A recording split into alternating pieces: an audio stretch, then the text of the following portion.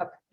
Now? Okay. Yeah. So I'm going to do this again because I think, so I'm going to call the select board meeting to order on September 20th at 6:32 p.m. Welcome, everyone. We've got a busy night, so let's get going. First thing, we're going to start off with, we always do public comment. This public comment session is for items anyone here in the public wants us to be aware of that is not on the agenda for tonight. If we've got something that relates to an agenda item, wait till we get to that and you can speak to that specifically. So with that, do we have any public comment to start out with? No? All right. Okay, we're going to start out with two poll hearings, POLE hearings for National Grid.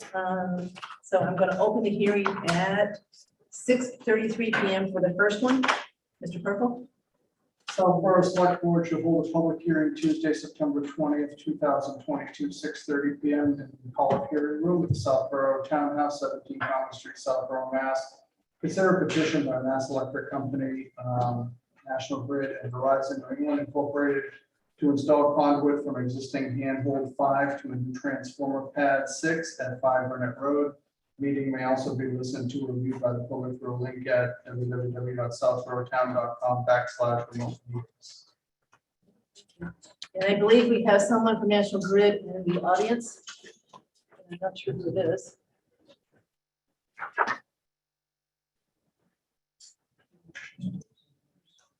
I believe it's one of the two phone numbers, but they'd have to raise their name. So can you raise your hand if you're from National Grid so we can bring you over?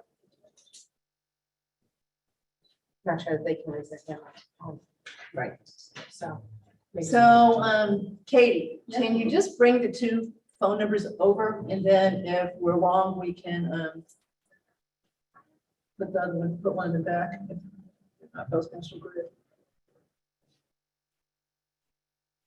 I can't see the names. Does everybody recognize the other names? We know it's not. Yep. So, Yep. Just allow.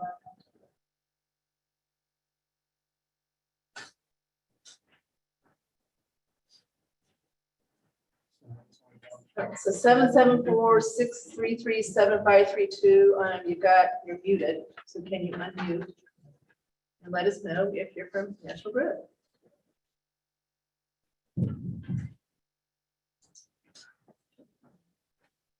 Hello.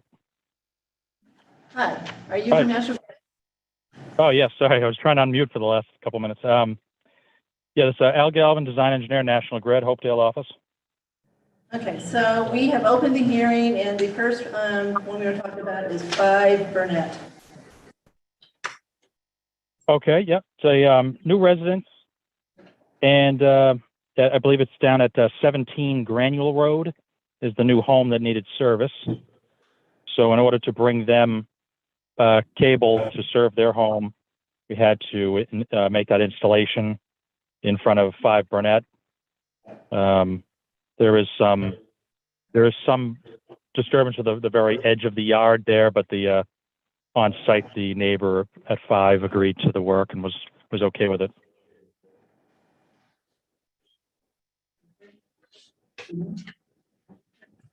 All right, so is there a motion to approve the conduit at 5? Question, Okay. ask a question. Well, I was going to do the motion, we Okay, could ask then- for then discussion, discuss, but you want, go ahead and we'll start with questions. Ask my usual question here. When we put these poles in, it's great to be able to plan potentially for a future sidewalk on these streets. So is this pole located in a place that we could actually fit a sidewalk next to the street effectively if we decide to do that at some point? It's right in line with what's there now. To be honest with you, I didn't do the design myself, so I haven't seen the site. But I was talking to the engineer, Dana, and wherever the current facilities are running up that street there, he lined it up. So it just hits the next lot line.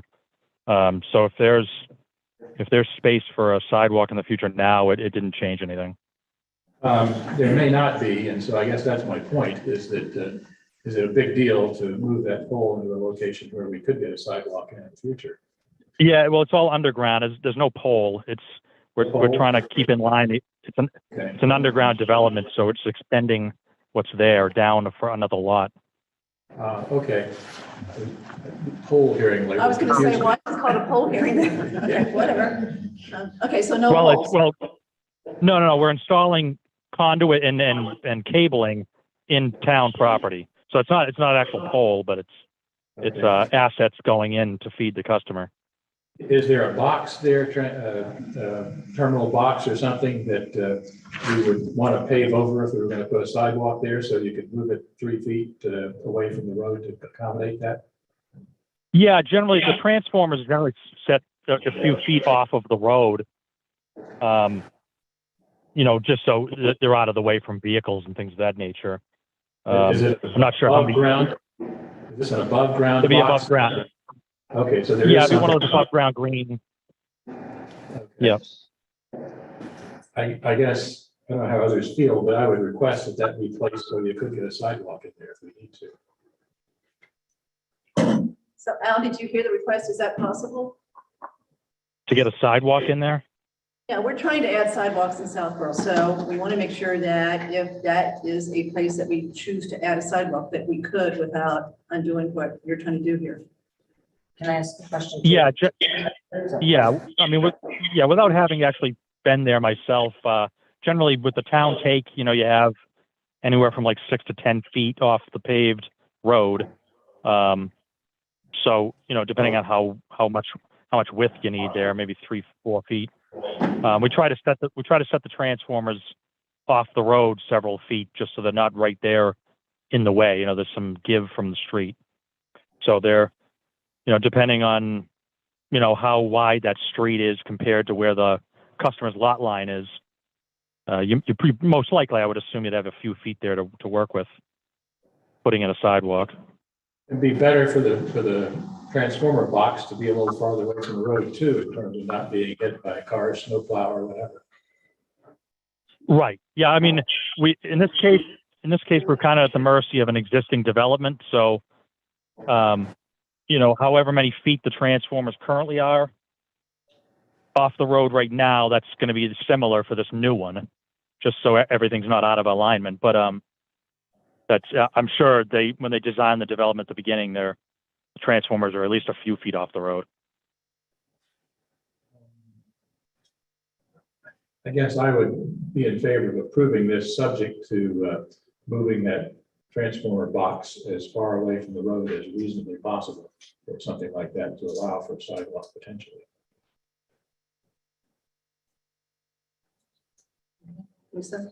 So I guess my concern with that is there's a specific right of way, and depending on the size of the transformer, would it require National Grid? And again, I don't know, I'm asking the question, would it require National Grid if it was outside of the right of way to have to get an easement from the customer to install the transformer on their property? Because now on some of the roads, it's narrow, it's potentially 3 feet is the right of way up to, as you said, potentially up to 10. Without knowing that, I would be concerned that if we approve this and then National Grid has to go to the customer because we don't know what the right of way is. And Sam, I appreciate what you're saying. We obviously want to do anything we can do for the potential of sidewalks, but I think we need to be cautious that we're not creating an easement issue down the road or potentially for Grid. So I don't know if Grid can address that. Yeah, they'll put it on the lot lines of, I guess in this case, number 5 and then 17. I mean, we have to bring the cable to 17 to get them power for their new home service. So, that's why they'll stay in alignment with what the development was originally approved for through the town and for the easements for, the previous customers already out there. So it's all, they wouldn't have the existing transformers 3 feet off the road and then this new one 8 feet off the road, or vice versa. They're just extending it down to feed this new home. So that's all I can say without having actually been out in the field myself to see this development and how it's constructed. But the plan is to put the transformer within the town right away, correct? Right. Yeah. Well, on the petition form, does it say conduit or does it say transformer on the petition hearing? Conduit. It doesn't specify transformer? To the new transformer, yeah. Okay. Yeah, so whatever it lists there for this meeting, that would remain in town property. And then, if it left out, say, the transformer, that means we went out and got an easement from these homes. So I guess my question is, if you move the transformer back from where we know is an easement now to make way for sidewalk, does that create potentially being outside of the town easement and requiring an additional easement from the consumer? Well, it's, is it just down at the end of this development, or are you looking to do the whole road and move don't all know. the existing with? Just the We new don't one, know. just the new one, I guess, since you're working on that now.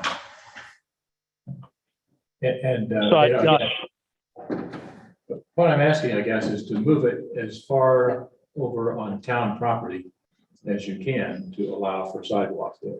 So you wouldn't need another easement from the property owner, as long as you do that. And I think we ought to take a closer look at these going forward. And I guess I'd look to National Grid to be better prepared to know where these things are when they come in for future poll hearings. So just FYI, I don't want to delay things. On the other hand, we've asked this previously, and here we are again with the same question. So are you wanting to delay this one specifically till we find out? Or you want No. to say going forward, we want to make sure that we look at these Yeah. closer up front? Yeah, I'll do that. Andrew? Before Grid comes into us, let's have these things nailed down. Right before you start out this question, I was going to raise that. I know Mr. Litt had kind of given us almost like a standard form of motion on this to approve it, subject to National Grid trying to place the pole to permit a future sidewalk if feasible. But I mean, this one, like, I don't remember seeing Burnett Road, intersection of Burnett Road, Grainwell Road on a sidewalk priority plan. It's not. I don't think. I think Not we now. can just. I would But- just. I agree, going forward, we should absolutely make sure, because we are going to build some sidewalks, right? I'm It's not fine with bold. approving it as is. Chelsea? You're done? Nothing else, yeah. Okay, can someone make a motion to approve? Kathy, before we do that, before we close the public hearing and discuss and make a motion, we have to see if there's any public comment. Okay, so any public comment on this? Come on up. Hi, how are you? Adam Faniff, 150 Park Sit down, Road. and sit Yeah, sit come to the down. table. Sit. You get to Fancy, sit. I've never done this before. So Adam Faniff, 150 Parkerville Road, resident of Southborough for 44 years. I didn't even know this was on tonight because I'm here for something else. I find it interesting that we are currently busting the chops of National Grid for a dead-end street on the border of Westboro that's approximately 3.5 miles from downtown, which will require an easement down a state road for a sidewalk over the placement of a handhole, which we've been doing in town for 35, 40 years. Why is this without a single plan in place to even put sidewalks on, say, Parkerville Road where I live to get to the school on my street? We're gonna hold this developer up potentially over the location of a handhole on a dead-end street on the Westboro town line. Is this the most important thing that this board can be doing tonight? This is one thing we need to do tonight. It's on our list to do, and I don't think we're busting his chops. We're just trying to make sure that we continue to do what we're trying to do, which is add sidewalks to this town. So these questions are legitimate. I think we're about to vote to approve this. Okay. So I don't think we're going to delay anything, and I don't think. But is there currently a study in place to promote sidewalk development throughout the town of Southborough? There is work that has been done. So through there our- is? Yeah. And the National Grid is aware of our development program? So they already know this before they spend all their time and money engineering? There's not a specific plan for Okay, sidewalks. so they don't have one. They don't have one. Okay, so we're gonna try and enforce the potential for being one. No, we're gonna ask them to be considerate of this as they put these. Okay, I'm make these just changes. making sure we're consistent. Yeah. Very good, thank you. Okay, any more? Yeah, going forward, if there are similar jobs like this that come up, if they can be addressed to our clerk or whoever the town person talks to on our end, give us those kind of details so we can note it and then pass it on to an engineer like myself, so we know we have to address it ahead of time. All right, noted. Any other further comment from the public as far as this whole hearing subject? Okay, so I'm going to officially close the public hearing. Yep. So a motion to close the public hearing for 5 Burnett Road. Second. All in favor? Now, we're going to vote to approve the request here for the work they have to do at 5 Burnett Road, the conduit and the transformers. So motion to approve the request by National Grid and Verizon. So moved. Okay, all in favor? So 5 Second. second. That's the second time, so, okay, that was done. Okay, now, Al, we're going to the second one now, so I'm gonna open the public hearing for, the second one, which is 35 Boston Road to again install, this one is to install new poles. Okay, Al, Mark Yep. has to read this first, sorry. Just do this quick. Southborough Select Board shall hold a public hearing Tuesday, September 20th, 2022, 6:35 PM in the public hearing room, Southborough Townhouse, 17 Common Street. Excuse me, Southborough, Massachusetts, to consider a petition by Mass Electric Company, National Grid and Verizon Incorporated to install new poles 11-5 and 13 at 35 Boston Road. Meeting may also be listened to or viewed by the public through a link located at www.southboroughtown.com/. Al, can you explain this? Yep. one? Sure. So 35 Boston Road had a tree with our one of our old anchors in it. It's have an old practice where they'd anchor right into a tree, and we have an initiative that we're trying to remove these and put in either stub poles or anchor in a different direction. In this case, I believe either the tree came down in some regard, or the owner of the home had to get rid of it. So they're removing that tree guy, and to keep stability on the road, we're installing those 2 poles between the existing ones, so the spans of the lines are supported properly of the weight and the tension. There's also a slight bend to the road there, so rather than getting into anchoring across the street with additional stub poles or anchoring that way, this allows us to maintain stability on the road on the same side. Thank you. Andrew, I don't have any questions about this one. Sam, No sidewalk issue here. Well, there already is a sidewalk. Sidewalks, okay. Lisa? Nope, that was my question. Obviously, if the sidewalks are already there, then this would be out of the sidewalk. So, Chelsea? no questions. All right, any public comment on installing these 2 new poles? Go ahead, come on up. Introduce Since yourself. I'm sitting here waiting for something else, Heath Wittis, 32 Bigelow Road. Quick question would just be, would there be old poles remaining? To the man in the sky. Al, did you hear the question? Old poles for what? Is this a different job we're talking, or different Well, the reason? same job, you know how we have so many double poles in this town? Would we be Oh, stuck double with pole. another double pole situation, or would you rectify that prior to leaving the job? Well, this is just installing new ones, but the double poles that are out there for previously replaced poles, that's Yeah. something that's something that's an agreement that Verizon does the removals. So Yeah, the joint ownership of the poles is National Grid puts them in, Verizon takes them out. So I don't know their scheduling or that type of thing. They would no, have that's to be what I'm saying. contacted. I heard how you said new poles, but new poles sometimes means that you're replacing the old pole, but not necessarily taking it out. It's waiting for whether it be cable, whether it be phone, whatever it might be. I was Right, just asking right. if this was going to be another double pole situation, and if not, then that's not an issue. No, these are brand new. There's nothing there now. Okay, thanks. Thank you. Yep. Sure. Any further comment from the public? Is anybody here? Come on up.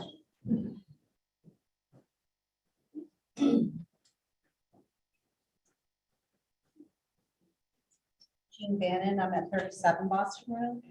So I'm right next door. I just have one question, because I work from home. I just want to know if I'm going to lose my internet or power Al, did you hear the question? when they do. the Yeah, service. no, they're able to transfer everything over. There's no need for like taking an outage or anything like that. Great, thank you. Any further comment from the public on adding these 2 new poles? Seeing none, can I have a motion to close the public hearing? So, second. Okay. Can I have a vote on closing the public hearing? 5-0. Okay, now can I have a motion to actually approve the installation of these 2 new poles at 35 Boston Road? So, Second. Second, all in favor? 5-0. All right, we're done with those 2. Thank you, Al. Thank you for coming in. All right, thank you. Sure, appreciate it. Nice to see you. Thank you for coming. Mr. Valentine, Ms. McCollum. Welcome.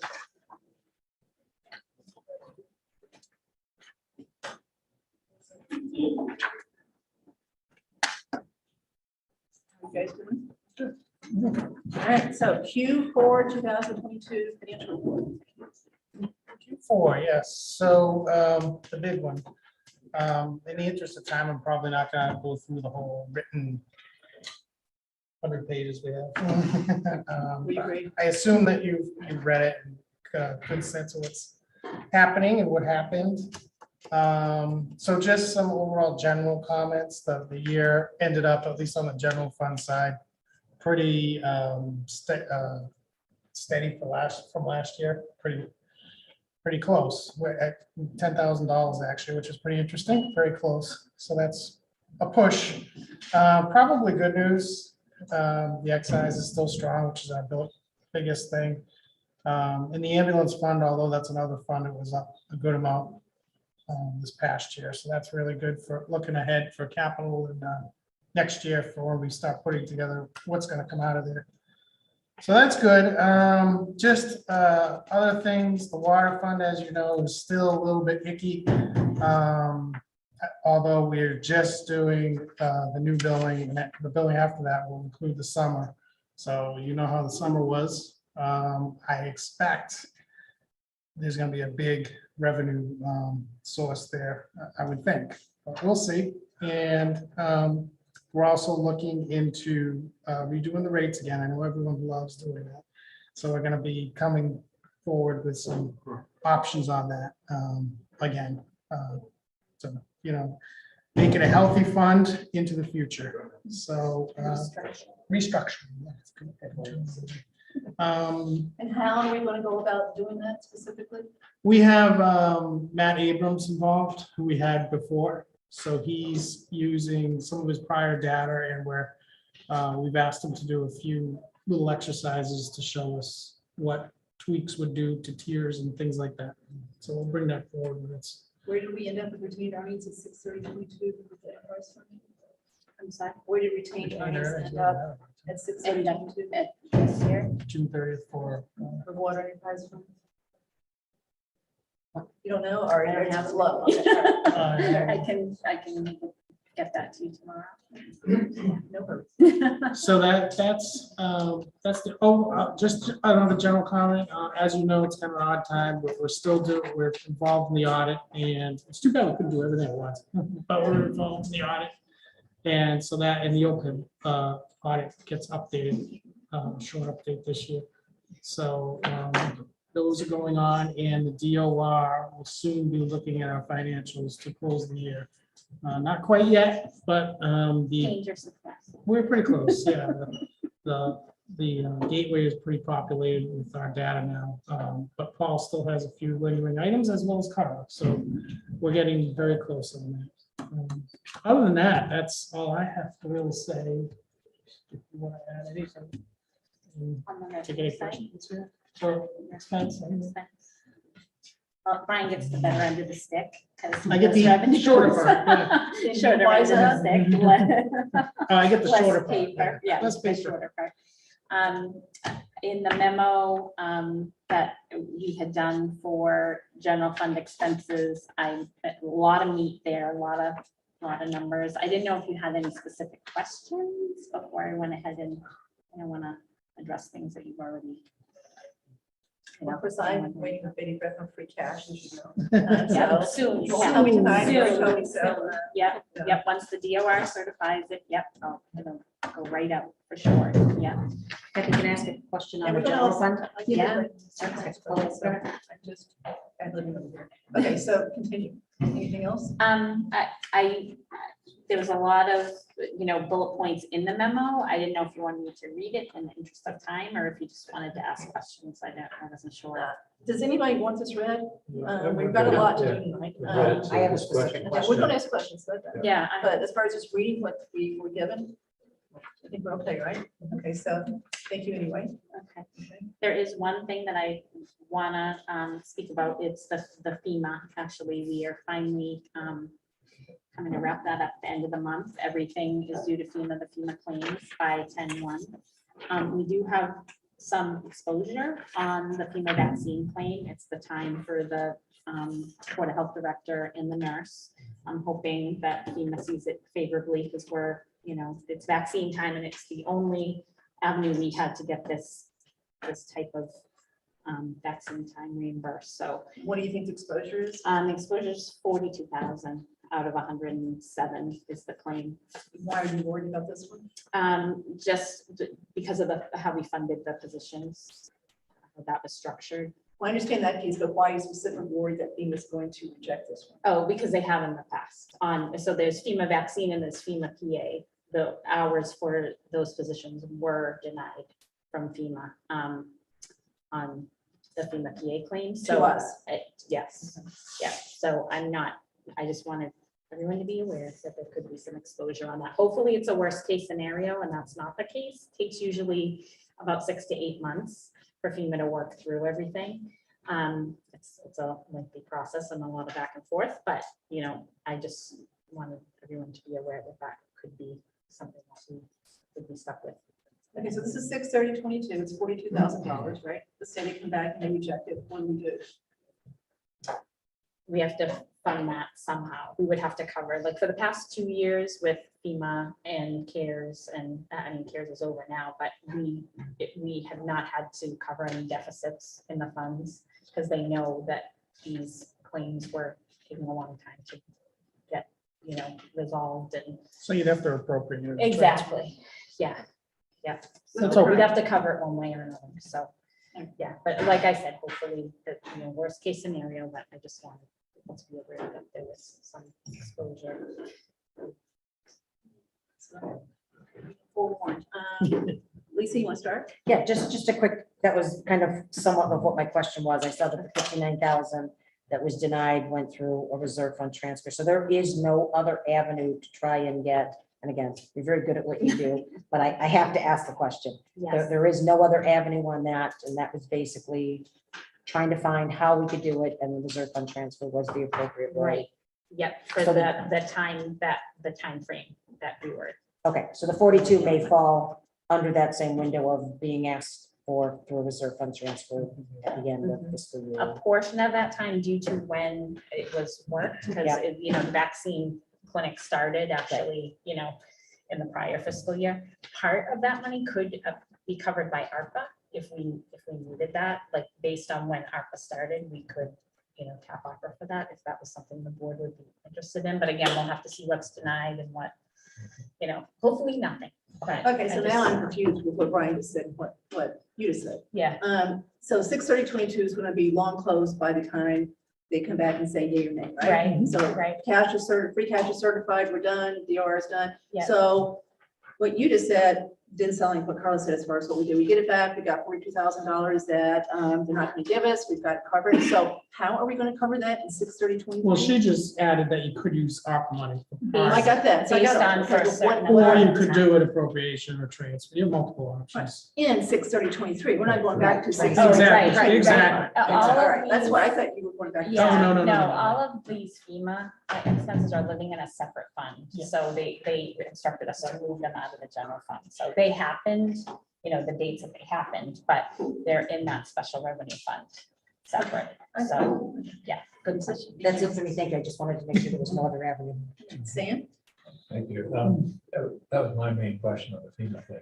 In fact, very good summary. I found that very helpful. Answer. a lot of questions that I might have had. I would suggest maybe we ought to think about not having all the financial detail in the packet. I'm not sure need all that detail is available if somebody wants it, so that it's slimmed down the packet, and just a summary memo that would certainly suffice. On the FEMA thing, we appealed that. Apparently, they denied it, and we appealed it. Is that the way that works? We have, Neil and I did file a subsequent claim to kind of, Okay. kind of try to reword, and he's very good at wordsmithing, knows all those FEMA terms that they really like, and, yeah. But have you officially, because I thought it hasn't been denied yet, you're waiting for it to be possibly denied and then you would appeal it, or it's, or. Oh, no, the ones, the FEMA denials that we have. All right, so the correct. other, so I that, thought we're not that's talking what about it 42, we're talking about other denials. You come Right. back and reword it and Yeah. file, okay. is. Yeah. Is Good. that something that's with the for CSS? Is this what They they're more ass- applying for things? they helped more on the care side. Okay. all right. Neil and I kind of tackled the FEMA because he actually has experience. They have experience as well, but he has experience in Southborough working with the rep that we had. We're very fortunate we had the same rep throughout the whole disaster. Other places have not had that. So he has a former relationship with that representative. So, and he's very responsive actually, despite that it takes 6 to 8 months to get the claim back. It's everybody above him, but yeah, so CSS did a little work on FEMA, just like questions, things like that, but yeah, we're not currently using them much right now. Okay. So are we optimistic that will be approved? Or?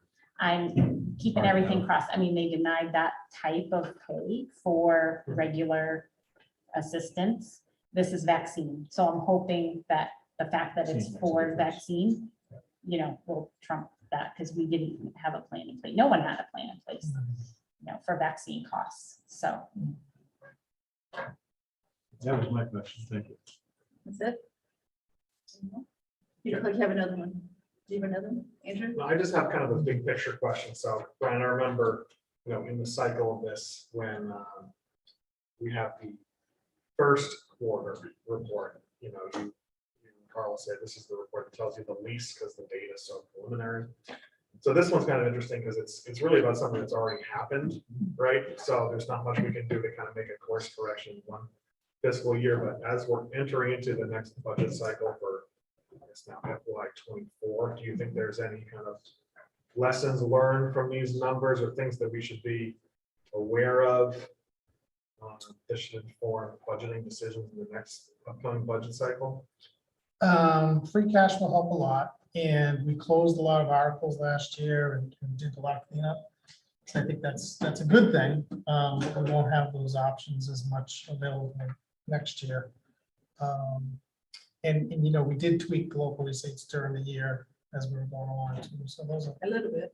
set. but we do look into the budget data and say, okay, this line, specifically was not, it didn't look like it was covered in full. Does it need to be increased? Was it a one-time thing like that in our There's meetings? probably a dozen lines over the year, we've Yeah. identified in various departments that, a light or next year we have to do something with, or things like that. So, Okay. Yeah, we Is do try to fix the year ahead with the year we had. That's part of our quarterly meetings. with I would Chelsea. add that I think facilities is probably one that we need to look at as we go into the budgeting cycle, because Mr. Parent had a bunch of things, and it sounds like due to inflation, it's not going to come down. One thing that we already adjusted for FY23 through the FY22 process prior to Q4 closing is gas for DPW. So I think they're kind of doing it on the fly, and it just depends on what quarter it kind of comes out in and which budget cycle we can fix it in. But that is the goal, is Yes. as part of this process. And when we met, we included Mr. Pfaff from advisory last time so that he's aware of these areas that may be impacted by the FY24 budget. So facilities is one to be on the lookout. I think so, yeah. yes. Yeah, he's already given us a heads up. Okay, so I'm assuming you have no questions because you were part of this together. Correct. I just have a comment. Okay, go ahead. I think, so this is my second full year doing this process, and I I have to say the department heads have done a fantastic job with Carla and Ryan, being proactive with letting the board know. And the Q4 used to be the hardest quarter to do because you're trying to figure out what happened in Q1.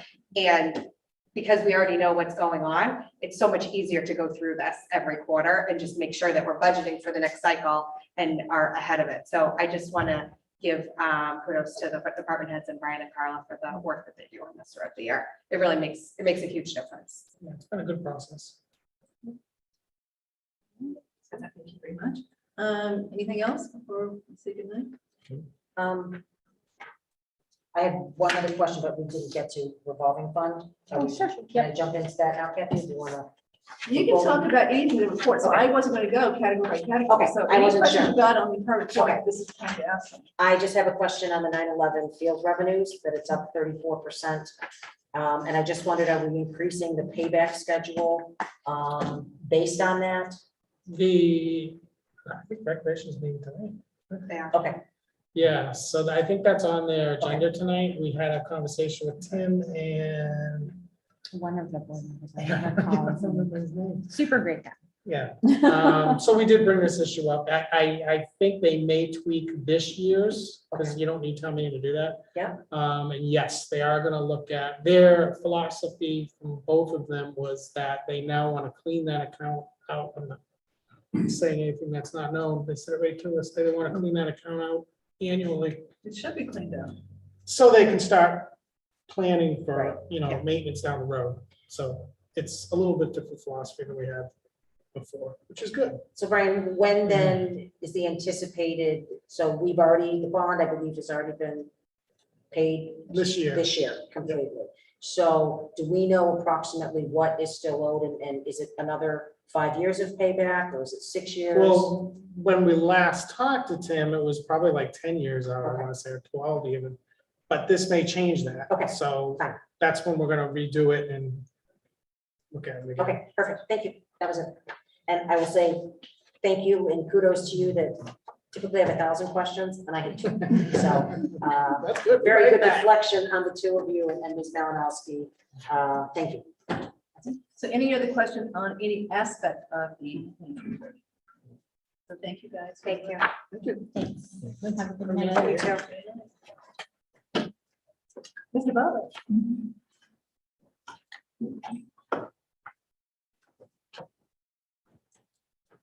I was told that, I had been planning on doing this remotely.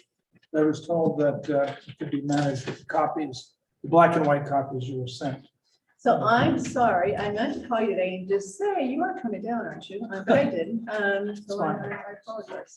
So how am I going to, Well, let me introduce you first Okay, officially, fine. okay? All right, And then we'll decide how we're gonna do this. Okay. There. Okay, so thank you for being here tonight to present your first draft of the report on the request by Hopkinton to access the MWRA water supply through Southborough's water system. I think most people know Mr. Butler and his well of work for the town over the years. But for those who don't, I want to provide just a brief background. Mr. Butler was on the advisory committee for about 30 years. Okay. During his tenure, he authored many research studies and reports to aid the town in making major decisions such as our current cash stabilization policy, whether to build our own high school, and most relevantly, work on water issues such as the tiered water rate system that we have today. He also recently advised the town on whether we should replace the hopper at the transfer station, and that work resulted in saving $3 million. We concluded we did not have to, even though we thought we did. His work is always extremely scholarly and interesting. One of the goals that I was assigned for fiscal year 23 by the select board is to provide support to our DPW head in making major decisions, obviously allowing Hopkinton to connect to our water system would fall in that category. Mr. Butler knew about the penny decision and called to see if we wanted him to take a deep dive into the project. Mr. Purple and I met with Ms. Galligan to confirm her agreement that John's involvement would be helpful. Here's Karen. There she is. Okay.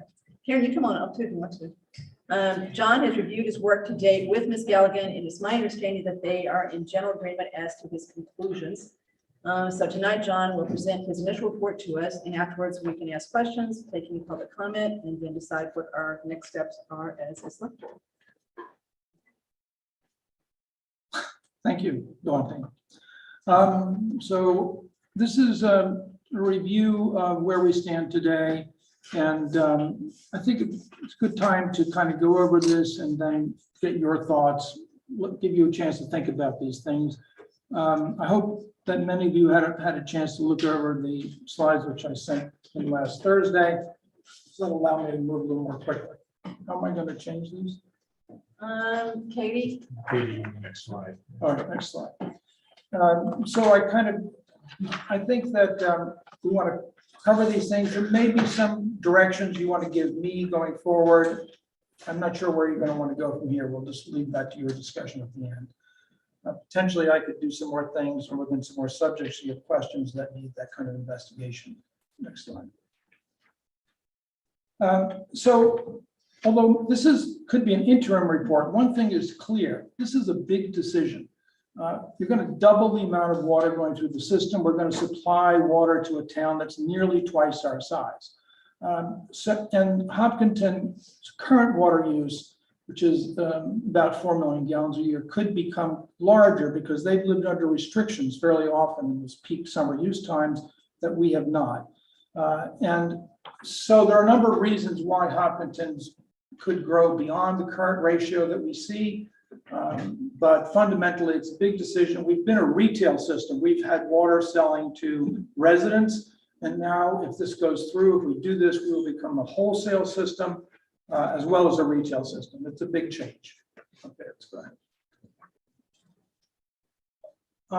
I should say a few things about schedule. At the beginning of this, I did have a meeting with the Hopkinton officials listed here, as well as the vice president of PAR, which is the engineering company. It was an introductory meeting, but one main thing was what kind of schedule and do we need here? I think it would be nice to be able to move faster than this as shown here, but Hopkinton understands that this may need to, or for a final approval, if we're going to go forward, we would probably need to go to a town meeting in the spring. And they're okay with that. Of course, everybody would like to have indications of direction before that. Let's go ahead. I'm going to cover a few things about basics of water systems so that you have an understanding of that. I think it's necessary to think about this. Then I'm going to talk about what's been going on in Southborough for the last 20 years. Then I'm going to review the specifics of this connection and some questions that might arise with respect to it, specifically the 3 questions that are listed here. And then next steps are going to be up to you. Let's go ahead. Okay, so a few very global pictures here. One is that global warming is not expected to affect rainfall in New England. It may make it less predictable, but we're not expecting drought. So that's not an issue that can be forecast for being part of this large global problem here. The big issue potentially affecting the system is the discovery of unexpected toxicities in groundwater. This could put more demand on the MWA water system in the future, just as Hopkinton wants to get on the system. But for right now, that's not our problem. Right now, MWRA has extra water. That's the good news. And Hopkinton is seeking their permission to obtain some of that extra water by getting it through us. But I thought it'd be a good idea for you all to have this sort of a global picture here. Next slide. So water has a peculiar characteristic. It's essential. We all know that you have to drink water, you have to cook with it, you have to flush the toilets. But the discretionary use of water drives the whole size of the system that we own. And that discretionary use is primarily water for irrigation of lawns and gardens. The usage doubles during the summer, a little bit more than doubles. And that peak demand drives the size of the whole system. And that drives the whole capital investment picture. So the peculiarity of this is that the system is scaled to meet the peak summer days, and that's twice as big as it is the rest of the year. And that governs the size of the investment in pipes and storage and pumping that you need. So it's not exactly what you might think, but that's the way it is here. And about a third of our use is discretionary through the whole year, and about 2/3 is what you consider essential uses. Let's go ahead.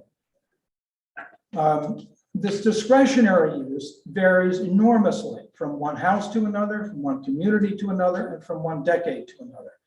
Many municipal systems, not ours so much, limit that discretionary use because they don't have adequate water supplies. We've had very few limits on our discretionary use of water because MWRA has had ample water through most years. They've had plenty of water in the system. And so we have not had much in the way of water usage limits in this town. Let's go ahead. Okay, now that's the basics. Now let's take a look at what's been going on in Southborough for the last 20 years. And if you want more years, I can probably talk to that too. But let's go ahead. So the peculiar fact is that our water usage in town peaked in the year 2004. And it has been slowly declining for 18 years. During that time, the population of the town has grown significantly. And therefore, what you see is that usage per capita and per connection into the water system itself has dropped sharply. And there are all kinds of fine-grained measurements one can use of this. DEP has their own standards they want to look at, usage per residential connection. But if you just take the total gallons pumped in 2000 and in 2019, and you divide it by the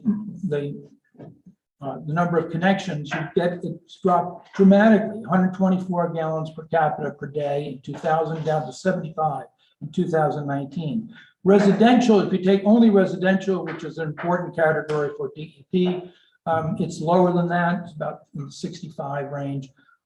However, an important point is that these numbers are still slightly above DEP usage norms. So it doesn't ring a bell as, oh, wait a minute, this is crazy low numbers, but it's something wrong here.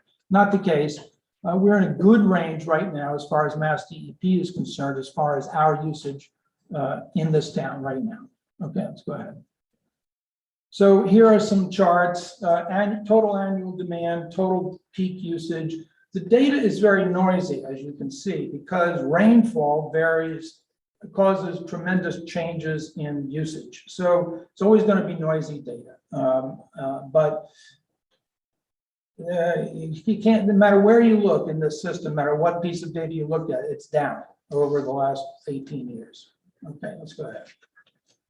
So then we can also say, well, what have our forecasts been? Well, the forecasts have been pretty uniformly too high, and in some cases, quite a lot too high.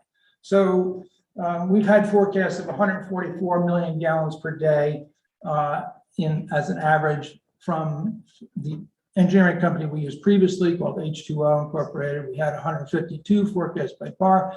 The actual, a few years after their forecast target, which was 2016, was about half those numbers. Okay, so now that sounds harsh, but honestly, so I did a deep dive on the water system in 2008 that resulted in a change of pricing.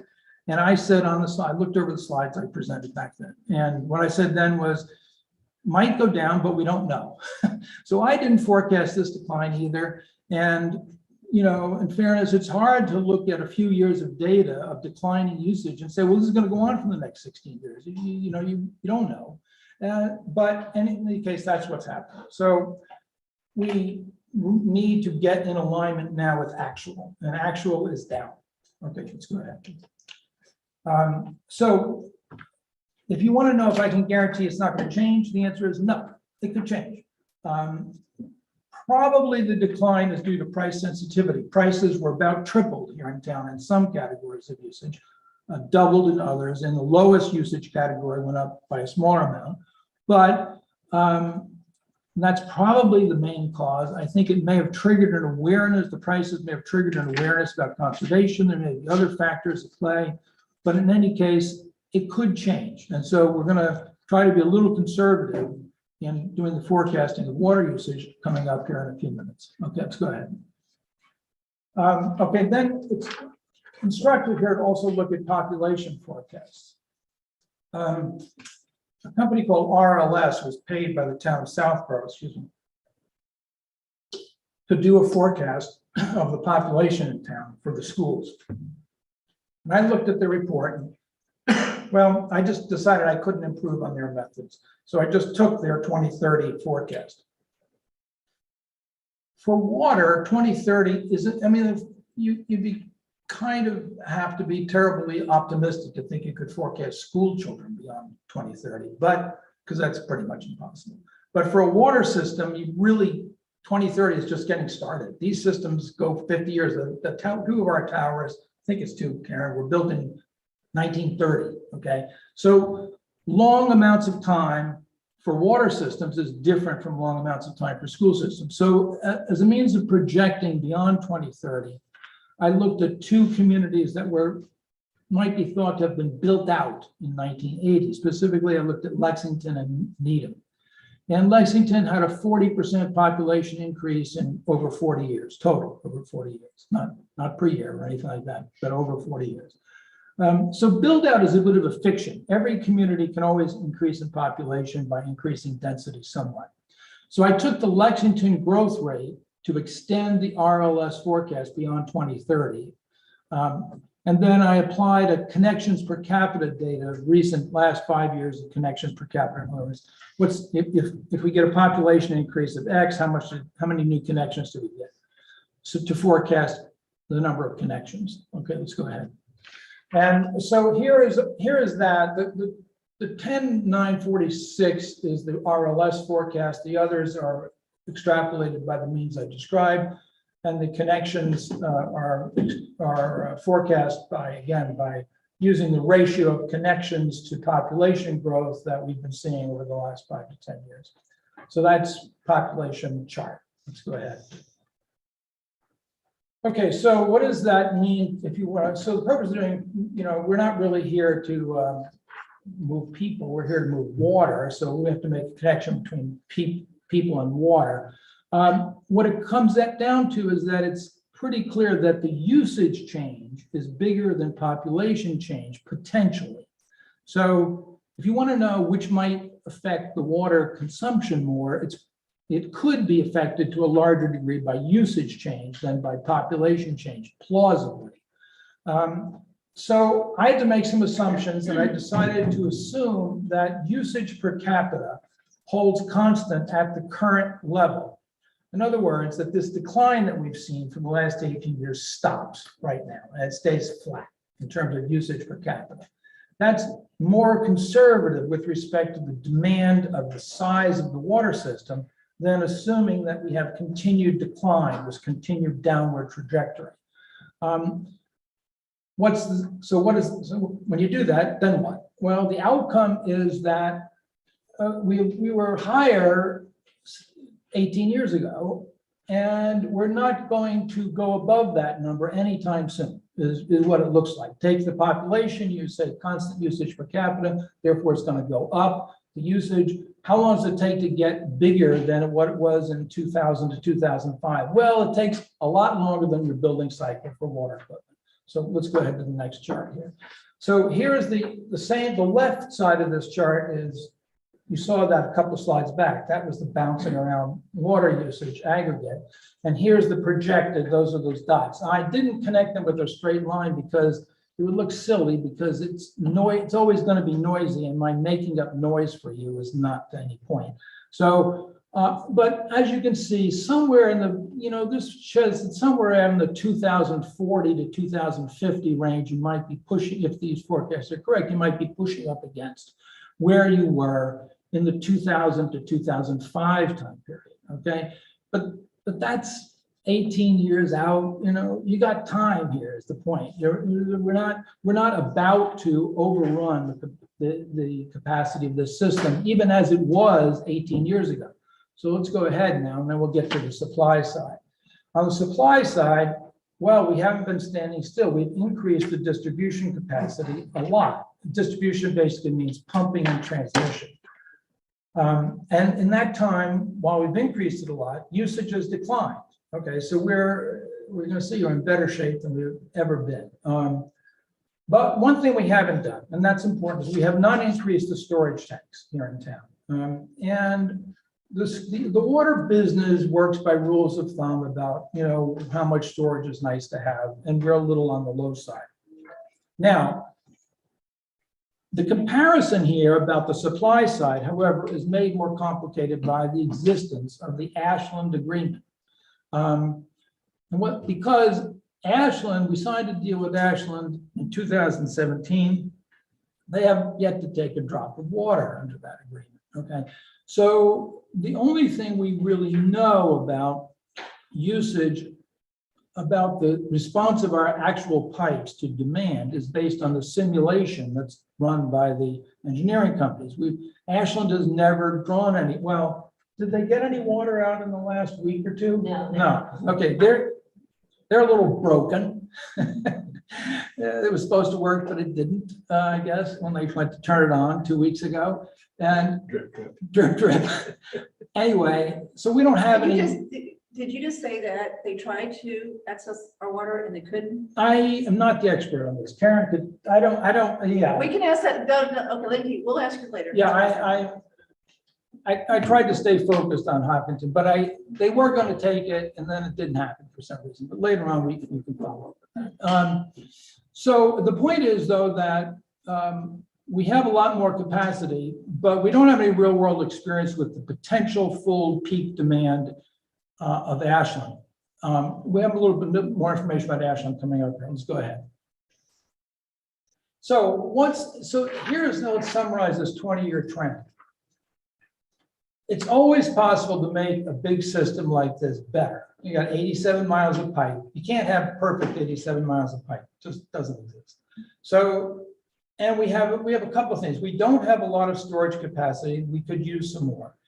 We have two levels. Maybe some of you know this, some of you may not. The water system is basically like a lake that's uphill. That's the lake is in the tanks, and the lake drains down into your faucets. We have two lakes, and there are two different levels. One is the high zone, one is the low zone.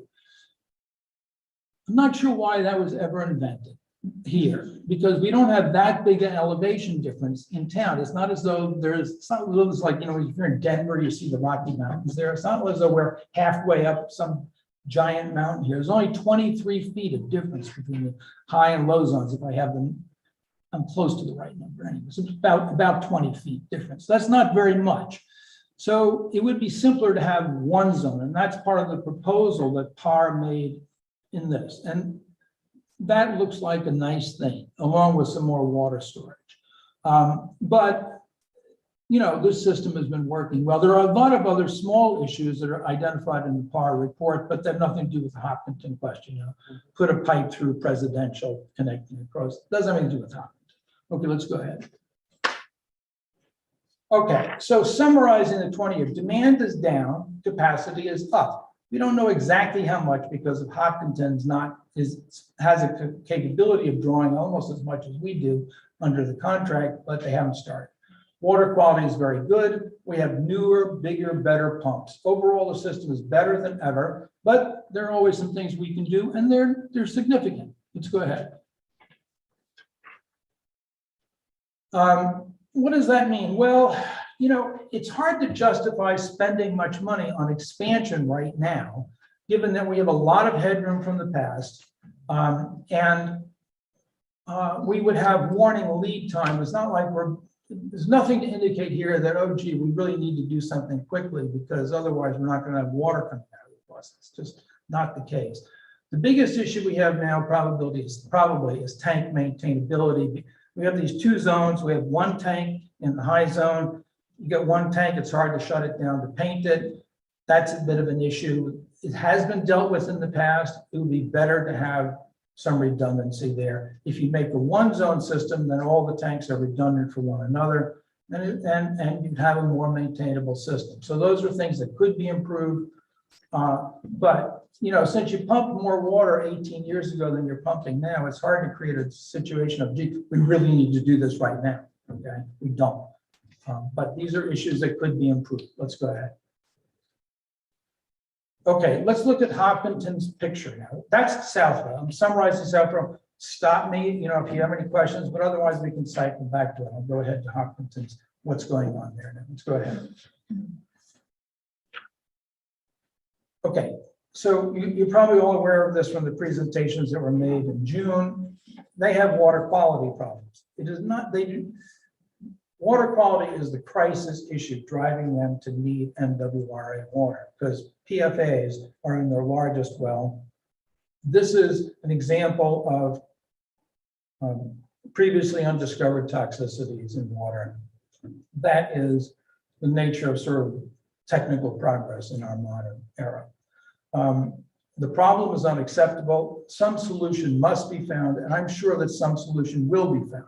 The question is, how can we, with sort of in a responsible way for our own town, help? And is there a good way to do that that makes sense for everybody?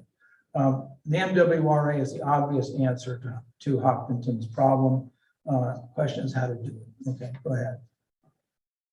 So I'm going to cover a couple of aspects of this question, and then you may have some more aspects. But one question is, okay, so we do this, can we figure out what we need to charge them for this service? We've been in the retail business. We know how to do that. We've proven that we can, collect money necessary to keep the water system going for 100 years. Can we be in the wholesale business and do that reasonably? All right, so there are three types of costs in a water system. There are costs that vary directly by the gallon. You pump a gallon, it costs you so much money. And those are direct to variable. Nextly, there are ones that are intermediate in terms of their variability. Those are maintenance and overhead costs. They tend to vary not so much by the gallons, but by how long has those pipes been sitting in the ground and how many miles of those pipes do you have. And then there's the cost of making the system bigger to handle more capacity. Let's go ahead and we'll take a look at each one of those in more detail. The first type, I don't see any allocation problems for directly variable costs. Basically, MWRA will probably bill Hopkinton directly. We will bill Hopkinton for the electricity needed to pump the water out of the aqueduct and into the tanks. And we will also probably charge for the actual depreciation of the pumps themselves on a usage time gallons pumped basis. There's no big problem with allocating any of these. There's a minor issue which I haven't talked to Par or Karen about in detail yet, but it probably will cost us a little more for every gallon that we use to pump it if we pump it to a greater height. That's called a pump efficiency curve. We'll have to look at that, but in the bottom line is there's no real problem figuring out a fair way to charge Hopkinton for this part of the cost. Let's go to the next one. The next type of cost doesn't vary by gallon. In fact, it pretty much doesn't matter how many gallons you pump through it. It's the cost of maintaining the distribution system. It doesn't care how much water flows through it. Maybe it's better if more does. But our system divides, if we do this, our system can be thought of logically as dividing into retail pipes and wholesale pipes, or heavily wholesale pipes. Pipes that when Hopkinton is on, a huge amount of water flows through those pipes that if Hopkinton is off, they don't carry. But on the other hand, probably the pipe that serves my house and probably the pipes that serve most of your houses are retail pipes. I don't know what street you live on, but let's assume that. What that means is basically if Hopkinton's on or Hopkinton's off, it doesn't matter because the amount of water that's going on your street isn't going to change. So we need to be able to divide the system into mostly wholesale pipes or largely wholesale pipes and mostly retail pipes, and then allocate maintenance and overhead costs based on division of the pipe miles for each type. It turns out that the water system engineering these days is done largely by a software simulator of water flows that PAR has built up over the years, quite a few years. The software ultimately comes from the Environmental Protection Agency, the federal government, gets updated by some private firm, and then that simulates our system. And it can tell us what fraction of the pipes, what miles of the pipes are wholesale and what miles of the pipes are retail. And there's precedent. PAR does this for the city of Providence, Rhode Island, in charging their 10 towns. They divide the pipe miles up this way so it can be done. We'll not be pioneering anything. So we can figure out what pipes Hopkinton owes us for the maintenance of. So I think these costs can be fairly allocated between the towns. Next slide. The third cost is capital expansion. You're going to double the amount of water going through. You have to put in a lot bigger pumps, a few bigger mains, and you probably need some more storage. That's all in the proposal that you received from PAR. And here it's going to be a judgment call that's going to be your august authority to decide about. But there's some benefit to Southborough of this proposed system, but it's somewhat offset by the management attention and some engineering risk compared to a local only solution. So it's hard to justify our putting a lot of money into expanding the system when we've had 18 years of declining demand and we've had a big system expansion anyway, okay? So as it was first presented, you know, the fact is that on balance, we probably wouldn't be doing any of these things right now. I don't, you know, see that while they're nice, we probably wouldn't be digging into our pockets at the moment to do these, because look at the picture we've got here. You know, 18 years of it going down. We've built a lot of extra capacity. Would we spend this money now? Probably not. So that's a factor to think about in how we approach Hopkinton on the cost sharing of expanding the system to serve their needs. Okay, next. Then there's the question of later on. Now, this is the beginning of a subject which I'm going to have to take you through in some detail, which is it could be that even though PAR has assumed that Hopkinton's usage increases by about 50%, and that gives us some headroom, but still it could outstrip that down the road, or it could be that it was not as conservative as they thought. We're going to have to be able to answer the question of what happens if the system gets put in, it works, the payments are agreed upon between the towns for those initial changes, and then 4 or 5 years down the road, another expansion is needed. We don't want to be thinking about that for the first time 4 or 5 years down the road when that happens. So that's the point here. We have to be able to figure out how to cover that. We'll have more to say about that in a minute. Let's go ahead. So just wrapping up on costs. The variable and maintenance costs, I think it's easy to fairly allocate those, and probably therefore easy to reach agreement with any other wholesale customer about what those costs should be. The capital expansion costs, the initial ones, I just posed the question. Are we going to be able to agree on that? I don't know. It's going to be depending on what position you guys want to take and what position Hopkinton wants to take. And then we need to be sure that the contract doesn't walk us into a blind alley if there are later costs of expansion. Okay, let's go ahead. All right, now another entirely different subject, the engineering risk subject. I want to emphasize here that everything I see about PAR organization and from what I hear from Ms. Galligan is positive. So I'm not, nothing about that is that, but I've run engineering organizations, and you know, not everything always goes the way you hope.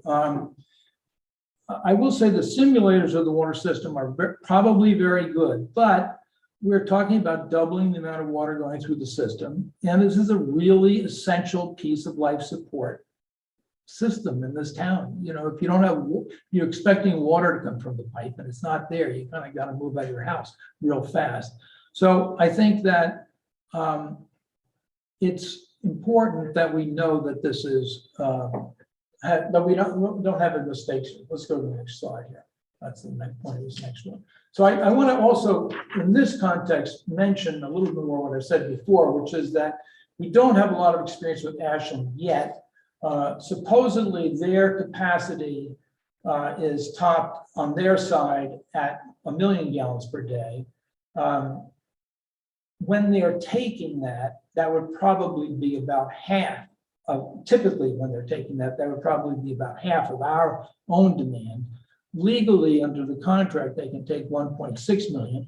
In their early planning documents for that connection, when they were thinking about that, they were projecting taking 500,000 gallons. And the answer right now is we don't know, because they haven't taken anything yet. So that is another piece of uncertainty from an engineering viewpoint, entering this now, in which creates an increased dependence on the accuracy of those simulations. So you know, we got a lot of balls in the air concurrently, which emphasizes to me, let's go to the next slide here, that you could require in the contract that there be an independent engineering review. There are multiple firms qualified to do water engineering in this region.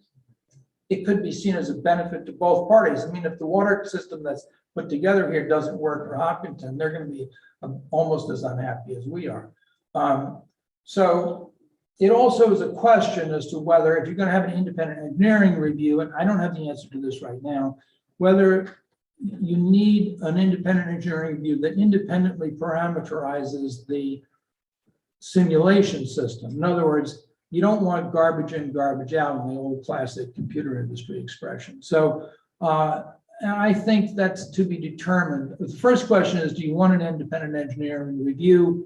I think I have to raise it to you as a question. Okay, let's go ahead. All right, the last topic is management considerations of this system. And I should emphasize here that I don't think I would serve you well if it turned out that I de-emphasized some things that turned out to be important.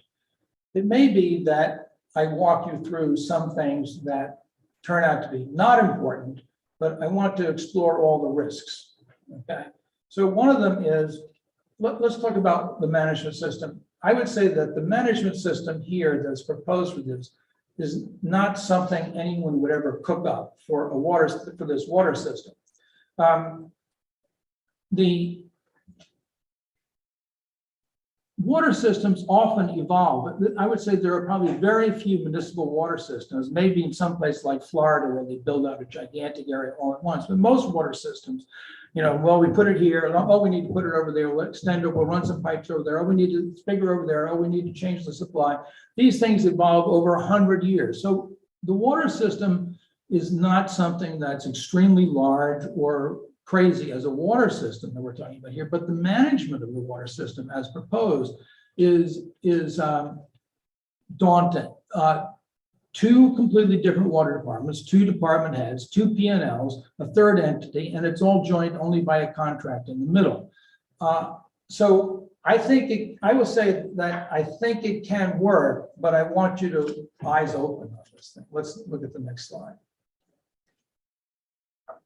So I did find a monograph on possibilities for Mass General Law to provide for management systems other than contract for such a water system. It may not be the last word, but basically DEP put out a document. I can send it to you if you want. And basically it says, you got no other choice. There's no other provision in mass law for setting up some governance management system for a combined system. And this is overstatement, I'll admit, but imagine trying to run Algonquin High School without a regional school system, school committee, or without a regional administration. You know, we got a water system here that would basically be more or less as a water flows single system. It's not a fair comparison, but I do think you need to take seriously the management questions. Let's go ahead, next slide.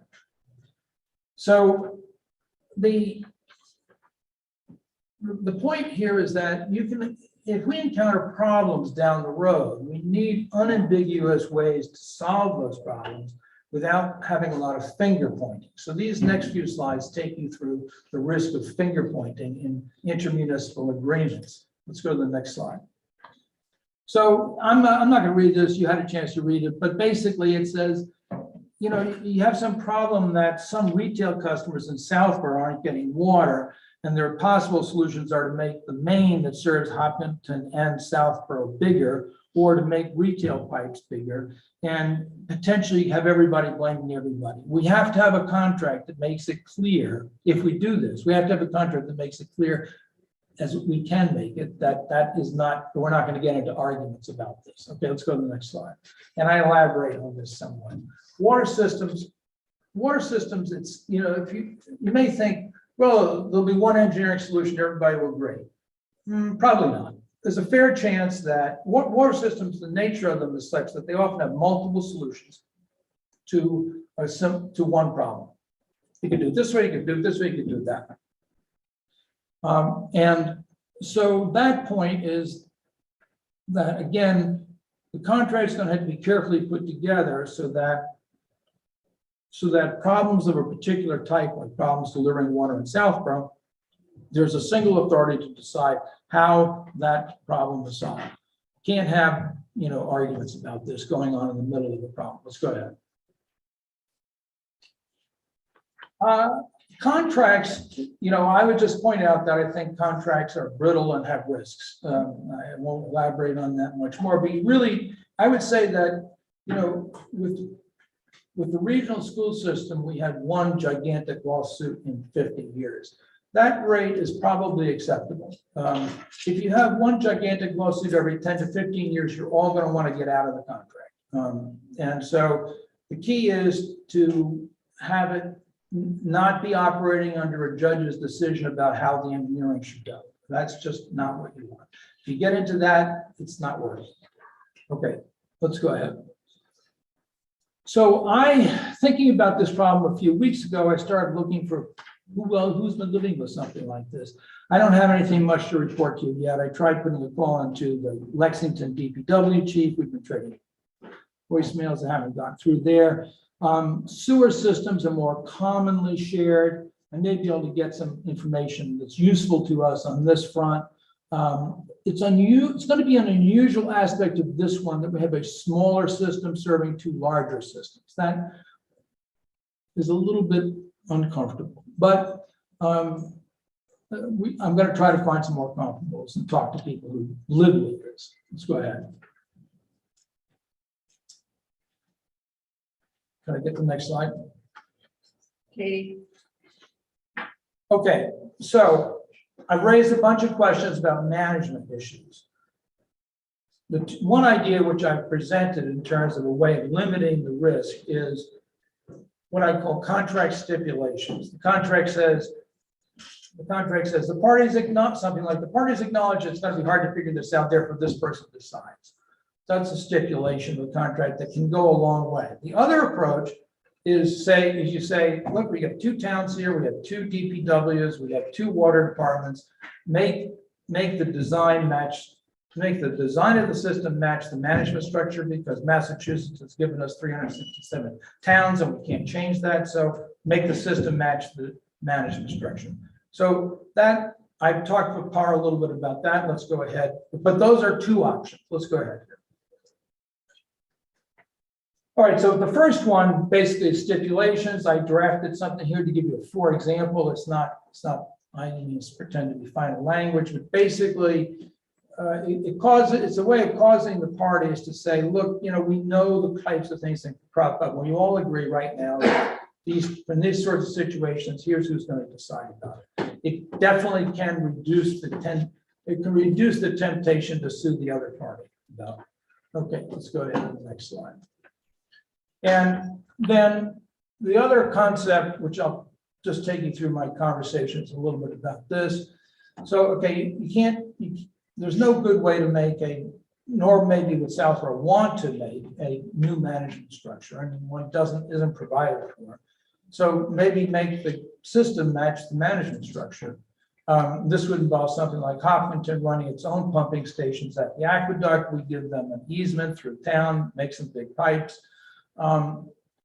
The two problems with that are, number one, the engineering professionals consider that to be too risky not to have a backup. The pipe is too long, they don't like the idea, and I have to trust their expertise on that. So they would want Southborough's system to be an emergency backup. At that point, the changes have to be made to Southborough's system to be able to function as emergency backup, are almost as costly as doing it as the primary. So the current answer is it costs too much to go down this path. But there it is. So but I think, at this stage, I think we have to look, look at all the ugly crawlies under all the rocks, and think about all the potential things that might be done to fix those. This is one of them. Maybe it's not a path to go down, but let's go ahead, next slide. All right, so I'm going to summarize now. Hopkinton has a severe problem. Nobody could have anticipated it. In Southborough, our demand is down, our capacity is up, therefore, we're not facing an immediate need for any major expansion now, and that ramifies into how we would share, how we would think about sharing costs for this. The proposed system could have some benefits, assuming it's that the design passes muster. It needs that careful engineering review, just because of the magnitude of the change. The management, there's just this misalignment of the structure. It's really one system with two managements and a contract. And you're gonna need to think about how big you think that problem is. I think it's, let's go to the next slide. I will tell you. So we're at the next steps phase here. My sense is that water systems are pretty stable. And if you get the design right and it works at peak demand for a couple of years, and you draw on your contract carefully, I think that the problem of the management is probably solvable. But I do think I felt the need to make you aware of the mismatch. One approach would be to try to draft some terms of what in the commercial world they would call an LOI, letter of intent. What are the key terms that we would need to get? Not a final contract, not all the recitals and everything, but what are the key terms we need to get to make a workable deal, and the language of that in a rough form. That would be something I think you could look at, and it would make the question before you as to whether to go forward a good deal more specific than it is right today. But I thought today would be a good time to kind of take you through these big picture issues. But we could take the next step of trying to say, okay, let's suppose we want to go down this path. What are the 8, 10, 15 key terms we need in an agreement to be able to, and need to have Hopkinton feeling as though they could swallow those, that that's okay with them to be able to move forward. That's one thing we can do. And we can also do some more research on what communities that are tied together by either water or sewer, how do they handle these management issues, because they probably have. So that's about it. Simple. Karen, you want to come on up for the next part? Joyce?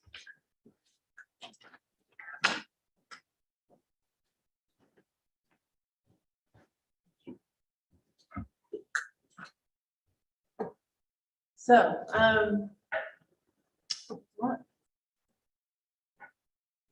I think what we've got to do next is decide, based on Mr. Butler's presentation, do we even want to entertain doing this? He's clearly shown we don't have to, right? Well, I didn't quite say that. Okay, well, I mean, but my reasons for thinking, there's a sizable neighborliness aspect in my own mind about this. We have a community next to us that has bottled water restrictions for a lot of people in their town. And I think we should work hard to see if we can put something together that makes sense for both parties. That's me speaking. That's part of why I did this. I don't think, I would be disappointed if we just tried to say no, but that's just me. I want to say the same thing, that, how would we feel if the shoe was on the other foot, right? And we had tainted water in Hopkinton, was being asked to do this. So I agree that that is a consideration. But if you go back to Carr's report that Select Board heard on June 14th, I think you get from that, or you conclude from that, that doing this is something that we need to do because of what we do to our system. And I think you have dispelled that. And Karen, I want you to chime in here too. I know you two have worked together and you've seen this report, but it still looks like that, the reasons we would do this is, number one, to be a good neighbor. We know someone who's in trouble and need help, right? And somehow, some way, they've got to figure out how to do this. Number two, we could get some benefit capital wise, unless there is, we do have, we've got an issue, it's the tank issue, which I truly have been talking about the tank as long as I've been on advisory. That tank has been out there from a long, long time. So we've talked about tanks for forever. So we've got that out there. So we could do that. That'd be an incremental improvement, right? That's why I think this is hard. It's not obvious that, we should go forward. And the, reason to do it, is a subjective one that everybody may have a different opinion on. There's already been a lot of criticism, which is why I wanted you to do this. As far as people saying things about, Hopkinton is overbuilt, they've built too much, they've done this and done that, and, why would we do that? So that's out there, and that, we need to, that's why I want to do this, so we can deal with that piece of it too. So there are things out there that are not necessarily factual based that we've got to contend with. Right. So I think that we've got to talk tonight about what the special select board is as far as whether we think we should go to the next step, which is to really entertain this, and then what that next step might be. Karen, do you want to add anything before we start talking? Not particularly, no. I think it was really well covered. Okay, but you went over this with Don, and you Yes. agree with the presentation as far as the slides, the details and facts, etc. Yes, yes. All right. Okay, so I'm gonna start this in and just let's have a general discussion first, and then we'll decide what we need to do as far as next steps go. So Yeah, so I'm trying to relate this to, the meeting where the team from Hopkinton came. I understood there that kind of the proposal was we want the access to water, and in exchange, we will build a lot of capital improvements for Southborough, including a bigger water tank on Oak Hill Road. And their offer was to pay for half of it. I mean, in terms of thinking how we think about what to do next, I mean, one thing that's relevant is there a way that Hopkinton can just bypass Southborough completely and get somehow get access to the MWRA directly? If Southborough is just not takes too long to think about what to do, or is not reasonable that they can just bypass Southborough? Well, there, there might be through Ashland, there might be another route through Framingham to connect, but I can't speak authoritatively on that. I haven't explored that.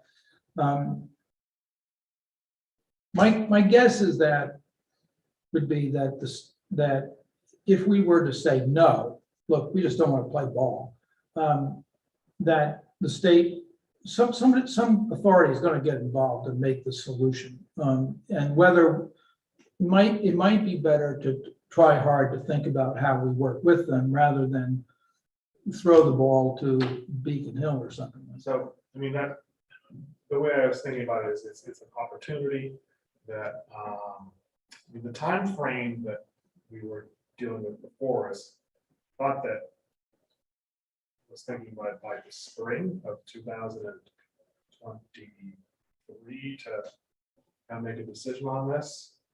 And I think maybe one of the takeaways from what you're saying is it's not yet, it's correct that we don't need Southborough doesn't need a massive increase in capacity because the gradual decrease in usage, but there's a way that you could structure this that would be fair to everyone, so that the cost of the additional burden on the Southborough system is allocated to Hopkinton.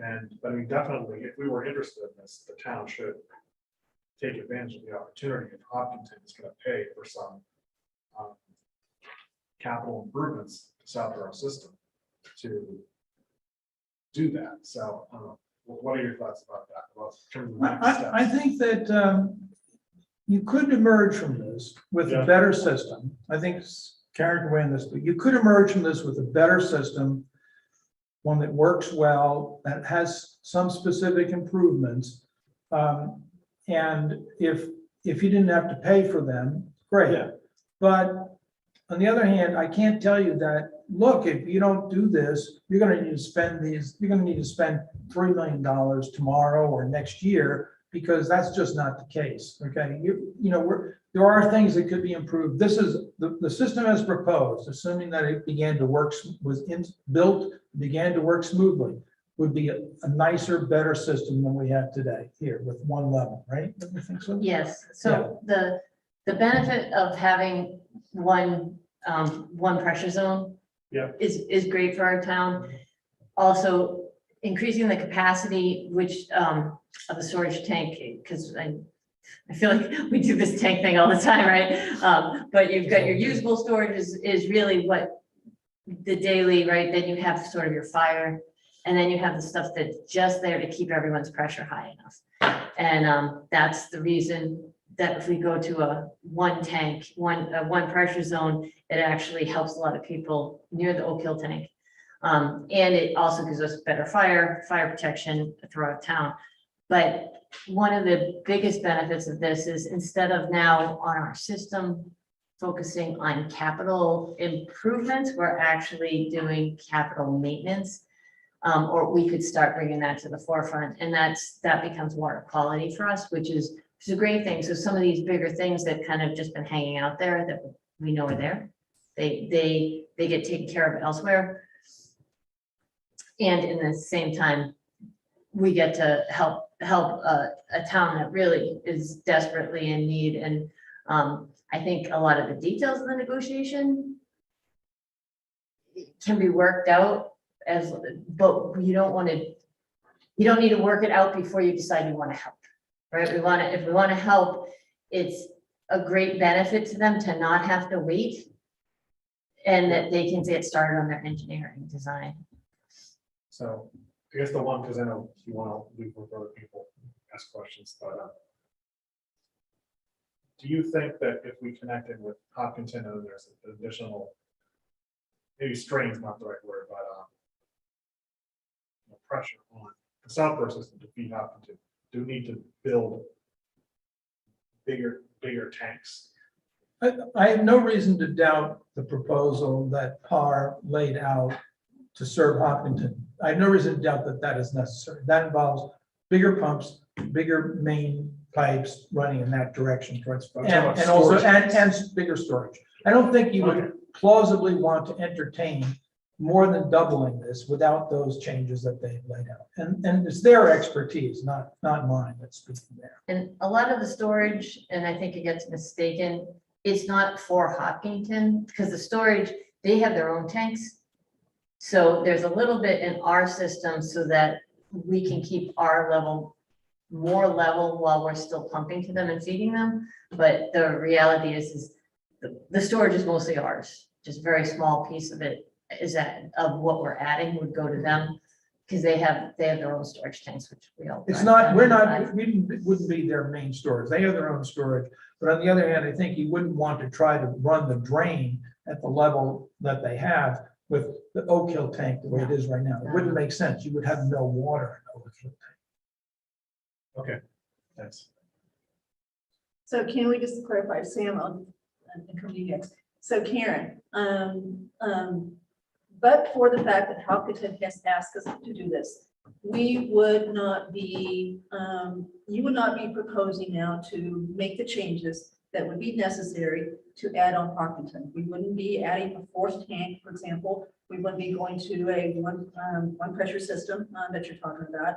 It's the fact that Hopkinton has asked us that has caused Parr to say, okay, if you're going to do it, you would then maybe want to consider doing all these things in Southborough. This was not something we were going to do, except for trying to make this work with Hopkinton, correct? No, that's not correct. Okay, so clarify. So our master plans for the water system have been asking for or calling for another tank in the high pressure zone. The reason in the high pressure zone is that we have pressure relief valves that will take the high pressure and they'll open so that you can feed to the low.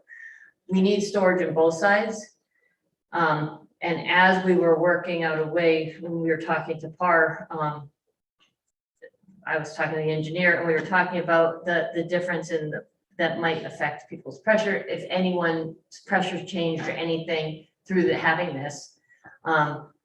We kind of tossed out, it'd be great if we were just in one pressure system, and then we were like, why not? And then that came up as, if we did that, then we wouldn't add a fourth tank, we could just change one of the tanks that we currently have and increase the size of that, which we were talking about having to do at some point, but as I said, because of the no redundancy in the high pressure zone and the fact that the pressure relief valves will open and feed to the low if there's a real problem in the low pressure zone. We were always talking tank in the high, but we needed one in the low. So this universally helps our storage in the whole town and pressure throughout town. I think that I would add, by the way, that description is obviously fair in the sense that we've been hearing about the need for more storage for more than a decade. And how to do that has varied. On the other hand, I think that if I put myself into the shoes that I walked around in so long here, and I'm looking at these things from a financial viewpoint, from an advisory committee viewpoint, it wasn't an easy sell, okay? It's true that we could use some more storage, but on the other hand, it hasn't been easy all the time to justify either the expense or the disruption to the neighborhood associated with that based on the overall picture, even though I think that absolutely correct for those who manage the water system to say we could use some more storage. On the other hand, the financial side of this might say, it's just not a crisis, it's not something, if there's enough money in the system being generated right now to pay for that, and there's agreement on the part of citizens to do something in a neighborhood, either with a bigger tank or a new tank, fine. But on the other hand, it's given the overall picture, that request is always met. It's met with 12 years and 14 years of certain amount of skepticism about the urgency of it. So I agree that the system would be, this proposal is a better system. It's a single level system and we have more storage. That's clearly better. But on the other hand, I think that the reason why it hasn't happened, even though it's been proposed on and off since 2007, is that if the direction of demand had been up and not down, we would have built the tower by now. The fact that direction of demand has been down has allowed us to say, well, maybe we don't need it right now because look at direction, the demand's going down. So it's a balance here. So just to clarify something you were about to get to, I thought, Andrew, but you didn't, but I think it's important. So John did talk to Hopkinton about their timing. They approved at the last town meeting about $1 million as far as design. Like something. Yeah. Okay, so they've got that money set aside, approved. They don't intend to spend it though until we decide that we're going to do this. So they're waiting to hear from us. So the ball's in our court to basically decide what we're going to do before they spend money that they throw down the drain because we decided not to do it. Then I guess, it's kind of chicken and egg. So we approve it at town meeting. If that's what we do, they start spending money and then they probably have to go back to their town meeting to actually get the actual, for sure. right? So there's a lot of approvals. They have a lot of approvals to get through. They have to get MWRA approval. They have to get DEP approval. Oddly enough, both to take water out of the MWRA system requires both MWRA and DEP approvals. So they have a lot of approvals to get. I think they would like to get started sooner, but they know municipal processes and they know probably to sign a 25-year contract to make it formal. We would need a town meeting or want a town meeting vote. Well, technically, we don't. You don't need a town meeting. Right. Correct. But it doesn't mean you shouldn't. That's a decision. That's a decision of the board. Right. But you can still work with the idea that we want to help or we want to do it. We just need to iron out these items. And then town meeting can say, we like the way you ironed out the items. So I think that they would welcome a sense of direction from us before town meeting, for sure they would. And they would probably spend small amounts of that design money before they had a complete green light from us. They've said that they would. Although there was some little bit of disagreement among the Hopkinton officials. But I think that they would do that. I think the bulk of it, they're not going to release. the bulk of that design money, they're not going to release until they're sure that they've got a contract. Intermunicipal agreement with Southborough? Yes, right, yes, contract with us, but this is gonna happen. They don't want to spend a lot of design money making the specifics of this and then have to throw that away because we say no. Anything else, Andrew? No, but just We to can- to we Mark's can- point, an intermunicipal agreement does not mean town meeting approval. It's a question of whether you want to do it or not, but it's really just the spending money part that would trigger town meeting approval. Well, a couple clarifications, maybe Mark, see if I'm off base on this, but at the last town meeting, there was a warrant approved to allow this board to sign contracts of longer duration than specified in town bylaw and statute. Those permission, the town meeting may give such permission, does exist in statute, and it was given. And normally, in many years in the past, it's been select board can sign a contract or up to 3 years or up to 7 years. But this year, the language did not include any time limit. But normally a 25-year agreement, if that's what was going to be done, in the absence of that specific warrant that went to this year's annual town meeting, would require, because of its duration, Okay. and with any party, it doesn't matter if municipal or commercial, would require approval of town meeting, normal. Is that your So understanding? I think you're on spot. I actually think you were the one that wanted from the advisory that wanted the limitation, because previous unions, maybe that's been voted without limitation. That's But, right, Yeah. that's but right. in term- But you got it, because I wasn't on advisory. Exactly. So now that you're not on advisory anymore, so. That's right. Yeah, no, I think you're correct, but again, an IMA is the purview of the select board. If there is an appropriation that is part of that, obviously town meeting is the appropriating authority. Right, and if there's a borrowing, if there's an obligation of the town's debt, which there would be associated with borrowing even by the water department, then that requires a 2/3 vote. But it might not be, it depends on how this thing works out. See you. You want to hit next? Okay. If my bottom line is, I think we ought to try to find a way to make this work. I think there's probably a price and there's a set of terms that actually can provide reasonable protection for us. I like your suggestion, John, of looking at a LOI outline to begin to understand specifically what that might look like. I think Hopkinton would find that very useful too. And we to see other pieces in there that are deal killers for either of us. Right. On the front end. I have a question for Karen from an operational standpoint. Is there anything you've seen here in these conversations with R and Hopkinton and others? You say, wow, this is going to be a real big problem for us operationally in Southborough that I don't see a solution to. Actually, no, operationally for us, we actually just get a little bit, our system becomes a little more robust with more redundancy. I would be nervous being on the other side and having 2 pipes coming down 85 until they finally split. That section would make me nervous for sleepless nights. Okay, but from operation to our system. Ours is not a problem at all. I don't think it's great. Yeah, and again, I think the trade-off for me is there's certainly incremental value to us for doing this. And so a deal where they pay all the additional capital costs would be a good deal from my standpoint. I doubt that they'd be willing to do that. So the question is, how do you sort of hit the middle on that somewhere that makes sense to both parties? Couple of points on demand, John.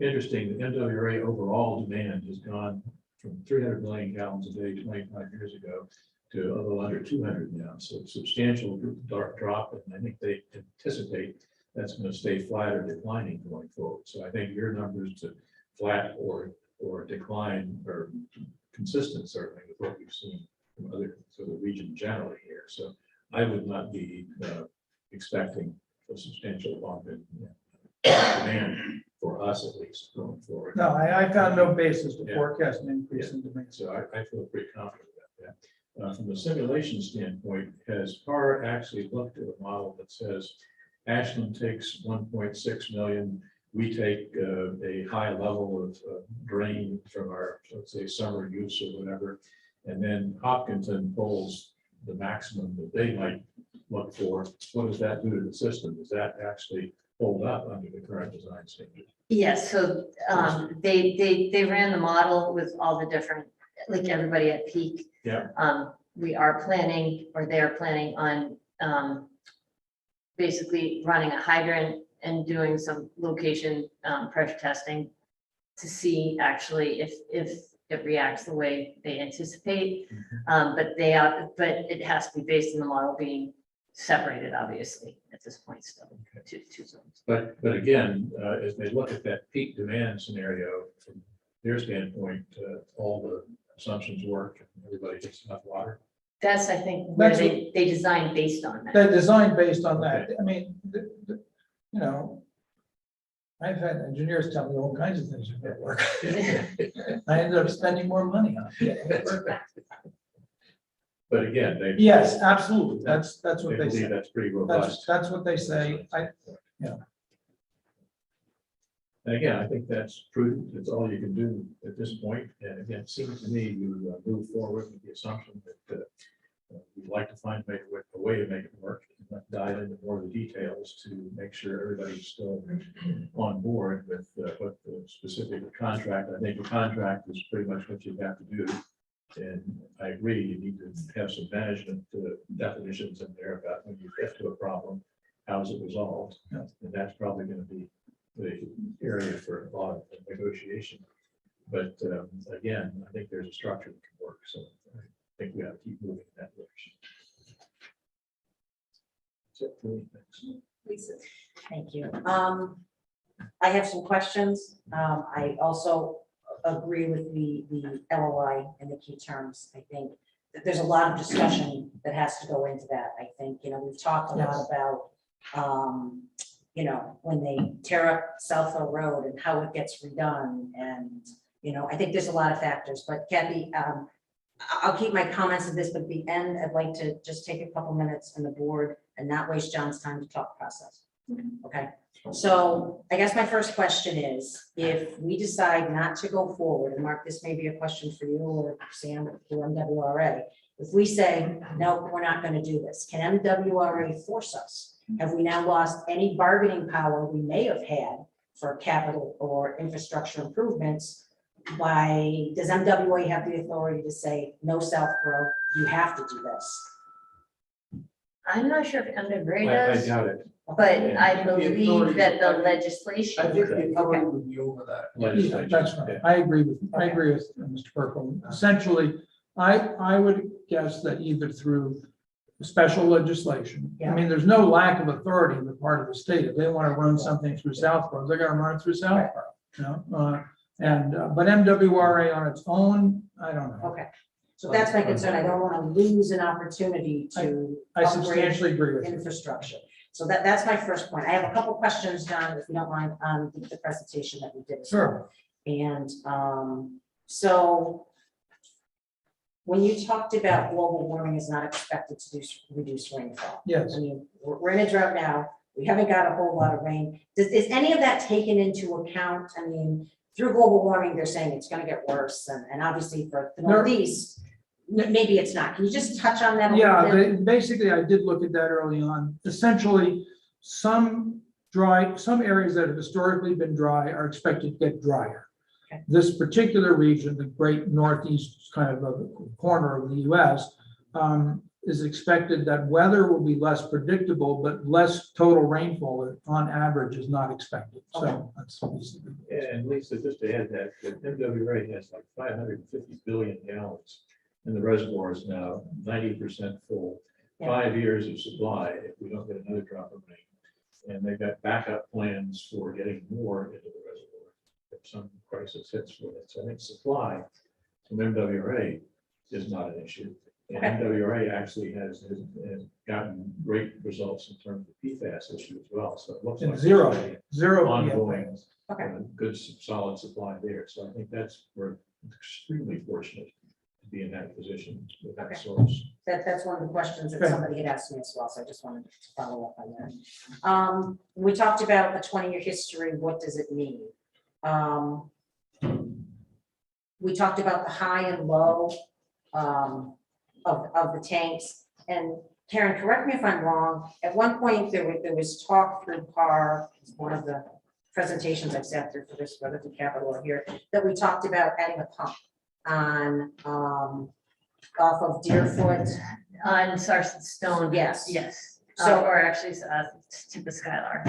Right, instead of the tower, potentially. So would that pump, just so, again, I'm 100% clear on that, would that pump help with the high and low? I thought that was one of the things we as Southborough could do. So that's something that either way, it's a high spot in town that, just based on the fact that it's high and it's a neighborhood. Yeah. So it's it's not a full carrying pipe at this point. Yeah. An inline pump station would actually, it will keep that group, no matter what happens with our usage. Okay. It'll keep them at the level they should be at.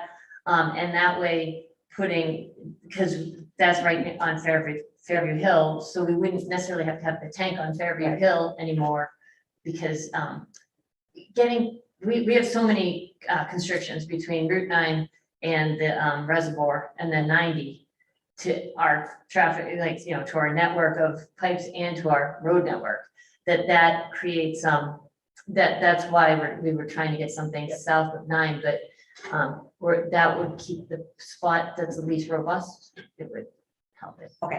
Okay, thank you. John, you talked about as well the fair distribution of costs under the first type, that Yes. pump depreciation and maintenance. Yes. Would we or could we not include tank maintenance in that as well?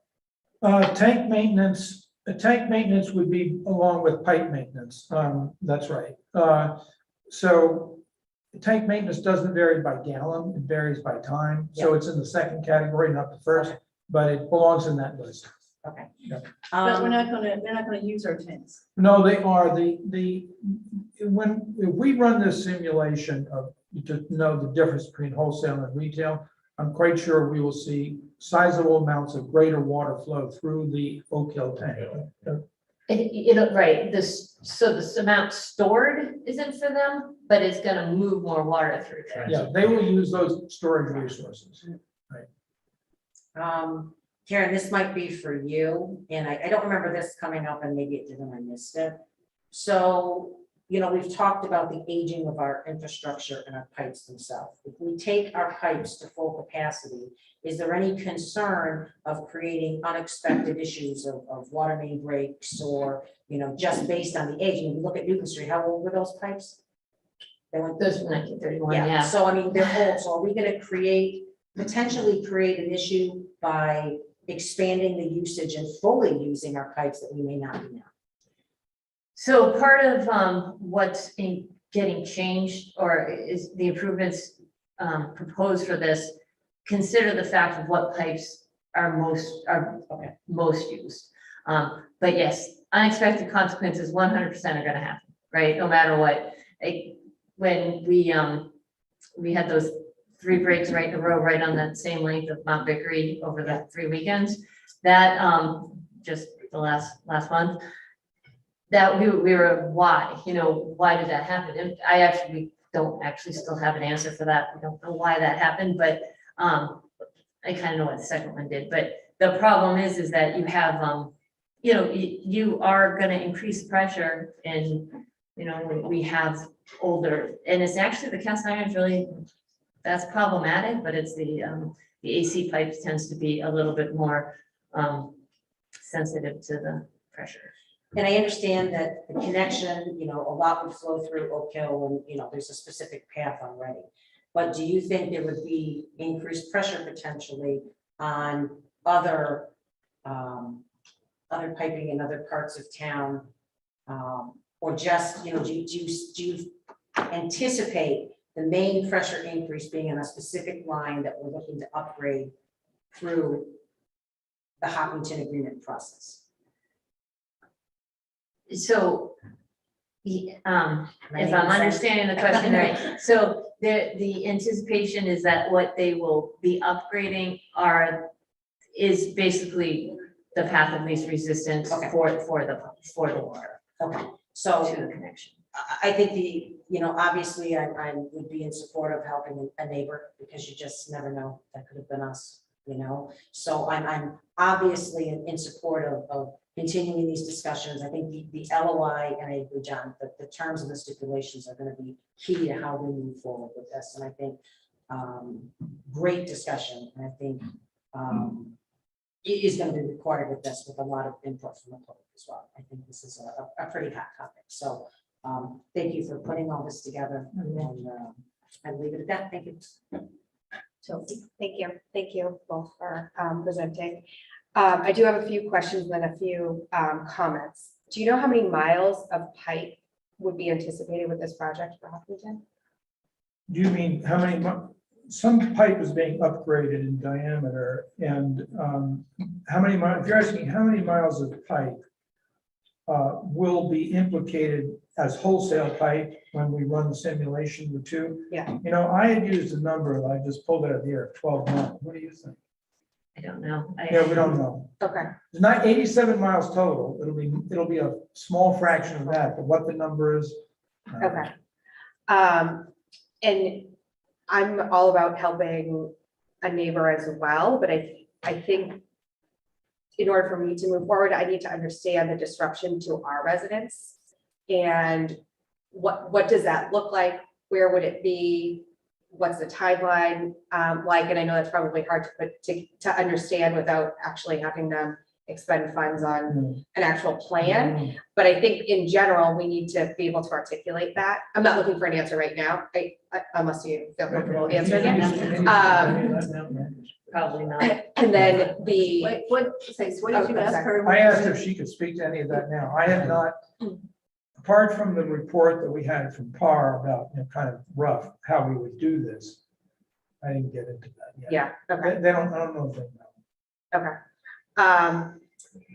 What happens if the usage increases more than we're anticipating? And, what does that look like from our risk perspective for Southborough and for Hopkinton? If we set all this up and then we realize, right now we don't have water vans in Southborough, right? So is that going to impact if we do have water vans? Where is kind of the risk and what would it have to get to in order to hit those risks? Well, so PAR has built a fair amount of overhead into their plan. In other words, they took Hopkinton's peak demand and they multiplied it by about 50%. Okay. But I still think it could go over that. The reason is that, they say right now they're up to their eyeballs in problems right now. So the thought, if you ask them, do you want to increase from your 60% penetration of all households up towards closer to 90%? They'll say, oh, no, I don't want to do that because I can't do what I'm trying to do right now. But those private wells could easily come, and some future regulation out of EPA or elsewhere, those private wells could easily, that many Hopkinton residents are on, could easily come to be not drinkable. And these standards are constantly changing. So I think you have to look at, instead of there being 4 million gallons a year, 400 million gallons a year and us being 320 on that kind of ratio, I think you have to look at something more like the ratio of their population, 18,000 to our 10.5, and thinking about the potential. Because again, these things go for 50 years, 15, 20 years from now, those private wells in Hopkinton could be under pressure. Hopkinton can be mandated to provide a solution. Somebody has to pay, but still it's going to come through. So I think the 50% increase that PAR is built in is prudent for now, but we do need to think about it could go higher than that. The other thing is Hopkinton has had every summer watering restrictions. So their demand could potentially go up just as a result. They could hit the 2.5 potentially with the same number of connections they have now, just by the relief from summer watering things for, as an initial response.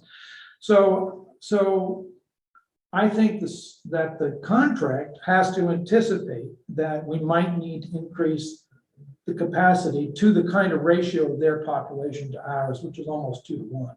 Okay. And we have to say, how would we do that? What? You can cap it.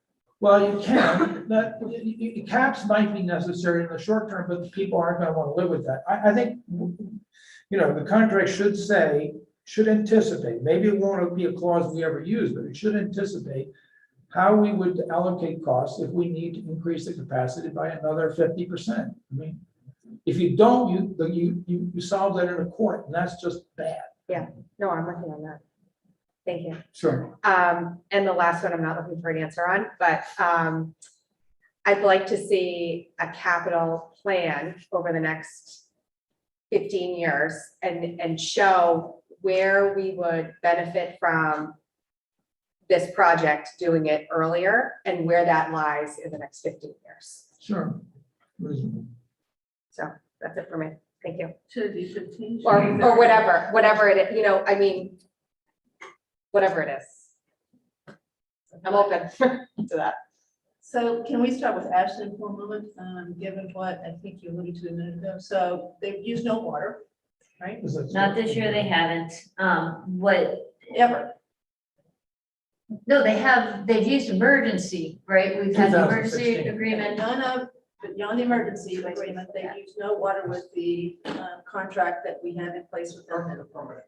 Right, that's Correct, correct. so that's a fact, right? Okay, and do we know why? Is it the same reason we got, that they thought they were going to need more water than we did, and theirs has gone down too, like ours has? Why? So have we they're not- very strict, and that's one of the reasons why Hopkinton kind of can't go through there, and we couldn't like do anything with that connection. They have the reservoir has to get to a certain elevation for them to open it. They anticipated it coming to that, and so they were testing everything. And they have an injection that they have to do because we have chloramines and they actually have total chloride. So with that difference, the DEP required them to add something into it, and that pump wasn't working right. So while they're getting that fixed, we had the downpours. The elevation went back up, and so now they can't take it right now. So maybe I could just elaborate on that a little bit. Up until this year, didn't have all their ducks in a row to possibly turn it on. Correct. Right? Right. Then, on top of that, the restriction by DEP is that the Hopkinton Reservoir, if it's above 293 feet above sea level, they can't take any water from us. That's the rule that DEP imposed. The Hopkinton Reservoir is not used by them directly, but their wells lower the level of the Hopkinton Reservoir underground. And therefore, the rule that they live under is that if the reservoir drops to 293, they have to shut off those wells or restrict their flow so that and under those conditions, they can take water from us. Those conditions sometimes go for years without being, that's good, doesn't it? No, Yeah. For years, it often happens that the reservoir doesn't get below 293, so they don't have the right to take any water from us. This year, it was just about to hit that in third week of August. Yeah. And then, like I said, they got rain, rain came and it brought the level up high enough. But as they were, like I said, they were anticipating using it, and they actually found a problem in the operation, so. Okay, so the difference, at least one difference between Ashland and Hopkinton would be, we are Ashland's last resort for Right. water. Fair. And we're going to be Hopkinton's obviously first resort. for water. Only resort. Only. Okay, now, the numbers you've used to determine what Hopkinton might need from us as far as this connection goes, assumes that today about 65% of Hopkinton people are on the town well and 35% are on private wells. Is that? Well, town wells is more accurate. It's not one well. There's So one. town wells, and Right, then 35% have their own private wells. That's right. And the 35% on the private wells haven't experienced the same problem with the PFAS that Well, the thing about private wells, and maybe Karen can speak to this, but private wells don't have the same testing requirements that public water supplies do. Generally speaking, they have to be tested. They have to be tested at the beginning, but I don't know whether, our Department of Health governs well permits here in town. When I was curious about why demand went down, I went to the Department of Health and said, hey, what do you have for records? And the records don't tell us what year, and they don't apparently require rechecking. It's up to the homeowner. So Something else has been here. Yeah, but Okay. generally, we live in a world in which these types of requirements get tighter and tighter all the time. And, you know, because we make new discoveries and people, and that put them into laws. So Yeah, but same the ground. reason that Hopkinton doesn't need twice what we do today is because they've got the private wells, right? That's right. Okay, so you're assuming. that- And because they've had restrictions. Yeah, okay, so if the people on the private well say, oh, this sounds good to me, I'm gonna get rid of my private well, I'm worried about PFAS, whatever, I'm gonna hook up. That, They generally don't have mains going down their street either. so they can't do that? They can't do it without Hopkinton's water department's agreement to put, generally to put service pipes into their areas. Okay, so we shouldn't have to factor that in as far as projections go, because it would take that major. Not near term, but longer term, it wouldn't, longer term, I think the prudent way would be to think that there might need to be another capital expansion beyond the initial one. That's what we were talking about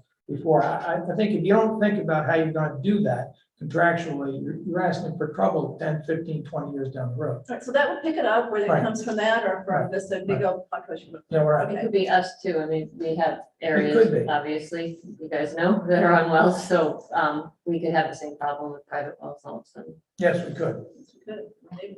Okay, so, I'm still trying to stay on the big picture here, because there, you know, I still think we've got to decide tonight, I hope that we do want to go to the next step or not, that we really do think that this is something we should consider doing, and then decide what that process might be to take the next step. So I don't want to get into too more details, like this was a great presentation, I think between what Par did and this, I think we've got a pretty good idea of what the changes would be to our system if we decide to do it. Oak Hill people maybe have to be satisfied with that collar tank, but that's in detail. So I don't have any more questions other than just to confirm that you, doing what you've done all these years with advisory, et cetera, you believe we really should consider doing this.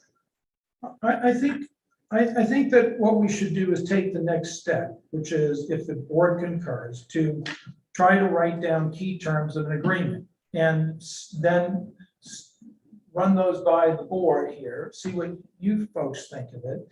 And then somewhere along the way, without too much delay, see where Hopkinton's, you know, they look at it and say, well, if that's your requirement, you know, we're gonna go try to find some other solution, or yes, we can live with that. Let's keep working on it. I mean, that would be my suggestion. If you, that we try to put our key terms together as an ask in this, you know, in this world. And this has already been said, but I think it's worth restating. As far as we know, Hopkinton does not have a plan B, that they've got a plan A and that's it, Yes, that's correct. right? Okay, so unless, you know, the state did come in and force us, that, you know, we're it. That's not gonna happen unless we say no. Okay, so we're it. I have a question that relates to the next step. So I am interested in taking it to the next step and thinking about what terms, you know, we would propose. John, one of the things I think you mentioned or was alluded to in your PowerPoint is, do we need kind of our own? Is PAR on kind of both sides of this? Yes. Also, okay. So can we flesh that out a little? Yeah, bit? so that's where, because some of the terms that we might have in mind are some kind of stipulations or formulas, you know, if there is this unexpected increase in this, then this is how we want to agree.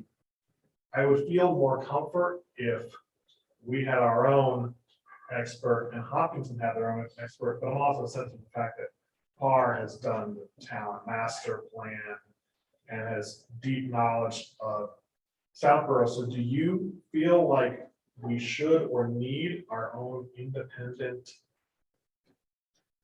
Okay, That slows down the process. So my feeling on it, but you know, there's plenty of room for people to have different views on this one, but my feeling on it is that a second engineering review, I would not be in your shoes voting to do this without someone else, some other independent party. Now, I don't mean independent in terms of conflict of interest, of, you know, they're both sides. I mean, just in terms of, hey, you made a mistake, you know, you put the wrong number, what? Like a peer review. A peer review, exactly, yeah. I wouldn't personally, I would vote for this if without, of putting, of digging in the ground to get going on this without some other engineering review of this thing by an independent. Now, the other issue which you raised, which is, well, Paris is advising both parties, is that a conflict? I'm less concerned about that, frankly. I think it's been very useful to have their expertise on looking at both pieces of this. They came into Hopkinton, by the way, only at our invitation, more or less. All right. I think we said to Hopkinton, if you want to do this a year and a half ago or something, get Hire Paul. our guy. What? Hire our guy. Hire our guy, and I think that's very useful because you really need intimate knowledge. But on the other hand, that's different from just have somebody else sanity check this thing, please. All right. But weren't you a little surprised that, number one, that maybe CAR didn't think they had a conflict, that they did it, okay, so they did it. That they then thought that they should recommend the financial deal between the two towns? Well, and they might have gotten that from I was gonna say, I don't think they did. Right, I think Hopkinton was like, well, geez, you think they needed the tank?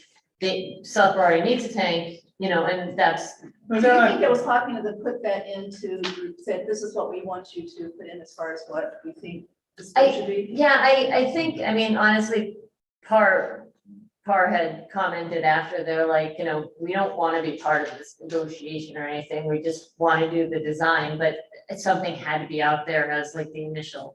So I don't 100% know where it came from, because it wasn't in the discussions, but I don't think they want anything to do with that. I do think, I agree with Mr. Butler, that having for both, just if both parties, both towns wanted a second, just, a sanity check on it, but on the full design rather than on half and then half, like somebody should look at both sides of the design.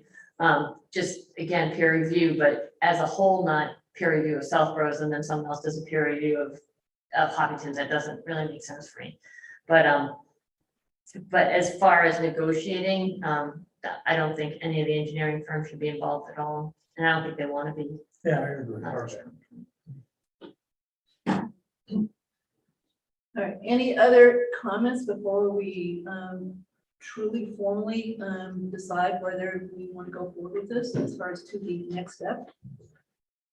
So I still have some questions that maybe they'll get answered in the next step. I guess what exactly are we committing to by going to step 2? Well, that we haven't said no tonight, Okay. that we're saying yes so far. It's not a no, it's a yes. And then we decide what those next steps are. Is it, we hire the independent peer reviewer? Is that next step? At the same time, start trying to negotiate an LOI in parallel. So that's where I think we've got to go next. I would suggest that we put together, that Ms. Gallagher and I put together a document that would be the heart of an LOI draft. And that you're deciding not to say no tonight basically means that in a couple of weeks, you're going to look at that, and we're going to get together again and talk about that as here's the guts of a potential intermunicipal agreement.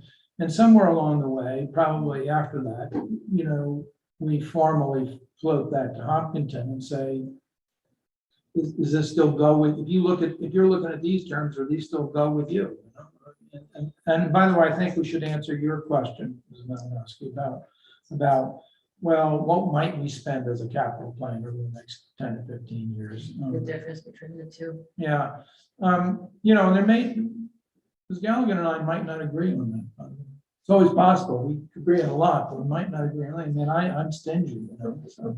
So just to be clear, you want to see what we'd spend without Hopkinton, right? We obviously going to have to Well, certainly show what we're going to spend. I would like to Or what we exclude would from that, though, if you don't mind. Right. I'd like to exclude from that stuff that has nothing to do with the Hopkinton. Fair enough. I mean, because they don't have time for it. And That's fine. And so like there's a proposal to put an excellent looking proposal to put a pipe under a railroad track over in presidential, it has nothing to do with Hopkinton. And, Agreed. and I don't have time to deal with it now, so I'll figure that out. So process question, Kathy.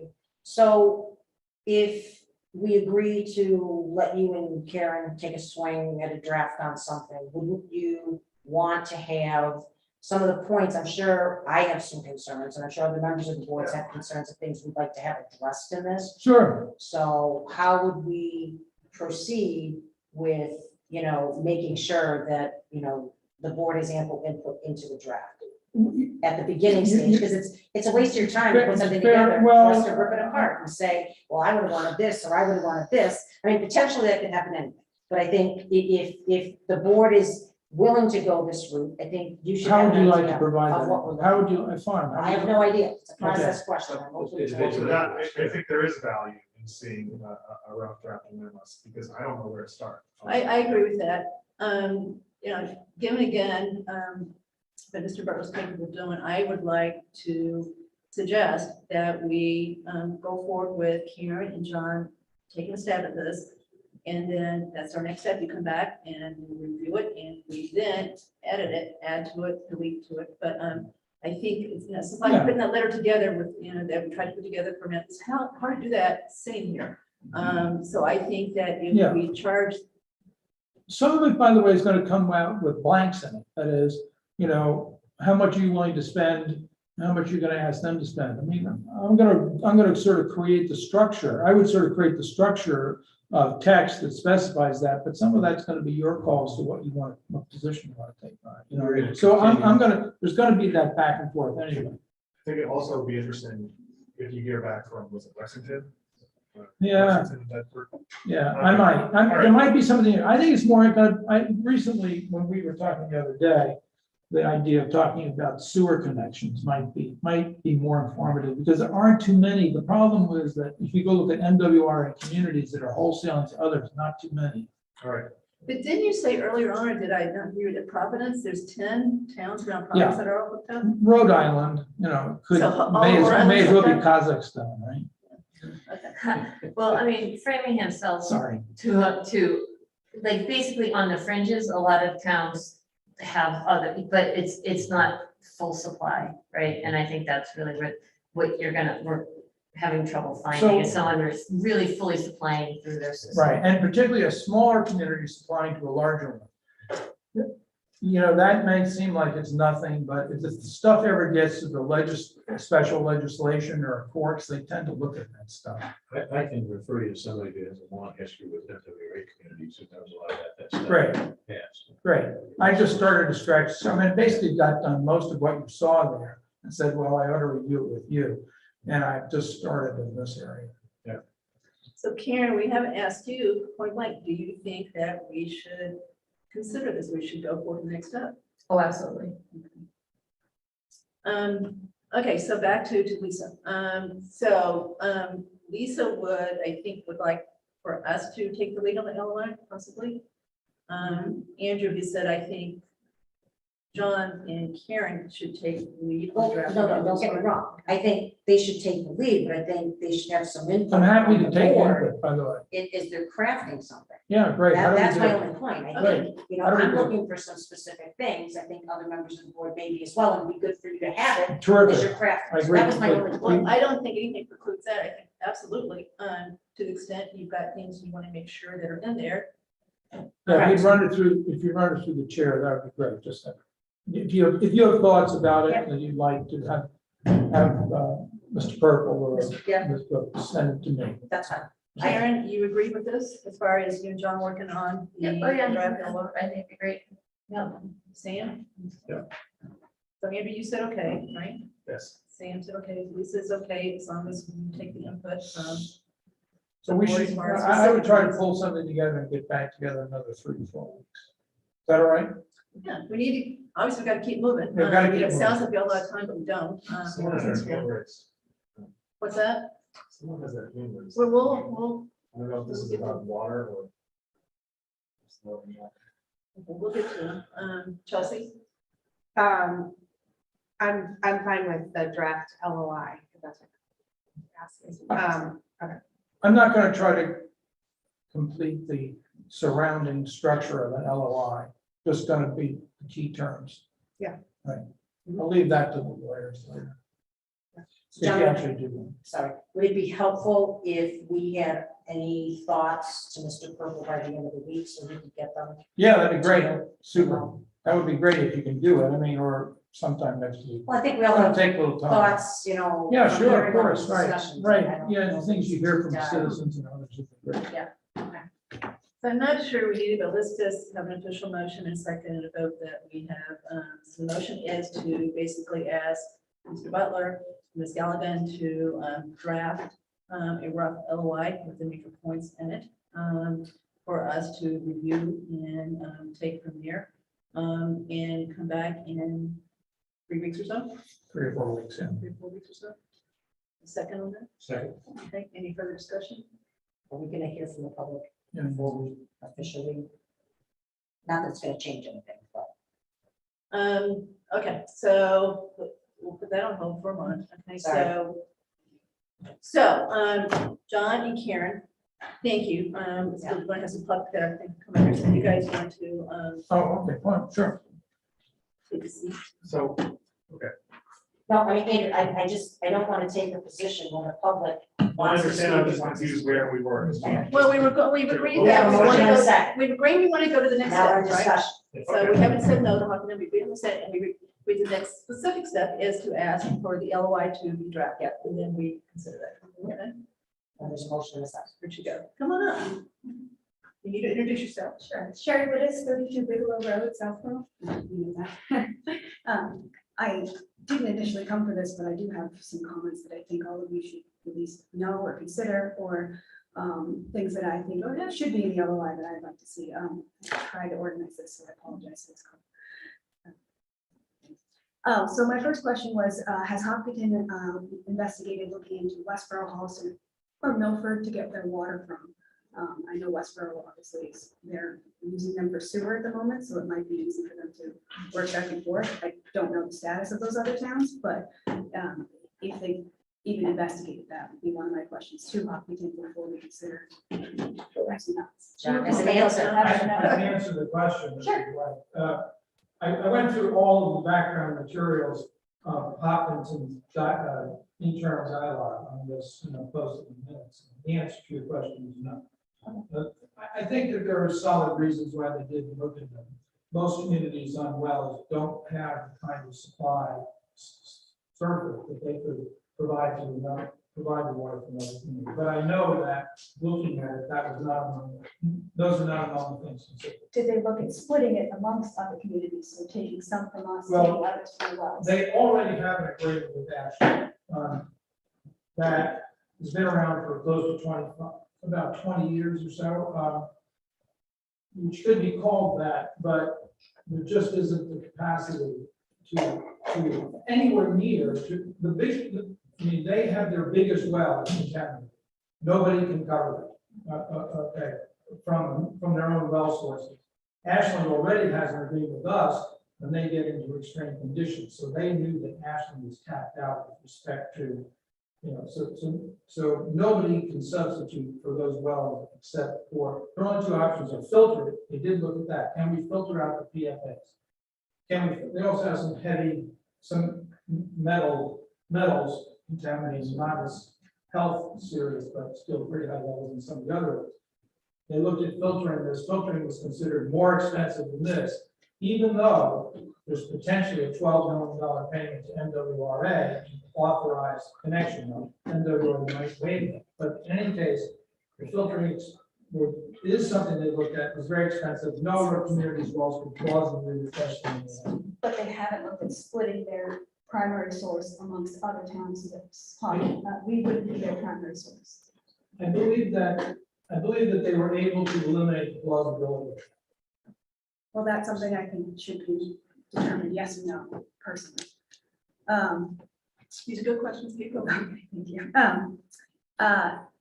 So my second question was, is there a proposal for a cap of the amount of water that they're going to be allowed to use? I think I heard that float back and forth, but I'm just not positive.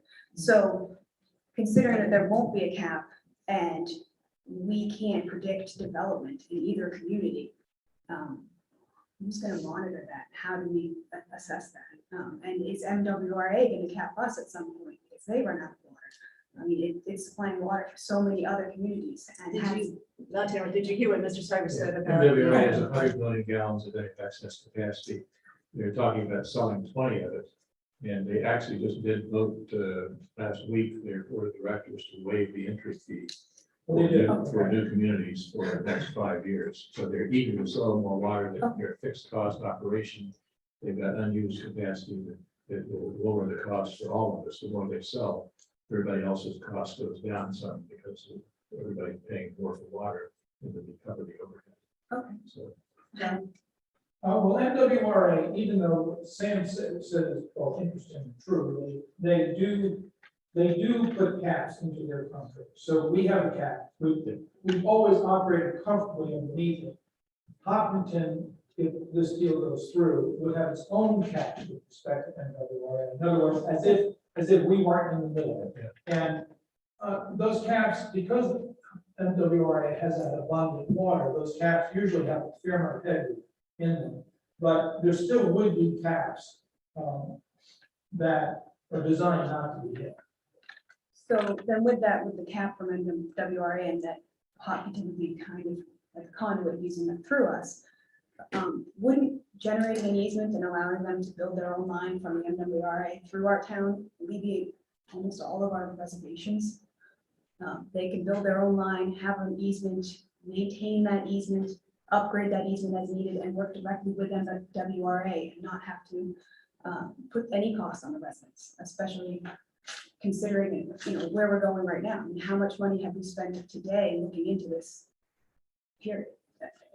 So, if I'm right, I have essentially the same question I asked the head of engineering for farm.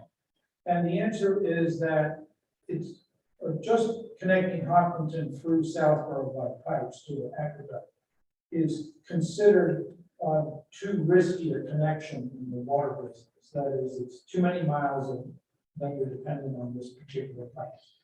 And so they need a back. And the backup would be the rest of the Southborough pipes. And once you do that, it costs as much as doing this without. Southborough pipes is a whole network of pipes, so it has inherent redundancy. So the answer is, the question is considered professionally among water engineers as an undesirably risky path. So with that, then they want to use our infrastructure to store water.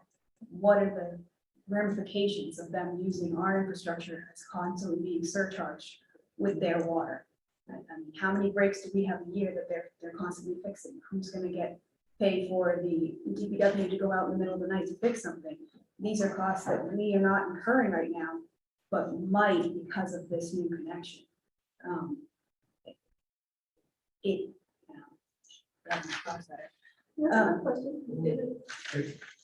So then, my other question was, so we already have an agreement with Ashland. How was that drafted? What are the parameters of that? And could we use that as our example to draft Hopkinson's, or is that so antiquated we wouldn't want to? Would be something I think we should look at. And then where is the connection proposed to go into Hopkinton? Is it at multiple connections or is it at a singular connection, and what residents might be affected by that connection? And then if you all vote to move on and accept this agreement and then come up with some language between Hopkinton and ourselves, but it doesn't have to go to town meeting until we have to appropriate funds, aren't we kind of bound by appropriating those funds because we're already in an agreement with Hopkinton? You said we're going to give you water, and then now we have to go to town meeting. The residents almost have to vote yes because we've already agreed to share the water. And then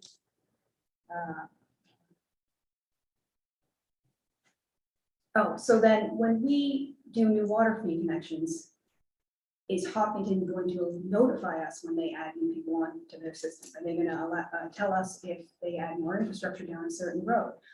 If they have a change in use, if somebody was a daycare and then they move to a commercial kitchen and they're doubling the gallons of water they're producing, who's going to help us with what Hopkinton's using if there is no cap on what they can use day to day?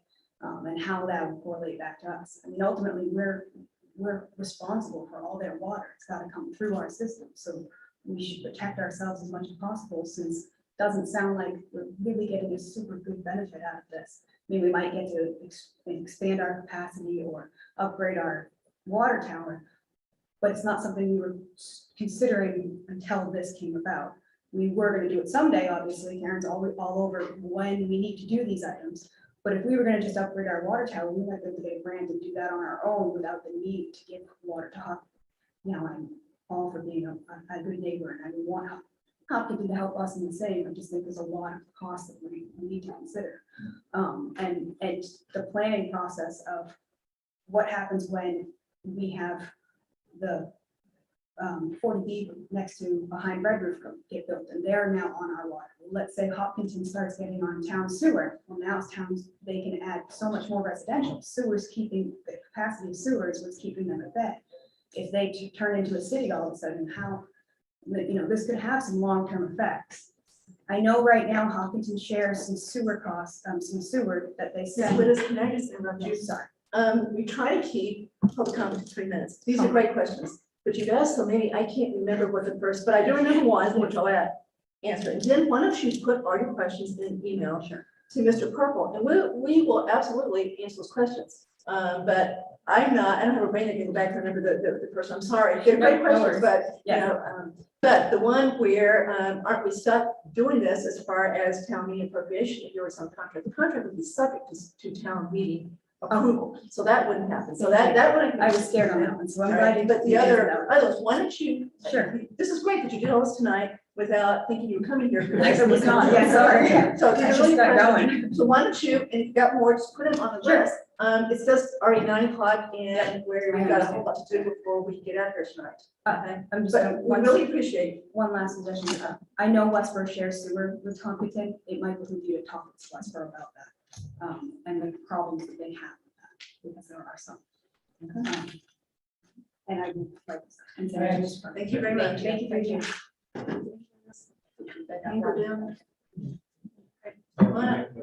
Very quick. But it is 3 minutes. That's fine, I don't need 3 minutes. Adam Fair, 150 Parkerville Road. Once again, first time in a long time I've been to one of these meetings. I didn't even know that this was on the agenda tonight because I'm here for something else that we have not gotten to yet. I feel as though we could have expedited this process significantly if we simply asked Hopkinton, whom this clearly benefits, to take a moment and stand up and present their case. However, there's no one from Hopkinton here advocating their side of this. We're just talking about giving away 100% more water than we already use to a town who's not here in this room asking for it. In their defense, they didn't know the meeting and they had already been at the meeting They've been with here. Capital and. Why wouldn't, but why wouldn't they know about the meeting? Because they only just found out today. So it's similar to my case later tonight. Thank you. Any other public comment? So now we're back to, Okay, you ready? yes, so I'm gonna make these comments brief because again, I know we're on a schedule. I just, I want to clarify by saying first off, that my concern is not with the path that was chosen and the work that Mr. Butler has done. Because again, kudos to you. I think you have taken a lot off of a lot of people's plate in doing this, and I very much appreciate it. My concern is that lack of information and updates potentially to the board. I think we could have handled this process a little differently. You know, we received a letter from Capital on 8/23 that felt that suddenly, you know, they had a joint meeting on the 19th, and on the 20th, you know, Mr. Butler was doing this. And again, I think a discussion, more information could have alleviated some of the concerns I had on this. I know as I went back through, because I was trying to understand after we'd all gotten a letter from the chairs of Capital and Public Works Planning Board, how we got here without a discussion. So I had asked for some records on how we got here. And one of the things I found concerning to some degree was, I know Mr. Butler had asked on 8/20 for the board to take a vote for him to go and speak to Hopkinton on behalf of the board. And Sorry, no, that's. I have the email where you had asked Ms. Cook specifically, hold on one second. You said, I will probably want to talk to Hopkinton officials at some point. I want to be able to say that I'm working on behalf of the select board, which as I see it means I need a select board vote sometime soon. And Ms. Cook responded that it would be on the agenda on 8/9. So again, none of this is to you, John. This is process with the board that the only reason I found out these discussions took place, or there were no updates. So I would hope going forward that we could have a better flow of communication with the board. I felt to some degree that work was being done in a silo versus, and again, simple updates could have alleviated all of these issues. I think, the concern that Capital had. So again, I'm not going to go on and on. We had a ton of meetings in between all these discussions taking place. Capital met on 7/18. The board met 10 times between them. So at any point in time, there could have been a discussion. And again, Mr. Butler, this is not reflective on you, and I am not trying to drag you into this. I think the dissemination of information on this board, it's something we need to work on. And, we're board of 5, we're all elected officials, and we all should feel that we're getting all the information that we need. So I will leave it at that at this point. Kathy, I had offered to talk offline with you. That offer is still certainly open. Thank you, Lisa. But again, I just wanted to bring my concern up on the process, so I'll leave it at that. Can I comment on that? Yeah, Lisa, I guess I feel that communication along the board about things that are going on is far better than it has been historically. Much happier in terms of how that's going. Absolutely, Sam. I mean, I can tell you in the past, there would have been updates to the board. That's my point. The dissemination of information. I had to go and do a request to find out about all of this. That should not be the case. We as a board should have access and updates to all, to the information that's going on.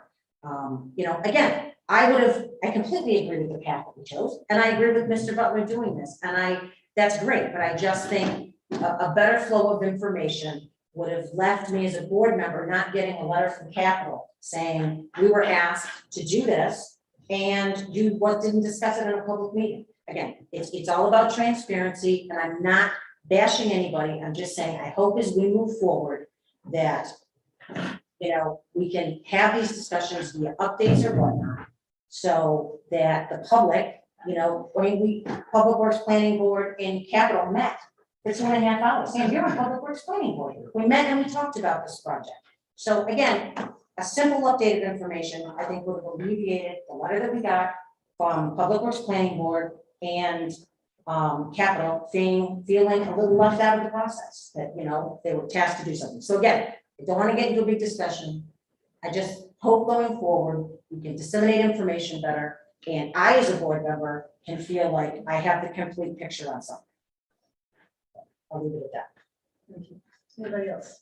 The only comment that I'll make is I did not realize that Mr. Butler was meeting with Hopkinton without any other Southborough officials until I saw Pat.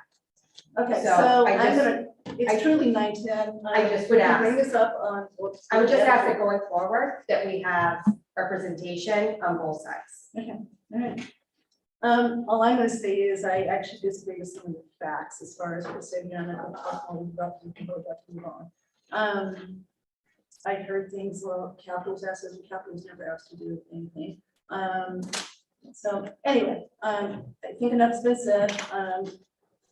What's been made, let's go back to the motion, which is to ask to basically agree that we do want to move forward to the next step. That's what the motion was, right? Yeah. Okay. Well, this one should make the motion. The motion's been made second. Yeah. So we just need to all vote. The motion is, just to repeat, that we're going to agree, we're going to go forward to the next step. We're going to ask Mr. Butler and Ms. Galligan to prepare a draft LOI in the next 3 to 4 weeks, bring it back to us. In the meantime, we will submit comments to either one of them through Mr. Purple as far as things that we want to make sure that is included in the LOI. Fair enough? Okay. Adrian? Are you asking? Well, you look like you're about to say something. No, it's just gonna make, we're ready to vote, right? Okay, all right, all in favor of that long motion, 5-0. Okay, thank you. Thank you, Mr. Butler. Sure. You're welcome.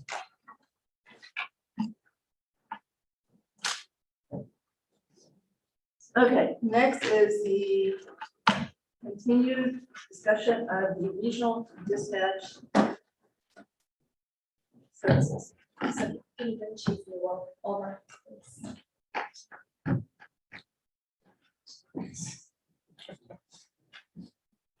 Good evening, Chief. Good evening, everybody. Good evening, Chief Brian. Sorry. Changes back to. There we go. That's what I want to say. Yeah. Okay, so to tee this one up, we have had a working group. It's been in place for a while. Chief Achilles has been a part of it. Chelsea's been part of it. I don't know if anybody else from Southborough has been part of it. Mr. Sherwood has? Okay, sorry. I didn't know that. That has been working on the consideration of having a regional dispatch center for our emergency services versus having our own dispatch center that we've had for as long as I can remember. Right? We've never had, I mean, we've always had it locally.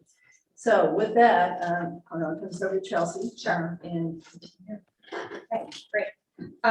So in the packet for this evening was the report that was produced by the Collins Center, which we received a grant for with 6 other towns.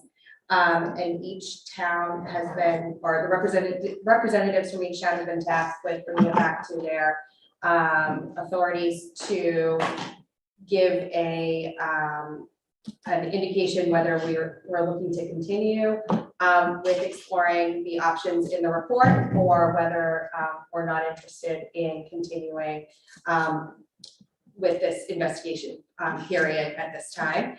And so with that, I'll give it to Chief Achilles to kind of give an overview of the study that was done and where we're at. All right, good evening, everybody. And you received the Regional Emergency Communication Center feasibility study, and I'll highlight some parts. It's not my intention to read the whole thing.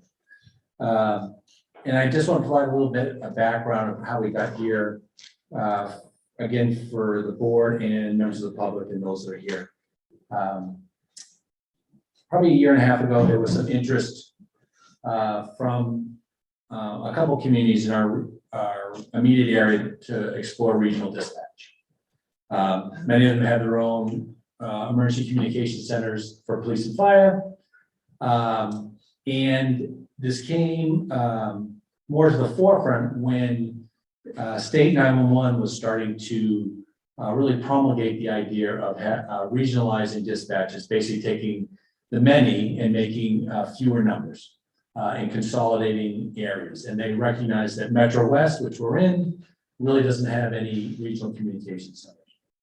So as Southborough was involved, and myself and the previous chief of police, and now Chief Newell, consideration is whatever system we have, whether it's within our own community or regional, is how do you improve capacity, resiliency, process, mutual aid response, and this is an option. The executive summary, I think, on page 3 that you have really speaks to how we got here, some of the interviews that were conducted, and some of the direction that the 7 communities had interest in. And I think realistically, to get to page 5 on here was in page 4. Early on, there were considerations to look at a regional dispatch center that would be within the area towns. And those area towns are listed by Grafton, Hopkinton, Hudson, Marlborough, Northborough, Southborough, and Westborough. We're contiguous towns. We rely on resources for each of them, more heavily on fire based on our size. And we share a lot of resources on a regular basis. So one of the considerations was a regional dispatch or emergency communication center within that area. The other option that was explored and vetted out was partnering up with state 911 if they were going to put a site within this area. And not starting on our own, but going into that site. So you dovetail into their process. Early on, much as many of you had done, we were encouraged to visit regional dispatch centers. One of them would be in Foxborough. I can tell you that I know there was some interest from members of this board after we visited there. That is not an option that was presented in this study. Early on, these communities looked at it, and at no time did any of the representatives say, hey, we're here, how would we join there?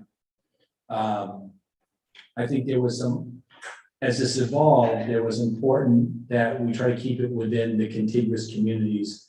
One, to leverage some level of knowledge, but also to have where we share each other's resources to have it somewhat central, so somewhat contiguous. So the presentation and the study really looked at partnering up with 911 center that would be in this area, or a regional dispatch center in our own area. Of course, the other option is to do nothing. My recommendation is that at some point, Southborough has to do something. If it's not this, then I think it's important that we make a significant investment in our current dispatch that meets or addresses a number of the gaps that were identified in this study. And I think that's an important consideration. If this is not a policy decision by this board to move forward, we have to do something. And I think both Police Chief Newell and myself would be presenting something sooner than later on how to move towards meeting the recommendations in the areas of improvement that were identified in the study.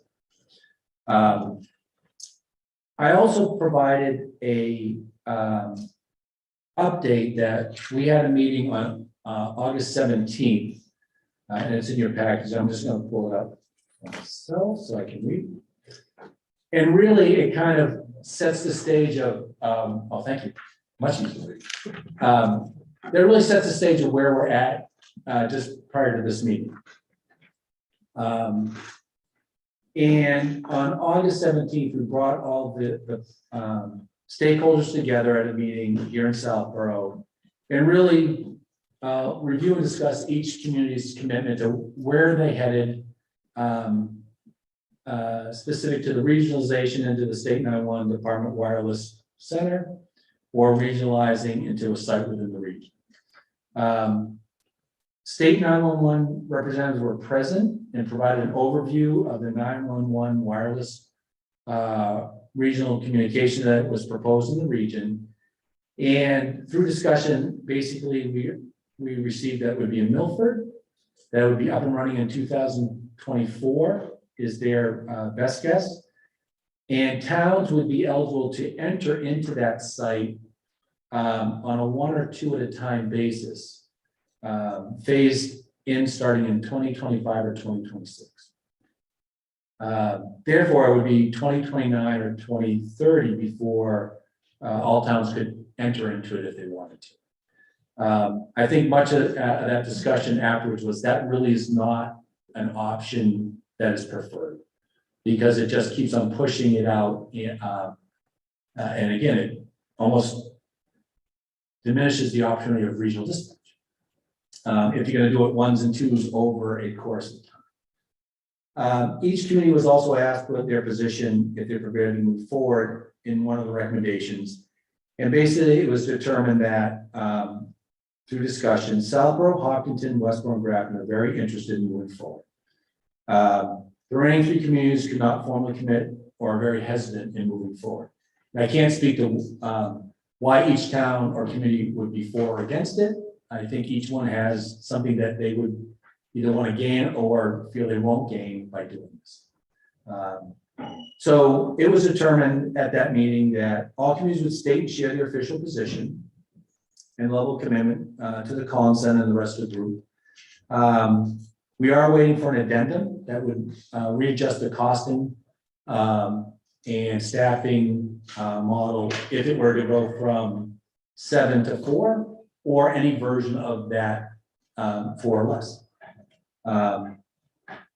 And also communities would start to investigate. One of the bigger concerns is, okay, what do you do at the police or fire station that has dispatch in each community, if there were no dispatchers, what would that entail? I also want to just address funding. It's in this study. Grants are available, and I think some of the members of this board heard that grants would not be available. That is not the case. Metro West still is an area without it. State one is very interested in supporting getting a dispatch, a regional dispatch in the area. There is funding source, and this is really why it's before you today, is the grant funding opens up in January of 2023. And it closes in the spring of 2023 with the idea that it would start being awarded. If we do nothing, or the decision of this board is not to move forward and we miss that window, that opportunity does not exist for another year. And I think that's an important consideration, because that really is the ability to move forward in a process without any outlay of any community. And again, specific on the grants or in the document, it says what kind of grants are available, how does it move forward, what are you eligible for, and so forth. So I think it's important that this board takes some position. If it's determined that it's not willing to move forward at the recommendation or from both myself and Chief Newell, then we need to know that. And we need, I think the communities need to know that we're trying to partner with. But I also think as a board, you have to be prepared that both Chief Newell and I will have to come up with something to present in the upcoming budgets to address this. So I'll leave it at that. Thank you, as always. So I'm gonna start this one, and you probably know where I'm gonna go. Right off the bat, that's Okay. So, but a couple questions as far as timing goes. I didn't realize that, I thought Ms. Malinowski said that what we're going to do tonight is just give basically a soft approval of stating this, that we weren't to the point that we need to make sure we're ready by January 23. So just so you know that, so I'm not totally prepared with questions I might have asked otherwise, but I still have quite a few. Okay, the 7 communities, it looks like 3 have dropped out. Is that That's correct. Yes, okay, now, remember when we went down to Foxborough, and we had a long conversation afterwards, and he said, Kathy, I need to take you down to the farm level of Foxborough. But I kind of did, you know, the bunker and the redundancy, and, you know, it was pretty impressive, right? So you explained to me that your major concern with even considering Foxborough as a standalone connection would be the fact that you want to be able to basically be on the same radio frequencies with your mutual aid partners. You gave the example of the fire on Sears Road that just occurred, and you said, and on the way down, I mean, it was great we rode with you because you explained why it's so important to do something about what we have now, that it's just not sustainable, that when multiple calls come in, it's really hard for what we have now to work effectively, right? So we got that was easy. But you did say that you wanted around the same frequency, so when that call goes out to mutual aid, it goes out to everyone, and it's not phone calling everybody one at a time, which I guess is what we do right now. But if 3 people drop out, does that change what your premise is for wanting to do this? Plus, don't we rely a lot on Framingham and Marlboro as mutual aid partners? Are they not our main 2? No? Okay, so, all right, so if the 3 drop out, that doesn't change your premise that one of the major reasons to do this is we have everything on the same frequency. So in other words, you can still put all the mutual aid people on the same frequency, even if they haven't joined us in the regional dispatch. So there may be a time where right now the interested communities are on the same radio frequencies, I guess you know, as you say. And there are other advantages I think we spoke about. Because we rely on these communities a lot, it would be close by, that you could build it out, you could use the infrastructure within the communities. I think another important factor is, as we progress in this, moving to a wireless 911 center or Foxborough, I don't think that is a good option for a transition for our existing dispatchers. You know, if we are, let's say it's Westboro, Hopkinton, Grafton, and ourselves, then I think there's more options and more support to use the existing dispatchers and put them within a combined dispatch center. So I think my position on, I will let Chief Newell in, is that I don't think there's any distinct advantage, nor do the other communities see a distinct advantage in moving to Foxborough. Okay, so if we, this is already almost October, you're saying January 1st is the date the grant needs to be submitted by? No, they'll have, it opens in January. I'm sorry if I misled. Okay, so you got to March or something? I think it was, I wrote 1 to 3, but I thought. It closes March and 23. yeah, it closes in March. So we would want to know as we start working on this, that if it opens in January, we want to do some front end and front loading the information so that we can move forward, that in 3 months we could get that put together. So is what we're looking for tonight a firm commitment that we're in this? Because you said soft, but it doesn't sound like it's going to be soft if we have to have this done. I think once you make the commitment to enter into the grant, that's we're in, right? So you have to do the work leading up to it in order, so we have to know whether Southborough is interested in moving forward with the other towns or not tonight. That's really what we're committing to. The 3 have said they're out. Right, so there's 4 at this meeting that still said we think we're in, right? And then the 4 have been asked to make a formal commitment that they're in. Yeah, so that's the same thing. We were all tasked to go to their oversight board and say, okay, because individually, I can't say we're in independently. So I think they're all doing that. And we may find by the end of we were hoping by October 1st, we'd know. It might be 2, it might be 3. We might do the process, and by the time we get the grants. So I think there's other opportunities to say we're not moving forward. But I would hate to do it now before we enter into this process. I don't think that's gonna happen, but you know, 7's better than 6, is better than, 7's better than 6, 5, 4, as far as cost goes, right? So you get down to a point where I'm not sure there's, an ability to even do it. We've got a capital plan that's got some big projects, possibly on the horizon, really big.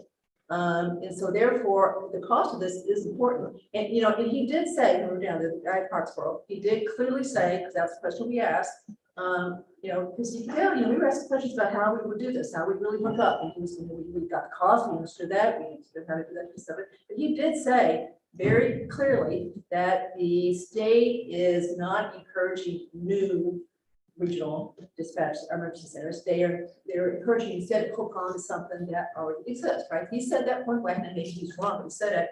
And Sam brought up something that might be the caveat, which is when you look at that, remember that map, there was a big hole in Metro West as far as not there, so that might be the reason that we would still be able to get grant money. So maybe both are right.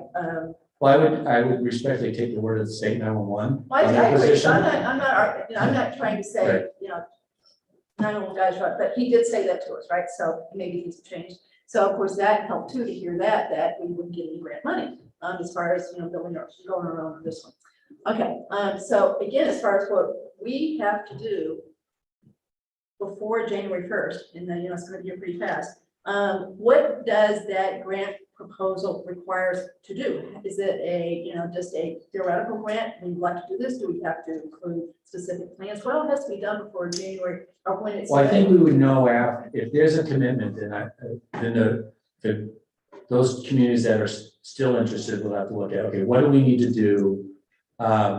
What grant is the most appropriate to start with? And then we would start working on that. So I don't want to commit that what are we gonna do first or second? We need to, without knowing we're all committed, we won't know where we're gonna go. Okay, so you're expecting the other 4 to take have a similar Other 3. conversation that we're doing tonight, and then you guys are gonna get back together soon to say, okay, we've at least gotten approval to go to the next step. Okay, And we need to rerun the numbers too, yeah, I right? agree, Because because we're, if we get right. two, but the other thing that we need to keep in mind is, and correct me if I'm wrong, the grant cycles generally pay for the operations for the first 3 to 4 years. That's correct. So if we adopt earlier than later, then we're gonna hopefully benefit from going in earlier and having, you know, being able to put money towards capital in the first 3 to 4 years. So we're not gonna not pay anything into dispatch. I mean, that's all up to how we set up the regional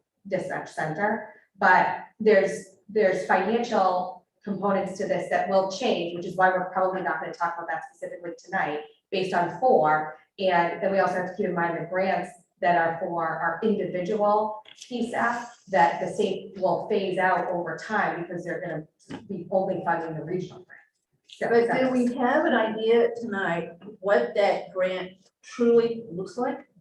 It's so that it really doesn't matter if it's 4 or 3, if it pays for the whole thing, for example. Because Foxborough's got paid for completely by that grant. Right, 100%. well, that's what we would be going for.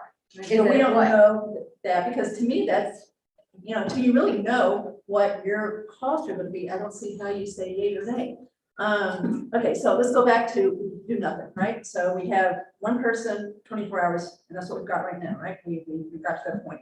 So what do you and Chief Newell, what would you recommend we do if we decide not to do this? What would be the proposal as far as what has to be done to truly get to the point we don't have this risk we have where multiple calls are coming in and we've got one person that simply can't be expected to handle that kind of situation? I think that there are standards out there that are listed in the study, whether it's the NFPA standards for communication centers, the APCO standards, which is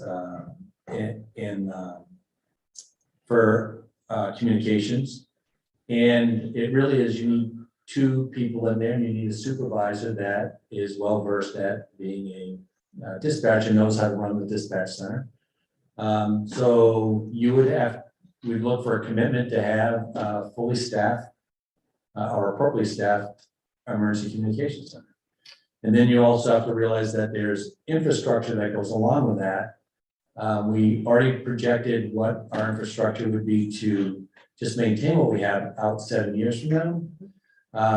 And I mean, we already know that we're having some site issues with some of our area, our sites, that we're gonna have to make more resilient and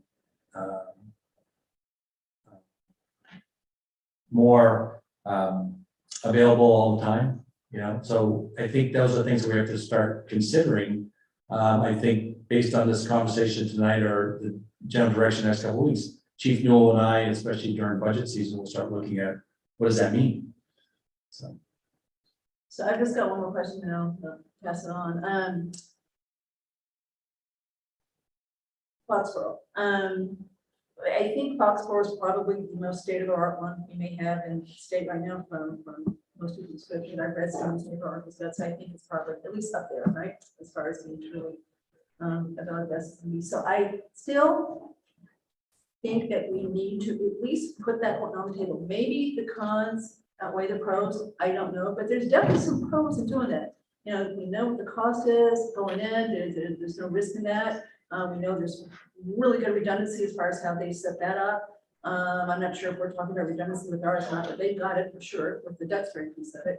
So I just, you know, we saw it, and it's just hard for me not to at least say we need to at least look at it. And maybe it's not the right one, but I just don't see how we get this decision unless we truly have thrown that one into next. well, I would just offer that was why the study was done. To get us to a point where we had recommendations on which direction to head in. I think that if early on, after visiting any regional dispatch center, Foxborough being one of them, that the group said that we got to stop and change direction, please. Collins Center, evaluate and investigate Foxborough or another regional, we would have done that. And again, I'm not a proponent of that for a number of reasons. If at the end of the story, it's not recommended we do anything regional, and we're having issues over time again, policy decision that we're not gonna make our own system more robust, and that becomes an option. I'm willing to discuss that or evaluate it, but I don't think that's the best option for our community, and our regional approach to how we respond to emergencies. And again, I think that would have been, if that was truly from the professional police and fire that were involved in this, thought that that was a really important aspect that we shouldn't dismiss, I think it would have been better.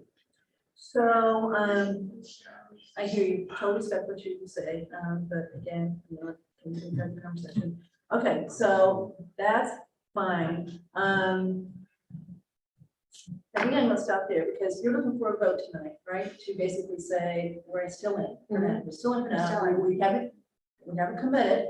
We have a release into, there's some discussions, so the chief can go back to the group and they know that you said yes, and then we hear what the others do and have a chance to think about it again. Is that fair enough? Yeah, I mean, I don't think this is the last conversation we're gonna have before the period opens for the grant cycle. Okay, so I assume you are up to date. I am. Questions. Okay, No. listen. Okay, so I have a few, they're quick though. But Kathy, what about considering applying for the grant? I mean, Foxborough's there, Foxborough's not going anywhere. Applying for the grant, and if we get denied, then I think Foxborough is something that it really ups the level of consideration. So I'll just toss that out there. That's a good toss. Okay. Okay, so Chief, I just have some hopefully really quick questions. There's a couple, I think, typo issues. Yes. So on page 11, it talked about the town of Hopkinton. Mhm. And it talked about that the 9/11 department through the support and incentive grant provides X amount. Southborough didn't include that we have that, so I'm assuming we have a grant and potentially they should be updating, because that's my first question was, we don't have a grant, we have a grant, we don't have. Again, some of this information, actually, all this information is predicated on the fact that people submitted information. Got it. There's no like central location that it all got built from, so I think the way that people sent it was probably. Okay, so just to clarify for any citizens Yeah. that may have taken the time to go through this like we did, Southborough does indeed have a support and incentive. And I think Chief Newell might be able to answer that. Just to confirm Just to it. confirm, I mean, Yes, we do. okay, so that's good to know. Thank you. That makes me feel better. On page 13, on the town of Hudson, underneath the first table that talks about Medfield dispatch, it's condition. Mhm. So obviously we need to adjust that. So, okay, so most of these are fairly quick. Under Southborough, page 19, it says there's a minimum of 2 dispatchers on duty for the day and evening. And that's. I believe that's not correct. I think Chief Newell can confirm that. Yes, that's not, there's only one dispatcher on per shift. Okay, so we probably would want to update that as well. So going to page 24. Would we be, it talks about the strengths and or the potential benefits. Mhm. Would we be an equal partner? Or would it be based on a percentage for the partnership? Because obviously our call volume is well below the other towns. Would we have an equal voice at the table as far as how to move forward, management decisions and whatnot? I think as it moves forward, each town would have whoever's involved. Depends how you design it, but there would be some oversight board. My best analogy would be, it'd be like the fire department and the select board. There would be an oversight board, and I think, I feel confident that's one of the reasons going in early and with our partners that we work with now, I think we may have different assessments based on our call volume, population, so forth, but I think there would be equal representation. And then will we maintain in a regional the same level of communication with dispatch, such as recalls, such as, I believe dispatch now monitors the cells, if there happens to be somebody in them. How would we potentially look at those? Like, I can't speak to specifically who's gonna monitor the cells. Okay. That is not a good practice, in general. Emergency communications personnel should be committed to emergency communications. But I know, talking to Chief Newell, that there are options of, one of the bigger concerns is a station going what they call dark. Yeah. I think if we know we'll move forward, then we can actually start vetting out further, what does that mean for Southborough? It could be something as simple as a clerk during business hours, all the way to somebody 24 hours a day. I think that would be a policy decision based on what the community wants and when you arrive to the public safety building. Okay, so these things are being considered. Yes. Okay.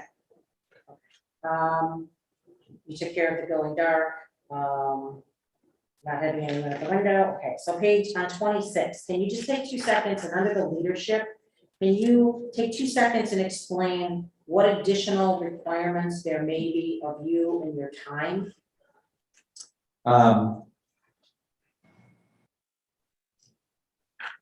If there's an oversight board, I think police and fire from our community would have some responsibility to be part of that. Currently, emergency communications for the town fall under the police department. They have a structure for how that is supervised and monitored. I know that the design right now, I play a kind of unofficial part in that because we are one of the equal players in dispatch. And I don't have staff currently that has, except for one communications, kind of emergency radio communications expert, as far as the system. So I think my time would actually go down because I often come in when there's a problem with dispatch. So I think it would be make more efficient time of both myself, or at least myself. I don't want to speak for the chief. On page 28, there's a staffing analysis. Obviously, that's got to be adjusted after there's commitments. So we're done from that. Can you just touch on briefly, on page 32, it talks about the 911 versus a regional.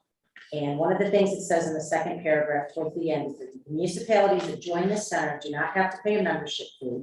A state agency cannot require a municipality to pay for services provided by the state agency unless it's been authorized by the legislature. And one of the last bullet points in the first series down below says no charge to the communities that join it for call taking and dispatch services. So can you just touch on that? So that goes back to the option of the state 911 center that they were going to put in Milford. And that's all correct information. But currently, as we was outlined to us by the representative from state 911, that's in many out years from now. So I don't think that's a reasonable option. It is an option if we have no options. But I would be concerned if we were going to wait till 2029 to be part of a regional dispatch. Okay. I'm going to skip over my next one because it was just budget, and obviously until we know the commitment, we don't know what the budget would be. On page 45, it talks about planning and research and planning, and it talks about accreditation. And I should know the answer to this, but I don't. Do we currently have accreditation? Is our dispatch currently accredited? You could ask Chief Moore. No. Yes, it's, the department is accredited. Part of it is the dispatch. So is it under the Public Safety Communications Accreditation Program? Or is it lumped in with the department's accreditation? It's lumped in with the department's accreditation. Okay. Just a couple more, I think one more maybe. Okay, so we talked about the state, we talked about the benefit, again, state. And lastly, I will just say that on page 51, it talks about developing an outreach program. And I think for this board, that's going to be one of the bigger challenges that we're going to have is to get out front of concerns that the public may have. And I think if we decide to move forward to the next step, we should start putting together some type of outreach to the public because I think there's going to be a lot of concerns. I'm sure we've all heard some of them. So again, I think outreach, how we choose to do that, again, not for discussion tonight, but I'm just saying, I think that's one of the key points as we move forward in educating the public and getting the public on board. So. And I think both Chief Moon, I fully support that. We want to make sure you had this first. Yeah. We are waiting for an addendum from the Collins Center on what's the model for 4. And I think once we get that, based on this conversation tonight and the direction you take, will allow us to start moving forward. One last point, just is that, hearing that if we don't do this, how we move forward is we're talking potentially additional full-time people, a supervisor, and I believe it's over $900,000 on the capital plan for the upgraded equipment that will be coming up in the next 7 years, I think it is. So those are just some things to consider. That's it. Thank you. Bottom line for me is that I agree we have to do something. And I think that the sort of the world trends are clear on this, that regionalization is coming one way or another. And I think it's important that we take a careful look at it. I remain interested in Foxborough, but I also remain very interested in the numbers for this, because one dimension is the economic impact, another is the operational impact that you focus on here. I don't think we've got enough data at this point until we see better what the other communities do. If the number is 4, that's one picture. If the number is 3 or 2, that's a different picture. But I think we got to get some good close look at the economics for the regional on this level. And then I think we need to take a close look at the economics for Foxborough as well and see what that looks like. And that may give us some useful information. If, for example, the local region is 3 times the operating cost of Foxborough, then that gets a lot more interesting. If they're equal, then I think that some of the operational things certainly come into play there. So again, I need more data. I'm more than willing to go ahead to the next step here and say, let's keep looking at it with the caveat that we'll continue to analyze. And at some point, hopefully, in the near term, make a decision. But Lisa makes a good point that they wind up going for the rail, not getting that, for something else.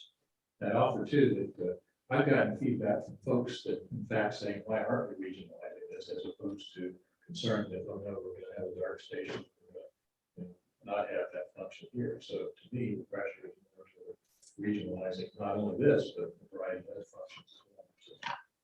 So let's go forward.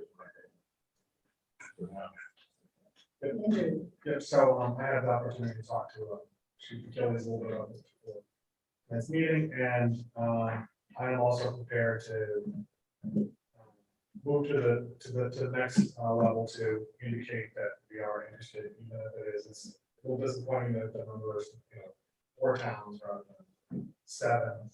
But I think another way of looking at this is there's all sorts of detailed questions about the exact format of a regional dispatch, but another way of looking at it is, are you prepared to make the commitment to, we are really going to make a serious commitment in terms of staffing capital to fully staff up a dispatch center for a town of 10,000, where there's these opportunities to regionalize.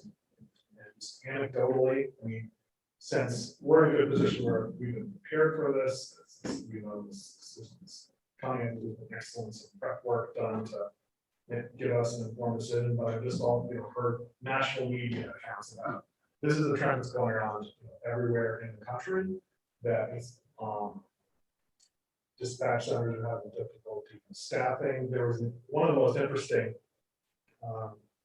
data points in this report was about the burnout level of how you can keep people longer by having a dispatch center where you can put a strain on 1 or 2 people. So, and then as to the the Foxborough versus the more Milford, right?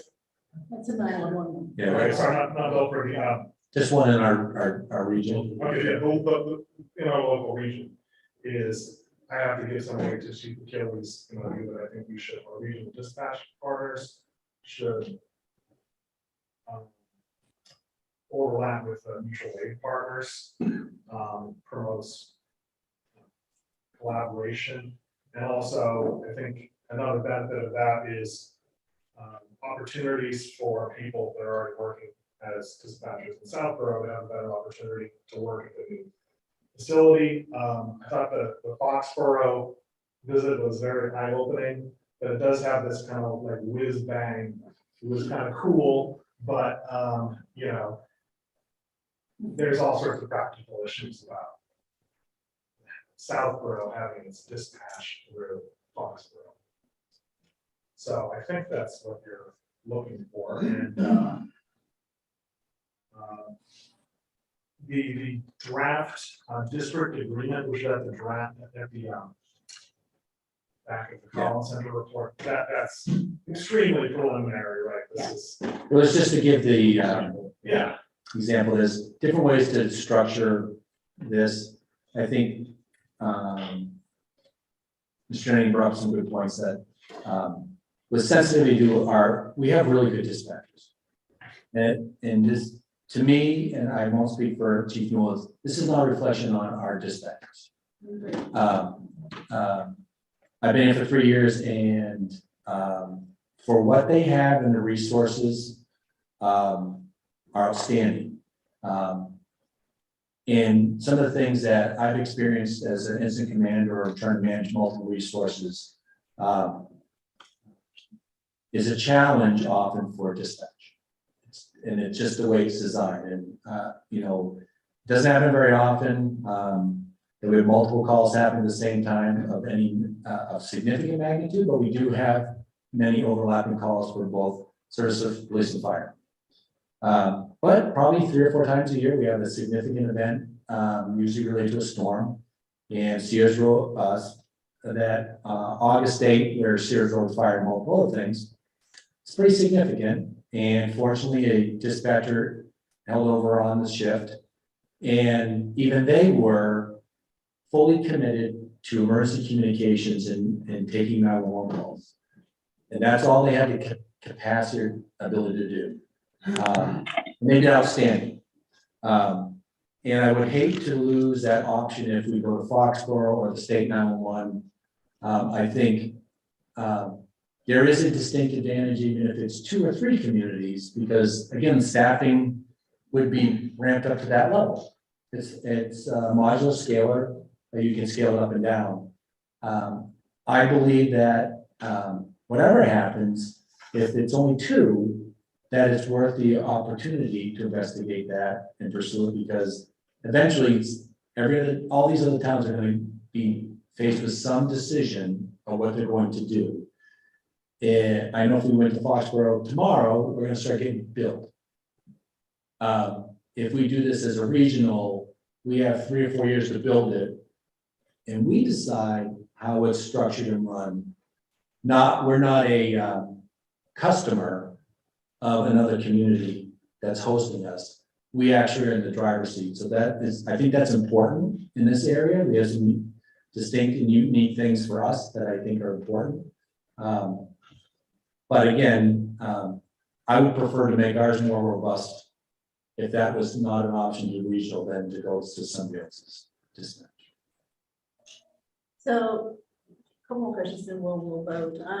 So, Chief, we were told in Foxborough that I think it's 7 years, 9 years to put that, to stand that one up.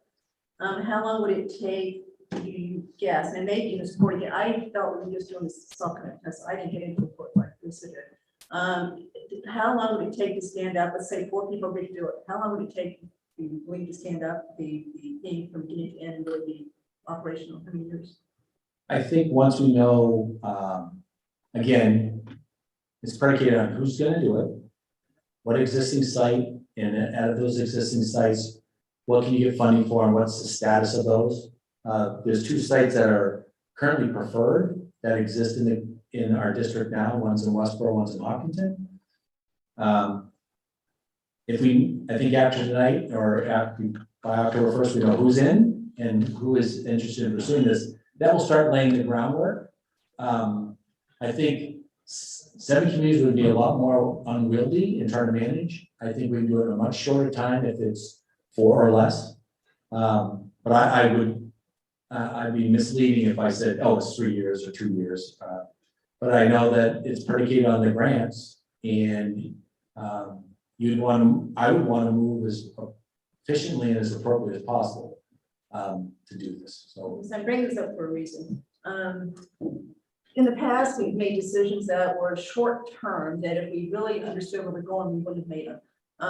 So I know that you've got, new radio system on the capital plan. So I would definitely want that to be part of this decision, so we don't go by, on radios and then have to, and not use it because we decided to do that. So please keep that in mind.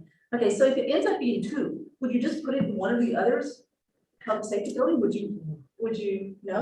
No, that answers the question. I would not recommend that. I think you need to build it for growth. Okay. If that's, when you start building it, you're thinking that it needs to expand and have more capacity. So I would think you'd want it independent, plus the best practice model is not have it housed in a current or existing fire police department, because you don't want that to take precedent because it's in the building. You want it to work independently. I think some of the information we had is you would want it to expand. So you wanted to, even if you had a building, you said, oh, we're only using partial of this, but we have room to expand. I think you'd want to do that. Okay, promise last question. So you said you don't know why the three have said we don't want to do it. So it looks like it's Hudson, Marlboro, and Northborough. I have my inclinations, but I think that each one has to make their own decision. What was the initial reason why to do it or consider it? And then what have they found or what information they had since then that changed their mind? And I don't want to speak for the representatives of those communities. I'm just surprised about it. Okay, all right, so. Go ahead. Thank you. So Chief, if, say, so we said no, that's just as a for instance, and the three other towns went forward and did the center and built the center, and then we said a year from now, maybe we should try to get in. Is it detrimental to try to get in after you've got a center, in your opinion? Having an established center already set up, then trying to come back and say like even Marlboro or any of these other towns, if they wanted to come in after the fact, after the center's been up and running and, agreements are in place and. I think a lot of work goes into designing the center based on who's going in. And then once it's in, and I think this is similar to what Foxborough said when we were down earlier, is there were more communities that wanted to get in, but they can't get in because they haven't built it out big enough, and they're still trying to manage and make sure they worked out all the and improved all the efficiencies and practices and policies within that center. And I think the same thing would hold true if we're not in on the ground floor, and that's the decision. Then when we want to go in, I think it's going to be predicated on, is there capacity where we want to go? I would imagine that there would be some kind of upfront cost to make up for the commitment that's already been made and the funds already been expended to do that. So my preference would be to try to be in earlier than later. And I think but I believe that, in my opinion, other towns are going to start realizing that to run an emergency communication center properly, they're going to have to start joining with other dispatch centers. Can I just add one thing to that? I also don't know what that means from a governance structure if you go in later. So we would have input as an early adopter into how that's set up. Yeah. And then would Probably that, just join the agreement that was like, you wouldn't have much say so in what the agreement said, and either here it is. sign up. right, but then is it a different level of oversight for a second layer being out of it? I don't know, depends on how you set it. When we were down there, the guy that led us to the tour said that they could cover the whole state down there. When we were there, that they have that much excess capacity, but I'm gonna stop talking about hospital. Okay, all right, so Chelsea, do you want to make the motion, you want us to vote on? Sure. Excuse me, okay, so, come on up. We are gonna limit this to 3 minutes each because it's 10 o'clock, and we've got less time to Calvin, 82 Street, Southborough. Good evening, select board members. My name is Kyle Vincent. I am speaking speaking to you tonight as a concerned resident, as well as the dispatchers union president. Some information has come to light that has me greatly concerned about the regionalization process and the safety of the residents we serve. I want to first start off by saying that throughout this whole process, Southborough dispatchers have been kept in the dark. I have on multiple occasions invited members of the select board in our dispatch center to see the services we provide. 2 months ago, I sent you all an email welcoming you to come in for a tour. It went unanswered. One of the biggest concerns as a resident I have is I feel as though this process is being swept under the rug. All of the residents I have spoken to do not know the ramifications if Southborough was to join the regional center. I was under the impression that there would be public forums and ultimately townspeople would decide what they want to do. Another concern I have tonight is that there will be a vote taken to start the paperwork process of actually joining the regional center. Some information I think Southborough needs to know. Their police and fire station will become dark, meaning there will be no one staffing the window. Over my career here in Southborough, I have seen the positive impacts of having a station manned 24/7. Speaking for myself personally, I have witnessed and treated a person collapse right in the lobby. I have pulled domestic victims to safety in the dispatch center. I have dealt with people having a heart attack and could barely talk. We've had verbal arguments that needed swift interaction. One of the biggest was when we had our own sergeant get stabbed in the lobby. And guess who saw it and was able to get immediate assistance to help? The dispatcher. We also provide many more services to the town of Southborough.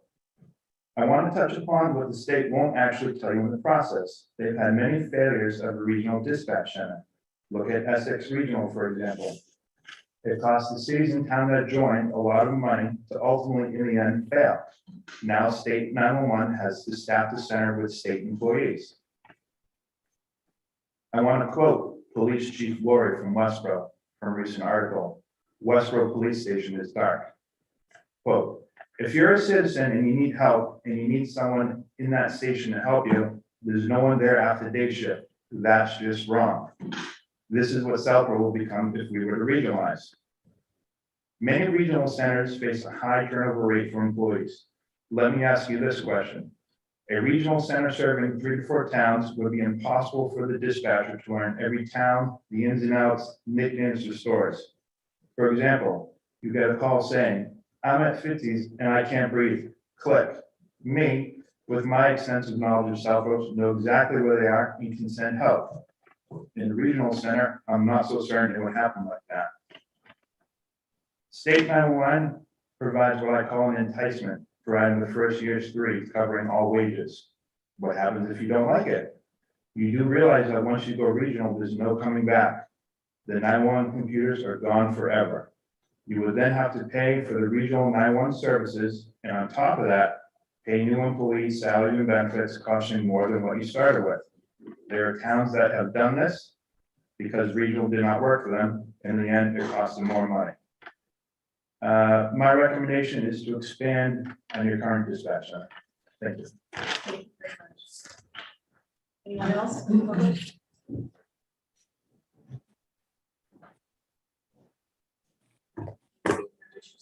Heath Wis, 32 Bigelow Road. 3 minutes. So since I have 3 minutes to talk about this, what I just discovered probably a couple hours ago, I'm gonna keep it cold and I'm gonna keep it dirty.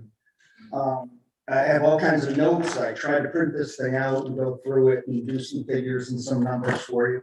Long story short is, this town is gonna save very little by going regional. Why did we originally want to go regional? We had a police chief that didn't care about dispatch. Thank God that police chief is gone, so we don't have to worry about that anymore.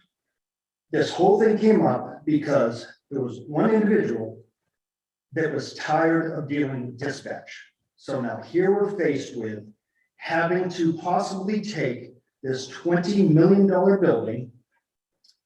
Let me take a deep breath because I'm getting very upset. A $20 million building that we built and we agreed when we voted for it, we wanted 24/7 coverage. That means staffing. That includes dispatch.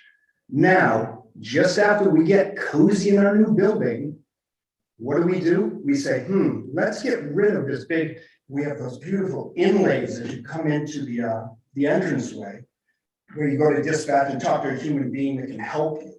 Let's do away with that and let's put a telephone. So I'm gonna walk into my $20 million building and pick up a telephone for help? I don't think so. No, let me tell you something. I'm gonna push this so hard to make sure this doesn't happen. Get ready for your phones to ring if you think you're gonna vote for this. This is not happening. This is ridiculous. This is not for this community. I have not been this upset in a long time. I feel like we were sold a bag of goods. Build this big, beautiful building with everything you need. Oh, wait, all of a sudden we don't have what we need? No, we do have what we need. We have the dispatch that, just like Kyle just said, is there to service the public. Why am I so upset right now? I got really upset just a little while ago when Lisa was speaking of transparency. Talk about transparency. We all voted. It was the biggest thing. We had to have committees and meetings and all of this about this new building and make sure the public knows and get their input and all of that. This is all being done with no public input. That is obnoxious, is the only word I can think of. Obnoxious. The public has a right to have a say what they're going to get for their money and what that service is going to be. 1, 2, 3, 4, 5. No, you don't. We all do. That's what I just. Anyone else on this topic?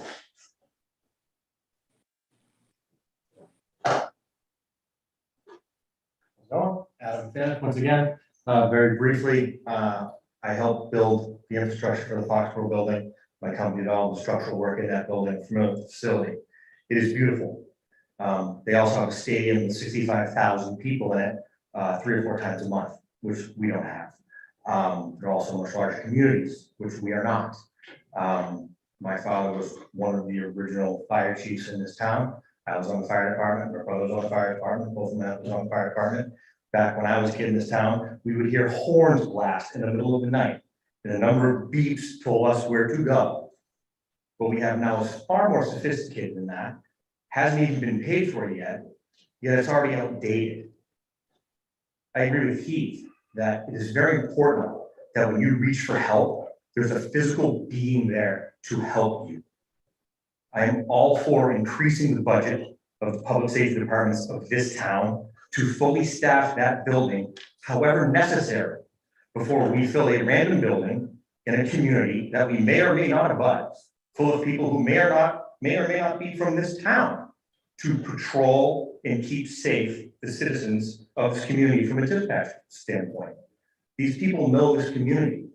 To outsource that to save a few dollars after we apply for a federal grant, which ultimately disappears, which ultimately becomes some type of tax liability for the community anyway, is insane. We need to stop taking money because it's currently available for free with a long-term liability of staffing and everything else. When was the last time this community could not fill a dispatch position where it asked for someone to hire? I don't know, because I've never looked, but I've also never not called that phone number and not have someone representing our community answer the line. I've never seen someone drop off a child for a drop off out front for whatever type of issues they're required to do so without having someone from that department be available to do so. I've never brought the Cub Scouts there or the Boy Scouts there or any other people in the town through that building to not see a warm face or several at the front desk saying, welcome, how can we help? Why would we want to get away from that over money? We spend money on all sorts of ridiculous things. Why are we going to outsource public safety? There's a lot more investigation that needs to be done before we go down the road of taking currently available funds to change the system that we haven't even paid for yet. And to say that we're outdated and antiquated in 7 years, no one knows what technology is 7 years from now. I get a page when a calls go out. A call going out goes right to my phone. Anywhere in the country, it goes right to my phone instantaneously, 5G. So I don't know what we're doing. I don't know why we're rebuilding a building that we just moved into. Support the employees of this community before we start hiring people from other places to do the same job of the people we currently have. That's all. Thank you. Thank you. Anyone else on this one? Thank you. Share this in 32 Road. I know you are very frustrated and mad about this. I'm not mad or frustrated, I'm actually scared. When I was little, my mom used to always tell me, if something's going wrong, go to the police station, police officer will help. When I was older, my father used to tell me, if someone follows you home where you're leaving work, honey, you go to the police station, you lay in the horn, and somebody will help you. It scares me to have that message to my daughters now and my son, that there's no one there if you need help. I work in Westborough, I work late nights, and there's no one downstairs in the police station.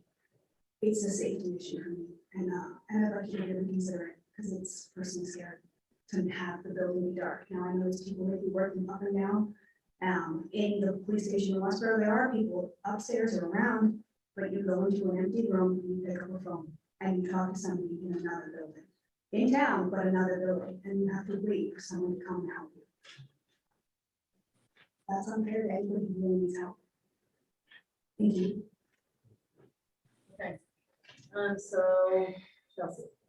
So just a couple of comments. The decision that we're making tonight is not to put our station dark. I still think that the chief's letter explained that that's one of the points that the towns need to figure out. And I think it's going to be a town by town decision on what that looks like. Do you have, an officer, an overnight officer that mans the desk at night? And secondly, this is not a money decision for me. It's, money certainly factors into it. We need to be careful in how we plan for it. But this is, as the chief discussed, a resource concern and making sure that our dispatchers have the resources that they need in order to do the best job that they can. I think, and I think it's been stated multiple times tonight, that they do a great job with what they have, and they're only one at a time, right? And I think we heard tonight, we were very fortunate that we had a dispatcher willing to stay over their shift to cover when we had the most recent issue. So those are just some comments. Thank you. Lisa? So this was one of the concerns I had alluded to on public, hearing from the public. Unlike Sam, when you mentioned you've heard people are looking for regionalization, I'm hearing some of what we're hearing tonight. So that is some level of a concern to me. I think that obviously I'm certainly interested in where the public stands on this. I think by moving forward with this vote tonight, it's not a firm commitment in my mind yet. It's still soft. I think we should call it earlier, Kathy.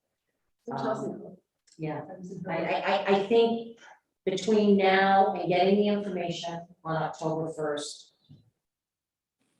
we need to find out what the public does think about this. I mean, I share these concerns, and at some point we're going to have a discussion, whether it be a town meeting or otherwise. I agree. I'm surprised to hear what we heard tonight. It certainly gives you pause for sure. And tonight we are not making a firm commitment to anything. All we're saying is we're staying in the game at this point, so that we can continue to assess this and make a informed decision.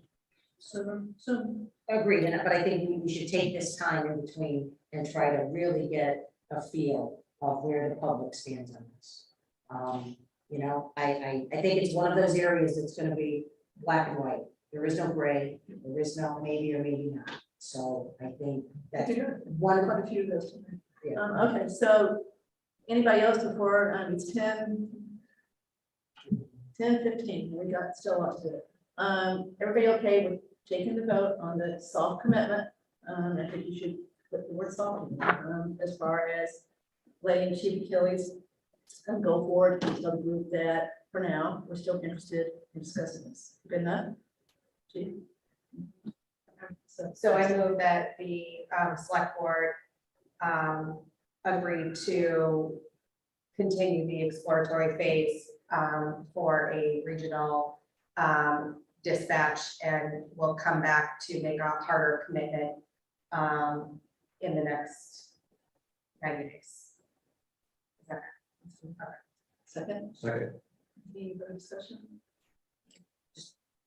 Can we add that during those 90 days that we do public outreach before we make the final? And that's my motion. Thank you. Okay, all right, all in favor of the amended motion, 5-0. Okay, thank you. Thank you. The public that have more than 3 minutes to speak might be helpful. We've got a lot to do with these meetings. We are trying to get as much as we can, and we will be happy to talk to you beyond that. But if we don't have some limit, we can't get through this agenda. So there are reasons that we've asked for that. We obviously think it's very important. We have not made a firm decision. We hear you. I was surprised to hear what the first meant. So we will also give you a chance to weigh in further in more detail when we get a little bit further. Okay. I'm going to ask that we take a 5-minute break. We're going to recess for 5 minutes, maybe.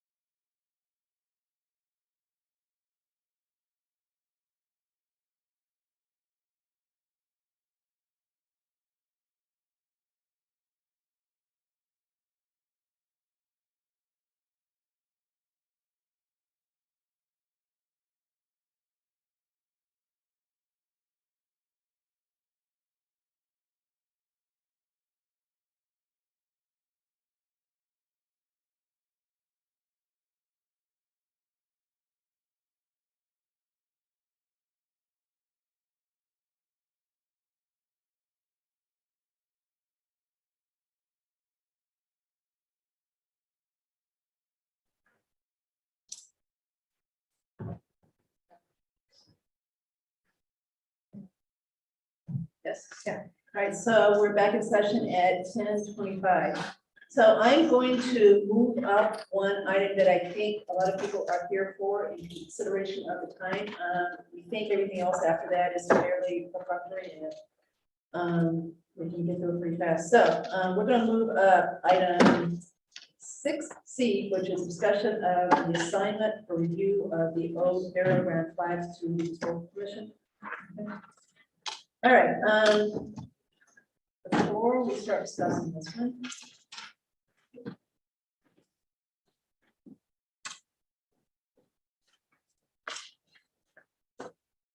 This agenda item is here tonight solely because of a citizens petition article that was submitted yesterday. The citizens petition article deals with the flags currently located on the town's old burial ground. And I want to read the article real quick. The article says, to see if the town of Southborough will vote to request that the select board restrict the placement of flags in the old burial ground to the official flag of the United States of America flown on a single existing permanent pole. In accordance with state and federal preservation guidelines, and out of respect for those buried within, all additional flags on raised flag posts shall be removed. This policy shall not apply to individual grave markers. So that's the proposed, or that's the citizens petition that's been submitted for the special town meeting that's on October 13th. So it seemed to me as the chair and as the one that is primarily responsible for setting the agenda for the meetings that it might be better if we were to deal with this tonight at our meeting rather than deal with it for the first time at the 10:13 meeting. I have no idea if the other board members agree or not. That's what we're about to find out. So just to be clear, the article is proposed is not binding on the town or the select board. It merely asks the select board to take the action outlined in the article. I think it's unfortunate this article was submitted so late. The subject is controversial. It needs an advisory committee whose job is to make thoughtful recommendations to town meeting and or select board would have much time to vet this article. We're not going to vet it tonight. We will vet it on October 3rd. And as we know, there's an article on the board that will prevent the late submission of citizen petition articles going forward for this very reason. The question for us tonight is whether we want to approve a process that would result in the select board setting a prospective policy regarding the flags allowed on the old burial ground and other town property. The select board supports approving a process. What should the process be? One recommendation would be to task the historic commission with research and issue for us and making a policy recommendation to us that we would then consider and vote on. There may be other processes that other members of the board will recommend. We'll find out shortly. One outcome of approving a process tonight is that doing so might reduce any conflict at special town meeting. If town meeting knows the select board is undertaking a process to resolve this issue, then town meeting might be willing to let the process go forward. That process would include the ability for the public to participate and express their opinions. So with that, again, I have no idea what you guys think about this. So I'm just going to start with Sam. Thanks. Clearly, we've been down this path before. A lot of folks have spoken about this in the past. I've heard, for one, would appreciate the input from the historical commission on that, given that they certainly have had involvement and long association with the old burial ground. And I'd be interested to hear what they have to say. And I think that at some point, we do need a policy for this, and I think this will help me at least understand some of the pros and cons about different ways of approaching this. So I would look forward to having advice from the historical commission. Lisa. So we have been down this road before. And I think it's important if this board is going to consider a policy that I don't believe just the historical commission should be giving input on this. I would like input from our veterans as well as to, and we have received some, obviously, but I would like to hear, that the historical commission is certainly able at any time to give their thoughts on this, but I think our veterans should be given the same preference and due diligence. So do you want to ask both groups to basically do the same thing and come back to us on the same night and basically present whatever they would like us to hear?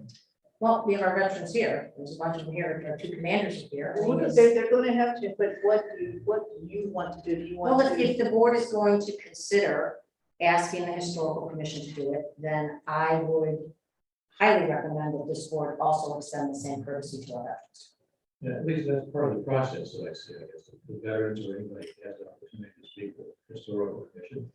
Will come back to us and we'll have an opportunity to hear from anyone who wants to speak with that. Exclude anybody.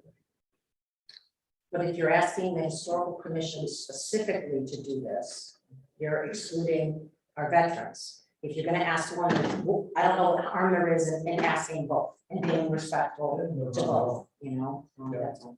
Or, I don't know if the two of them wanna have a discussion, I don't know, that's outside my purview, but I feel very strongly that you're gonna ask the opinion of one, you also need to have the opinion and respect of others.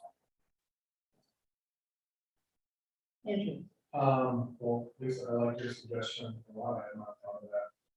Before. I'm inclined to support that.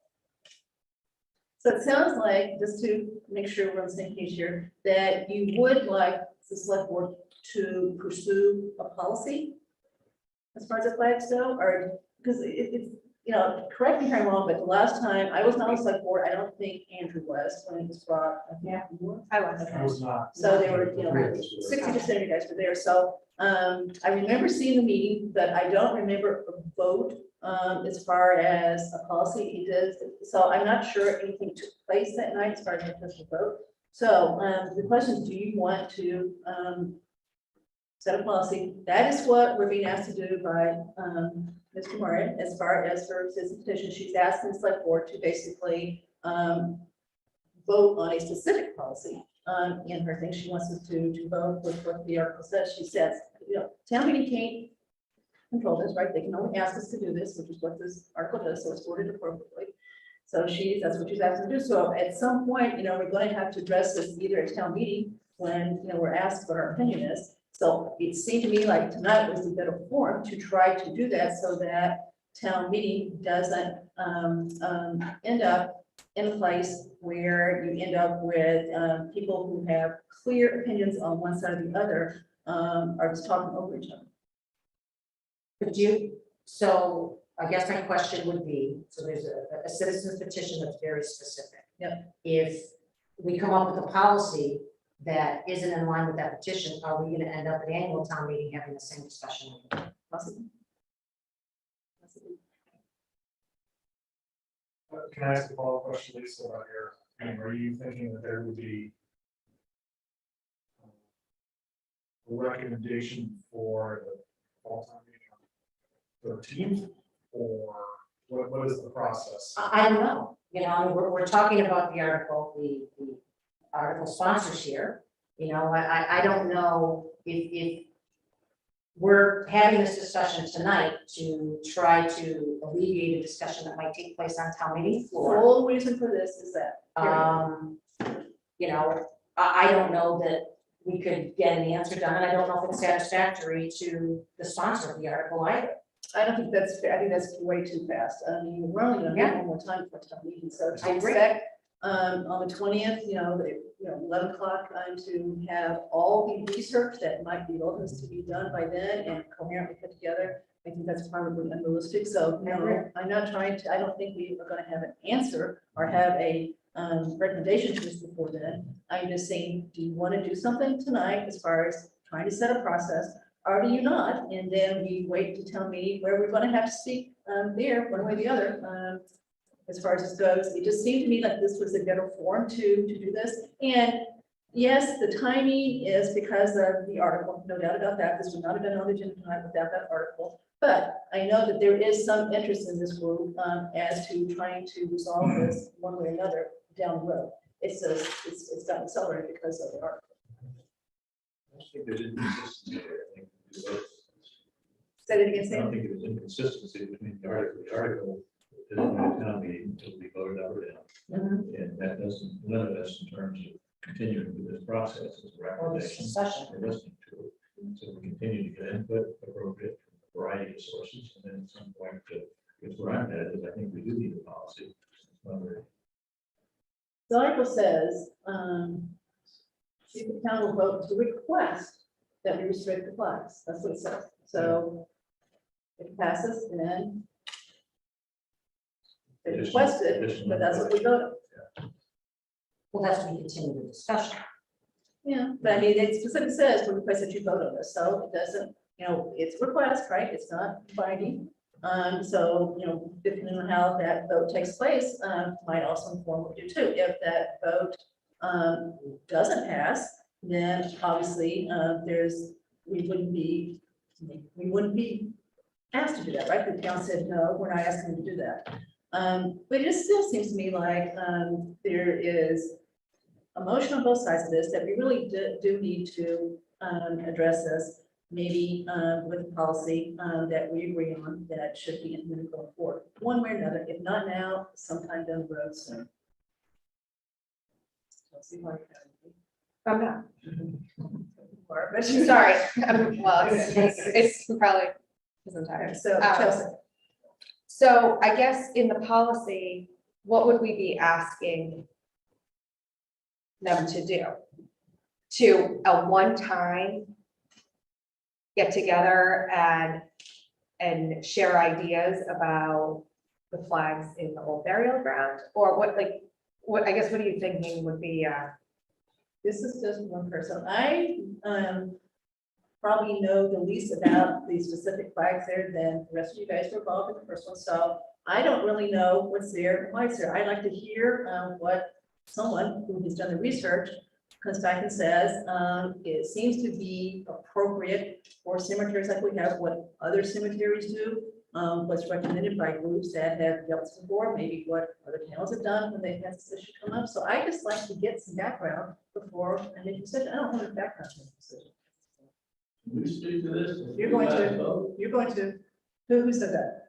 Mr. Warner. Yes, you're absolutely going to get to speak. That's why we moved this Before up. you folks vote. You understand the vote is simply to decide whether we want to have a process to inform us as far as what we think a policy should be. We're not going to vote on that policy tonight. We're not going to talk about specific flags tonight. We're just trying to see what we think the next step, given what we know is on the warrant for October 13th.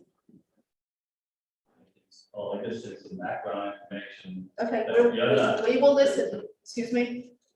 Some background information that you may not be fully aware We're of. absolutely going to give you a chance to give us that before we vote. Okay, so we won't vote until we vote. Okay, so Chelsea, anything else? no, I don't think so right now. Okay. Andrew?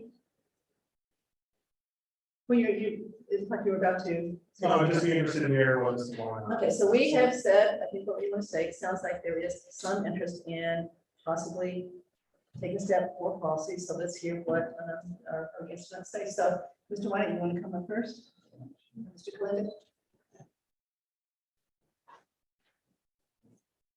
So can you introduce yourself sufficiently? The 10208 Tour Road on the command of the VFW and also the Veterans Grave House. Dan Kalenda, 71 Woods Drive, commander of the American Legion. You like sitting on that side of the table? It's very interesting. Not sure if I'm in the hot seat or not. I think we probably are.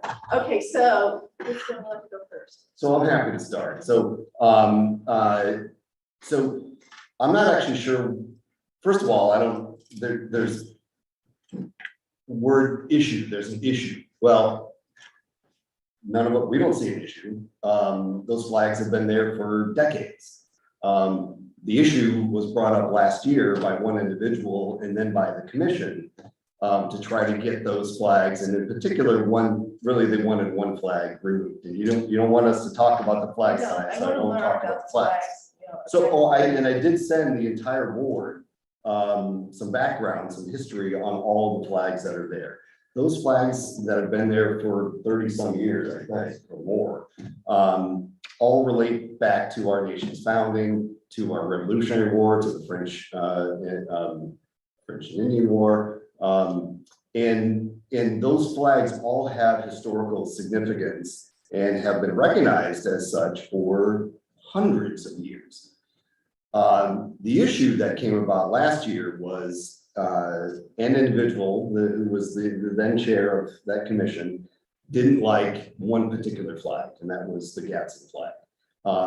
And the flag was used by some people. Well, there was hundreds of flags used at the riots of January 6th, and it offended lots of people, including me.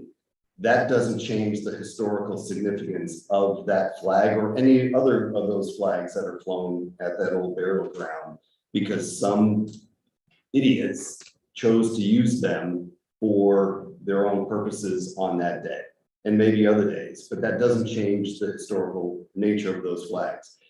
If it were that easy to change the historical nature of a symbol or a flag, sides would be doing it all the time.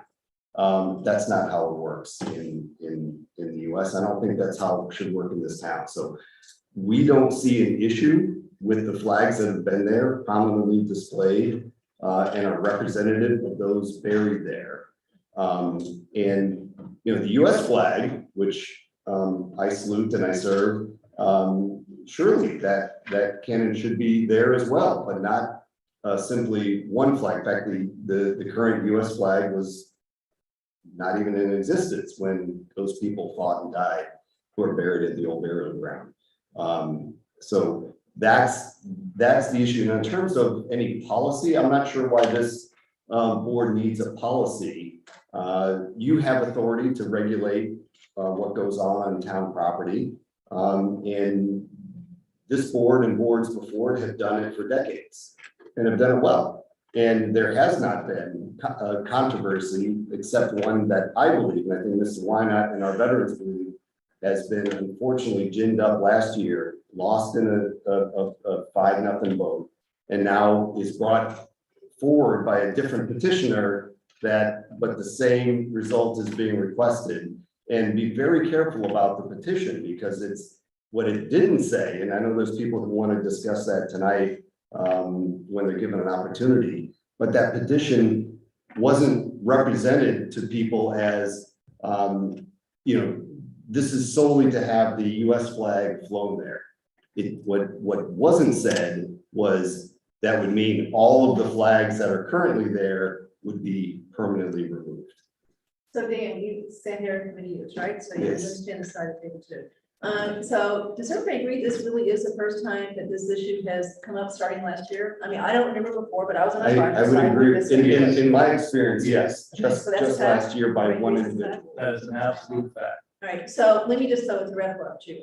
What if someone went up there, because there's no policy about what flags to be there, we just don't read what's been put there, we've left there. What if someone goes up there and puts a flag that everybody except for that person disagrees with? And I'm not going to give you an example because. Yeah, no need. Great point. Okay, so if we don't have a policy about what we think is appropriate up there, how do you prevent just something? So first of all, no one can go and just put a flag there. It's town property. That's trespassing. That is, they cannot put a flag there. That is, this board does it. You then maintain them. Right, for the past 30-something years since I got involved with the veterans, those flags have always been the same flags every year, with the exception of maybe one or two that I swap out. With all the Gadsden, the Liberty flag, Bedford flag, all those flags, and I sent you all those that I researched. They've been put up there since the days of, I'm not sure how many people remember, George Hubley or the Burt Nazis, was the superintendent. So Steve, since you. I've been doing them from day one, and they're all up there strictly in honor of the veterans. There's 50 veterans that are buried at the old burial ground from the Indian War of 1812 and the Revolutionary War, and those flags are flying. They're not meant to be Southborough specific flags. They're meant to be the flags of the era of the Revolutionary War to honor those people, those soldiers that are buried there. And But did you come to the select board to say, can I put these flags there? Or you just assumed it was okay to put those flags there? You did it as part of the BMW? Or is part of the Graves officer. I don't have I've been putting them up there because they have been flying there for over 30 years, and it's never been a problem. And your group agreed what flags to put there? Absolutely. And they trust me, and they trust the veterans to ensure that the only flags that are gonna fly there are gonna be flags that represent the veterans. If someone comes along and was to put up some other flag, I will guarantee you, because I live in this town and I have a tremendous amount of pride in what I do, the flag will not be there, it will be down. My concern is, all of a sudden, there's this issue because of what happened January 6th. And there's one person bringing it up, bringing it to the historical commission and making an issue out of it.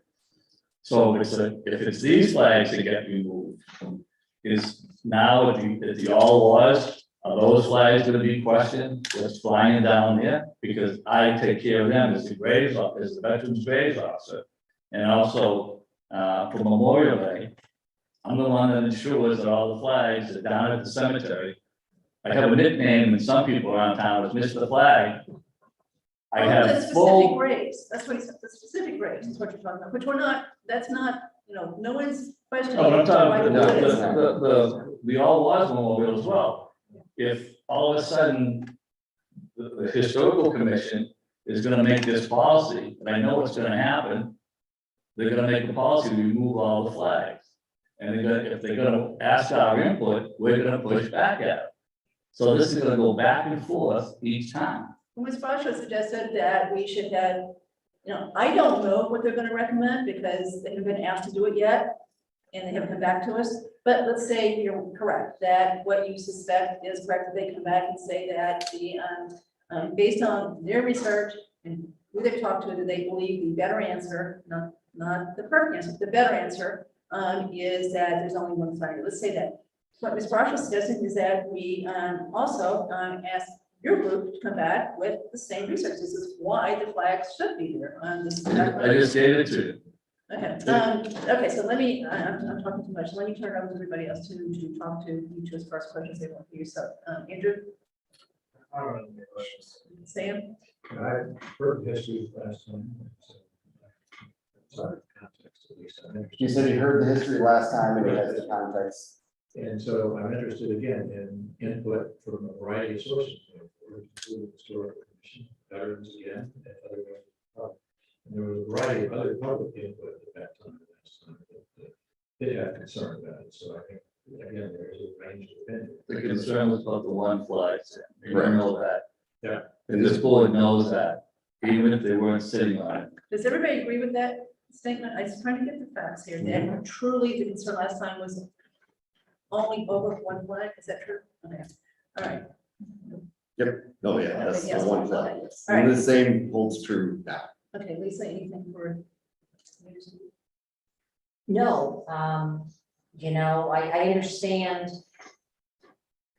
this is one of those hot button topics. It is. for people. There is no median ground. And again, I know the veterans have provided information, and I just think if and when this board decides to discuss a potential policy, that all the information is taken into account. It's not just a recommendation from one specific group. I think we need to look at it as a whole, and we need to look at history as a whole. And I'll add our veterans agent as well. He was, Brian Stearns was left out of the conversation, but clearly Brian is well versed in this area, has served and has experience in other towns as well. He agrees with what the veterans have stated as well, but you'll want to hear directly from Brian. I as well. believe you already received the note from Brian, yes. We did, but I think in the bigger discussion, I think if one group is gonna be able to come in, then I think, you guys should be as well. And your opinion should be heard that night as well. So the board did take a position just a year ago. And I believe it was 5-0. I think it was Sam, Lisa, Chelsea all voted in favor of retaining. Not taking a position, wasn't that? Right, which is not Right. removing any of the flags, any of the historic flags that have been there for decades. So you That can sounds take like a that. little bit of a punt to me, but that's. I think You can take it. Really volunteer to follow up on that. I'm not sure what happens. There has been no discussion with any of the veterans as to, that any movement to to do this again until this just suddenly popped, and unfortunately, You none of this understand is. the timing. It literally got filed yesterday. Right, Okay, so you gotta understand it was filed yesterday, and so we reacted as quick as we can. Yep. Okay, okay, so, thank you both. Is there anyone else here that is going to speak similarly to Mr. Glinda, Mr. Wynot? Chris, you want to- okay, so I want to get the other side too before we're done, so, Mr. Marty, do you want to speak next? Do you want to speak at all? No? Later? After, for tonight? Okay. Okay, so, Mr. Robbins?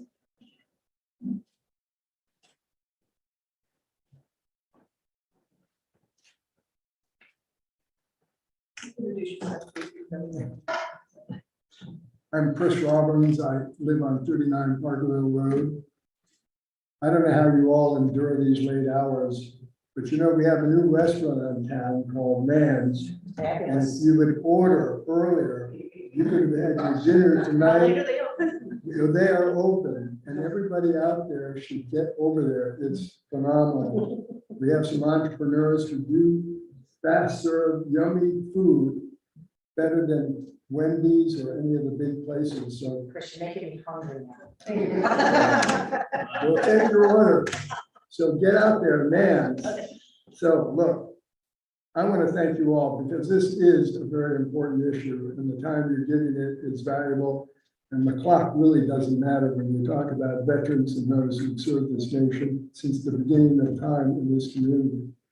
And I just wanted to address it. You got my 2-page letter. I'm not going to read that to you, but essentially it says this, is that there's a context we have to keep in mind when we make a decision about the process and about a committee that has asked to take responsibility for removing the flags. And by the way, I did talk to one of the representatives at the transfer station, and part of their objective is to remove all the flags except the American flag.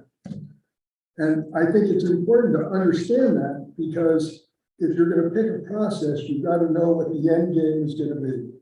So if that's their end game, then the process, if you switch it over to them, we know that that's what that's going to be their primary objective. So in that context, despite information I've gathered that I think of documented, I just want to give an example about this "Don't Tread on Me" flag. Courts have ruled that the "Don't Tread on Me" is passive political speech and not racial. The flag's history and purpose is irrefutable and was used appropriately to rally the colonies against the British oppression. Now we go fast forward and we have a Black citizen leader in Nashville, Tennessee recently, or just a couple of years ago, who's got a giant billboard, "Don't Tread on Me," because they're trying to stop development in this Black historic neighborhood. So here we have a flag that is appropriate for all races, and despite that, I'm hearing we want to get rid of all these flags. The other thing I want to mention, this flag issue really brings back a lot of emotion for me, because when I moved to this town in 1979, it was one of the high points of the Vietnam War. And the residue and the fallout of that war is that veterans were treated with disdain, disrespect. I can remember vividly walking on 42nd Street and being called a Nazi. And regretfully, I came to Southborough, and my wife and I, we love this community, but we went to social parties and people would walk away from us because I was in the military. It's painful stuff, but this rejection and hatred towards the military finally came to an end when all of a sudden people, including Southborough, got it. And we started holding celebrations to honor and remember the service they provided to our country. I attended that. Southborough was a part of that, and it was a very welcoming and thoughtful thing to do. So my feeling is, here we go again.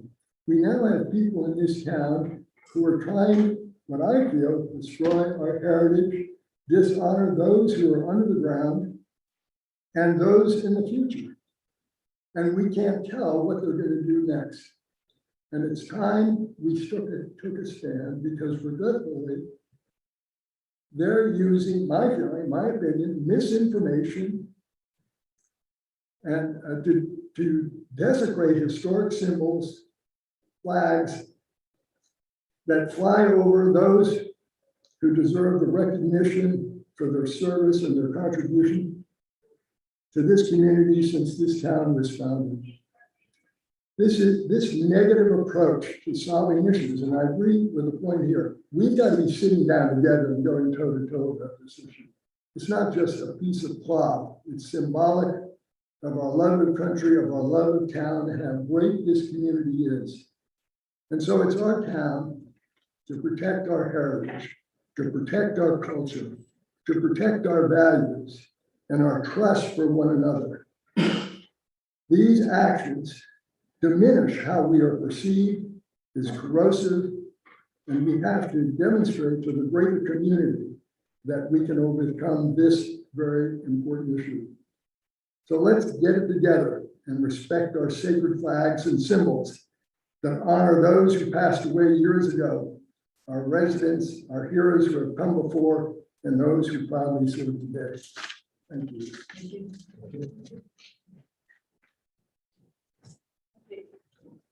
Is there any further public comment that is going to reiterate what we heard from Mr. Wynot, from Mr. Linda, and from Mr. Roberts? It's just going, you're basically going to. There's some things, there's some of that's missed in all this. Kathy, you have a hand up too. Two? I can't see it all. Okay, now I do. Okay, so why not, I would only encourage that after spending 4 hours waiting for my 3 minutes, I have an opportunity to speak, because we didn't find out until yesterday it was happening, so we can't allow a lot of stuff to talk. So even if it's the same thing repeated, it's still important to start. okay, we've explained the timing, why it is what it is, right? Okay, so I think we should get someone to come over that may have a different perspective. So why don't you bring over Rebecca, please row, and watch on. Mr. Murray, do you want to talk now? It's your petition. Okay, all right. So we'll let Ms. Dean Stroh talk, we'll let Mr. Whitehead talk for 3 minutes each. Hi. Okay. Hello. Hi there, can you hear me? Yes, we can. So. Okay, great. Can Thank hear me? you. Yes. I just wanted to, we've talked a lot about the history of the flags. And I think it's a little, and the meaning of the flags and the context of the flags, I think it's a little off base. I think the issue here is that the old burial ground is an historic cemetery. It is not a military or veterans cemetery. And it is, in terms of respecting the people who are interred there, there are, I think, approximately 600 people buried in that cemetery. They are not all veterans. Some of them might be Quakers and be, quite offended to have a main display giving allegiance to the entire cemetery, to these military flags. Historic military, but military nevertheless. There might be Quakers, there might be loyalists, we don't know. And I think it is entirely appropriate to acknowledge veterans with individual grave markers on individual graves. But the general display for the entire cemetery should be the United States flag that unifies everyone. And the veterans have a veterans memorial, and that is where that belongs. The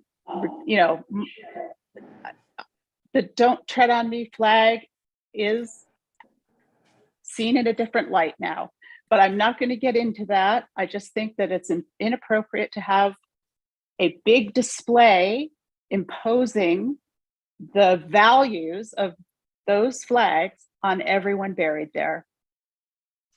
They don't have a voice in it, and it might not be what they want to have in their resting place. And that is all I have to say. Thank you. So before I turn it over to Mr. Weishan, we're getting off topic. I said I wasn't gonna let this evolve into discussion of specific flags, and I kind of let it do that. So I want to get back on topic. The agenda item is, does the select board want to assign review of the old burial ground flags to the historical commission? That was what the agenda topic was, right? We discussed it. Lisa has said, if we do that, I want to make sure that we have another group, the veterans group, that also has an equal seat at the table to express possibly a alternative viewpoint. So that's what we're debating right now. I don't want to talk anymore about the flags. I now think I understand the Gatsby flag.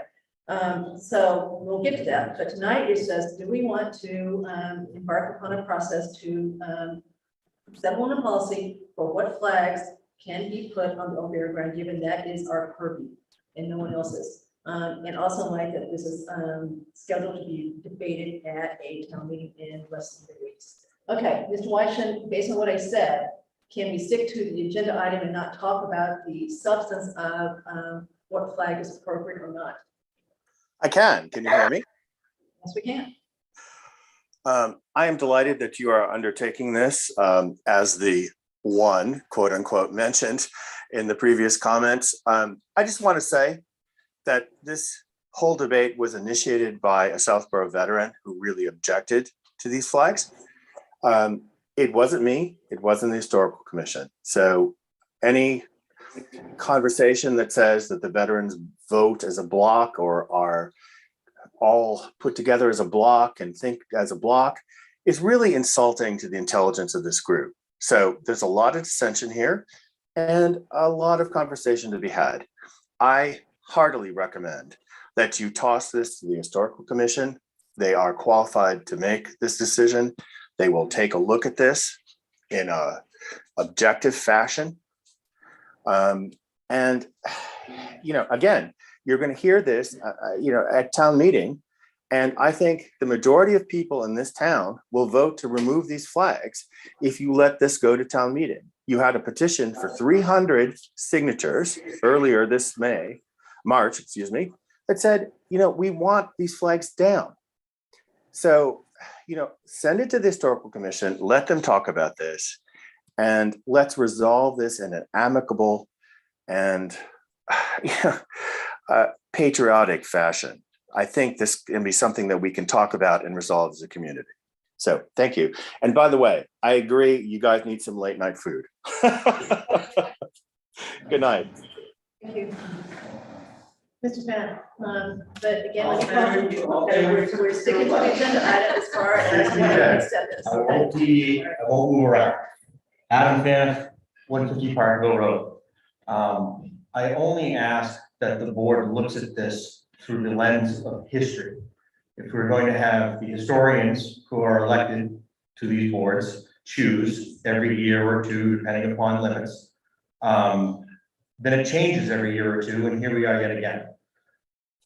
But if we go back in time and look at the hundreds or thousands of people who every year, once or twice a year, stand right over here at this common, look, salute, and celebrate all of the flags we've flown for over 30 years.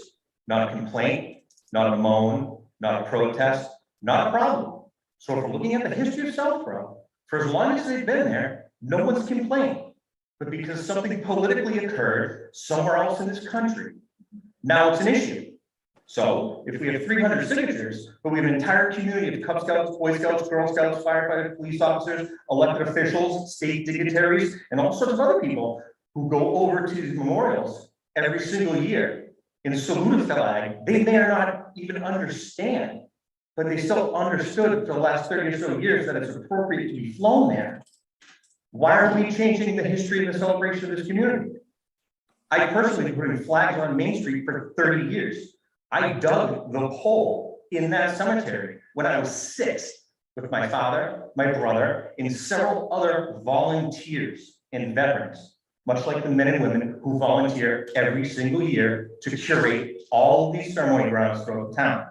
If we're going to write a policy where the historians of Southborough who are elected get to pick and choose versions of history and then debate with the veterans who laid it out there and served, who mediates that?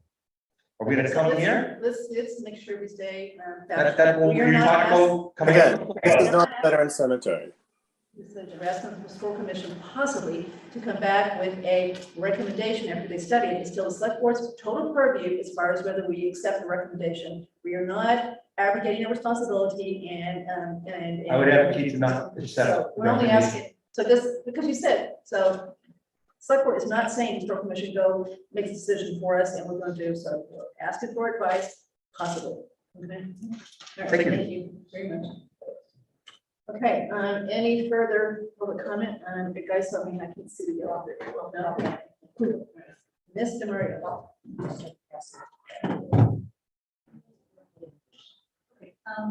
Hi, Debbie Turner, 58 Flag Road. So I just wanted to read the summary that I wrote for the petition. And I know you can read it, Kathy, but I think it's important and for everybody on the call. And so my summary says, kind of through the warrant, so I guess it could be modified. Say it again? I guess this would be published in the warrant, which is why I like to read it. That's the proposal. The citizens petition seeks to limit the placement of flags in the old burial ground to only the American flag, consistent with preservation guidelines for municipally owned burial grounds and cemeteries. This policy follows the recent unanimous U.S. Supreme Court decision regarding free speech rights under the First Amendment. The court found that municipalities cannot selectively allow some private groups to fly flags on public property while denying other groups. And the case that's cited is Shirtliff versus the city of Boston. So if I could just briefly say that this has to do with Boston City Hall and the long-standing tradition that they have in flying flags of groups that are using their, I guess, the grounds or plaza. And they had agreed to fly an LGBT flag.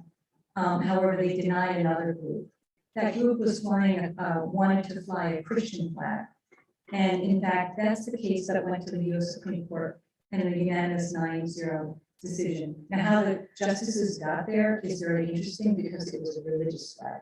That flag, I believe, is being flown today as one of our flags. It's a blue flag with the red. Maybe somebody can describe it, it goes by a different name. But regardless of that, what the Supreme Court found is that you can't, as a municipality, tell one group that you can fly flags and another group that you cannot fly flags. So what I feel is that if that we're at risk of, like you say, Kathy, any group can come tonight and put up their favorite flag, and then we have a little flag war going on in our historic burial ground. I think that's not appropriate. When I took a look around I drove around Marlborough, Northborough, Hopkinton, Ashland, all the surrounding towns, and I looked at their really old historic burial grounds. I didn't even see a flag, to be honest, in most of the burial grounds that I looked at. But if I did see a flag, I saw one American flag.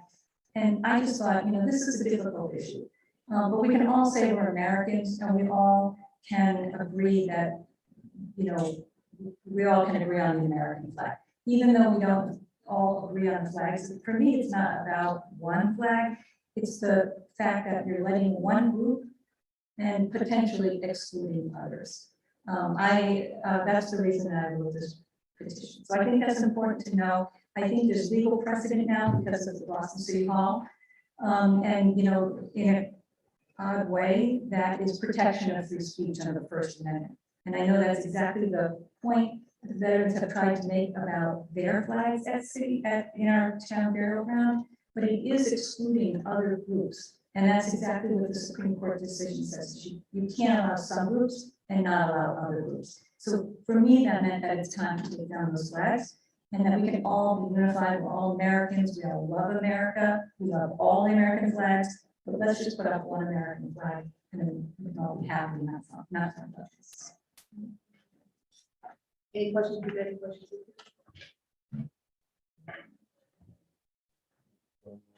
One more, I think.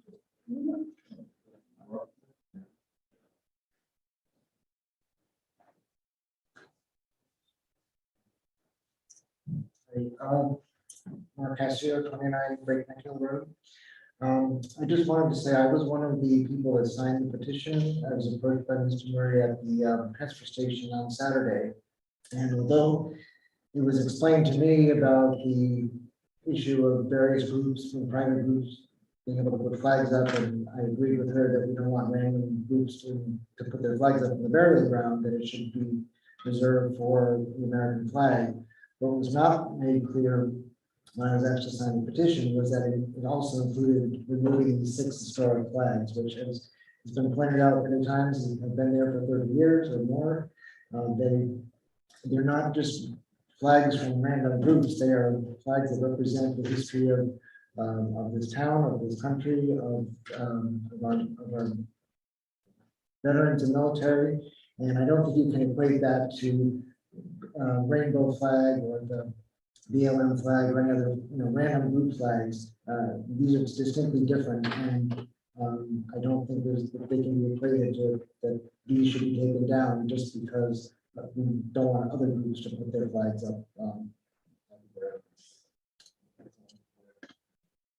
If I have a way to take my signature off the petition, I would do that. Okay. Clear as mud. So we could do nothing and just let's go to town meeting and we have to vote to support, not support the article, right? And then we would probably need to speak to that at town meeting. I'm sure there's going to be questions and what to do. And so forth, advisory can take this up at all. So that's one group you go. So I'm trying to look at it, ready to see which one I think the majority wants to go. Second, we could formally ask the historical commission to come back with a recommendation to the select board as to what they think the appropriate policy should be as far as flags at the old burial ground. And agree that when that recommendation comes forth, we will also ask Mr. Wynot and others that are in the veterans community that would like to speak to that recommendation to come forth too. So Kathy, are you looking for just the historical commission to come forward with a policy? Well, no, I didn't mean to say so. Like a recommendation, recommendation for a policy. Okay, so I just stated that if I said so, a recommendation policy. Mr. Wynot has said tonight that he has told us what he wants us to know, so it doesn't sound like they want to necessarily go to research and come back. They just want to be available to make their point when the historical commission makes theirs, even if they disagree with the historical commission. They seem to think that they know what that recommendation is going to be. I don't. So that's so can you do nothing? You just let it go forward to town meeting and see what happens at town meeting. If we do something, isn't it still going to go forward to town meeting? Well, I think that is to be seen. Right, so it could, it certainly could. It's on the warrant, but I don't know. We have to see what happens. So it might not eliminate that discussion at town meeting. It might not, so we don't know. But we certainly could stand up at town meeting if we did vote on this and say, we've got a process that we've agreed on to go forward. So we ask that you not support this tonight because it's a specific recommendation until we've had a chance to hear what that recommendation is and we never vote. So it might calm the waters a little bit at town meeting if we were able to say this is what we've done. Okay, so I've said all I can say, so it's I'd like to move it to some resolution. So I'm interested in hearing what you say about this, including the historical commission. Make a decision. So would you like to make the motion? And we gave motion.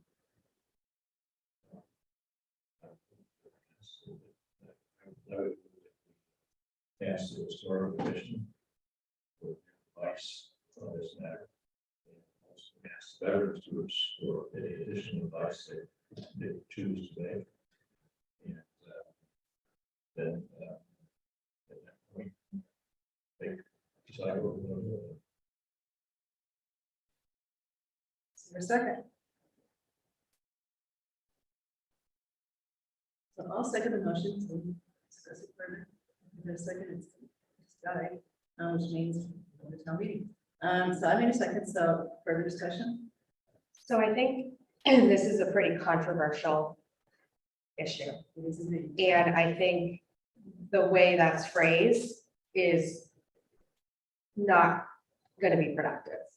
I think I'm not prepared to make a motion that would be more productive, but I just, what was that? I think there needs to be, if we're gonna go down this route, there needs to be tighter parameters and expectations on what this board's expecting to get back. And I think it's hard to have this conversation if the chair from the historical commission hasn't, like, we haven't heard from historical on this either. So for me, it's premature to ask two groups to come together on this in reaction to a citizen's petition that in my view is asking for one thing, and this could contradict what that petition is asking for. So I guess where I'm at is I would let the citizens petition go to town meeting and continue to think about this process separately and how we would frame it with working with both groups. I agree. Andrew? So we discussed it, we got a motion, we got a second, we had discussion, Chelsea, Lisa, and Andrew. I don't, this petition is gonna get debated at town meeting. I think it's gonna be interesting to see how the vote comes out. I think that I don't think that the motion that's on the floor is really gonna change the outcome of that, so I would. I'm gonna vote. So let's officially vote, so we've got a motion, got a second. Okay, so all in favor of Sam's motion to ask, and I'm gonna shorten this a bit, to ask historical commission to do research, come back to us with a recommendation as to the flag policy that will go around, at the same time, make sure that the veterans community that's represented here tonight also has a seat at that table to make sure that they've got a chance to represent their viewpoint at the same time. So that's what we're going on. Okay, so all in favor of that motion. 2, and all opposed to that motion. 3. So it failed. 2 to 3. So it sounds like we have agreed we're going to go to town meeting and. All right. Thank you, everybody. Thank Sorry you all about for the staying.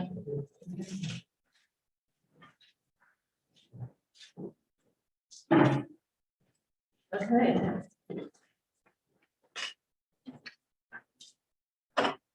Okay, next on our list is reviewing the final letter. It's set tonight, it's got to go in.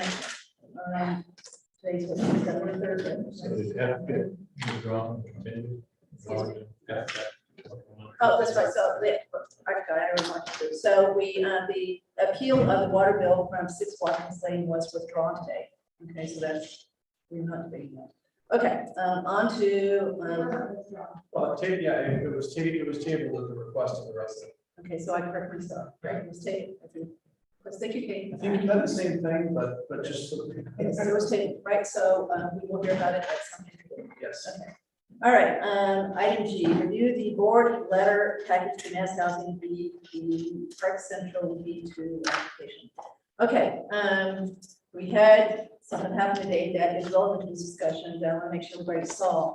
Did everybody see on the email the letter from Dan Hill? Yes. Yes. Everybody had a chance to read it? Yes. All right, so, Mr. Hill is representing, Wendy and Dante Michaelis of 15 Patriot Road, which were one of the 6 abutters with the first agreement. So he continues to represent them and has responded directly to the Mass Housing, and then he's also copied us. Okay, so everybody agree so far? Okay. So I thought the letter was ready until this came, right? So I've got a couple, I've got a couple of really tiny little type of things, and that's it. I don't think substance, you don't think substance the letter besides figuring out how we incorporate this. Yeah, that's like to incorporate this. Yeah, so we're gonna do that for sure, but let's get the little things out of the way quick, so. If this is okay, so, I've got a couple minutes, anybody else have a couple minutes? No, points I made were incorporated, so. All right, so let me do my minutes real quick, and I've got them up here, so. Okay, so, first paragraph, page 1, 1, 2, 3, 4, 5, 6, down again, this is. I say need for affordable housing, period, and then start new sentence with we. I thought that was too much of a run-on sentence. That's all I'm doing, just change it to 2 sentences instead of 1. Get rid of the and, make it a capital W. Yeah. Everybody okay? Sam, you okay? Yeah. All right. It's great letters. Okay, yeah, 2 more. Okay, so next page, page 2, look at the bullet points, look at bullet point 3. This does need to be done. The applicant provides plans for use of the remaining 83 plus or minus acres of the site. So you can be in there. Yeah. Okay. All right. Then better to do this last one. Go to page 4, 3rd paragraph. Let's see. 3rd last sentence where it starts out with initiated. It's initiated long before the current project application was filed instead of produced. I think filed is a better verb there than produced. Okay, that's it. As far as picking stuff. Got it. Are we okay with that? Yep. So initiated. Initiated, so change, produced, filed. All right, now, substance. This came in timely. Okay, so, what I would suggest is that in that first part of the letter where we talk about this, that we make it clear to, Mass Housing, they've got this letter now, that they need to first, so go ahead. I have a suggestion. Okay, go ahead. At the end of that paragraph, at the bottom of the first page, I would add 1 sentence. It says the following: for additional context on this issue, please refer to the attached letter from Attorney Daniel C. dated September 20, 2022, who represents 2 of the letters to the parties to the 2015 agreement. Okay, so after that last bullet point, No, on page 1. on page 1, yeah, sorry. At the end of that paragraph, we talk about 2015. Okay, so It says for additional context on this issue, please refer to the attached letter from Attorney Daniel C. Hill dated September 20, 2022, who represents 2 of the letters to the parties to the 2015 agreement. Capital A. okay, so right there, does everybody agree with that? Yeah. Where to put it? Yep. Okay. And you're gonna email that to me, Sam? Yeah. If the town has out that email. Okay, now form. Mr. Purple's going to submit this electronically. Okay, it's a big package, right? See, Which is all of the comments that have been received. so I want to make a suggestion about how to do this. Again, it's easy to kind of, when you get stuff like this and stuff like this, it's easy to kind of gloss over when you go look at it. So I would suggest that this all go in as a separate attachment, same email, but as a separate attachment. It's going to be a pretty good PDF, I will say that. As a PDF, have the letter be the first PDF on this, right? Yeah. With, Yep, I know. so like this, right? Right, and then this goes in separate, so we don't overwhelm them and, depress them as far as all these guys look at here, okay? And of course, a lot of what's in here, he's gotten separately anyway, Penny Moore sent her letter in, so a lot of stuff is actually gone in, so my guess he's got a file he's put together. And some of this is redundant, but, it is what it is. Do we list all the attachments at the bottom of the letter? After you get the signature there? No. He wanted, Or- in other or words, put in this is the letter, so I'd say no. Or put in attachments provided as a separate document or something. That's what we're doing, this is going as a separate document. But I mean, at the bottom of your signature, there's the attachments, other attachments provided as a separate document. But we could say that. Yeah, that's fine. For minutes. I think you put that information in the email. Yeah. Okay, that's a good idea, that's a good idea, it's a good idea. Okay. I mean, I think the point was made, a lot of these other letters, a lot of Mass Housing's had some of these letters for weeks already, and so we're just simply taking everything that was given and making sure that it comes under us, but we can acknowledge that, I think. But let your letter stand. Yeah. Yeah, okay. Everybody okay? Yep. Yeah. Because I think we're done, if we're, okay, all right. Okay. So do you want to have a final vote to say that this is what we agreed to do, okay? I move that we send to Mass Housing the draft letter of the packet as amended. Second. No further discussion, all in favor? All right, good job, so 5-0.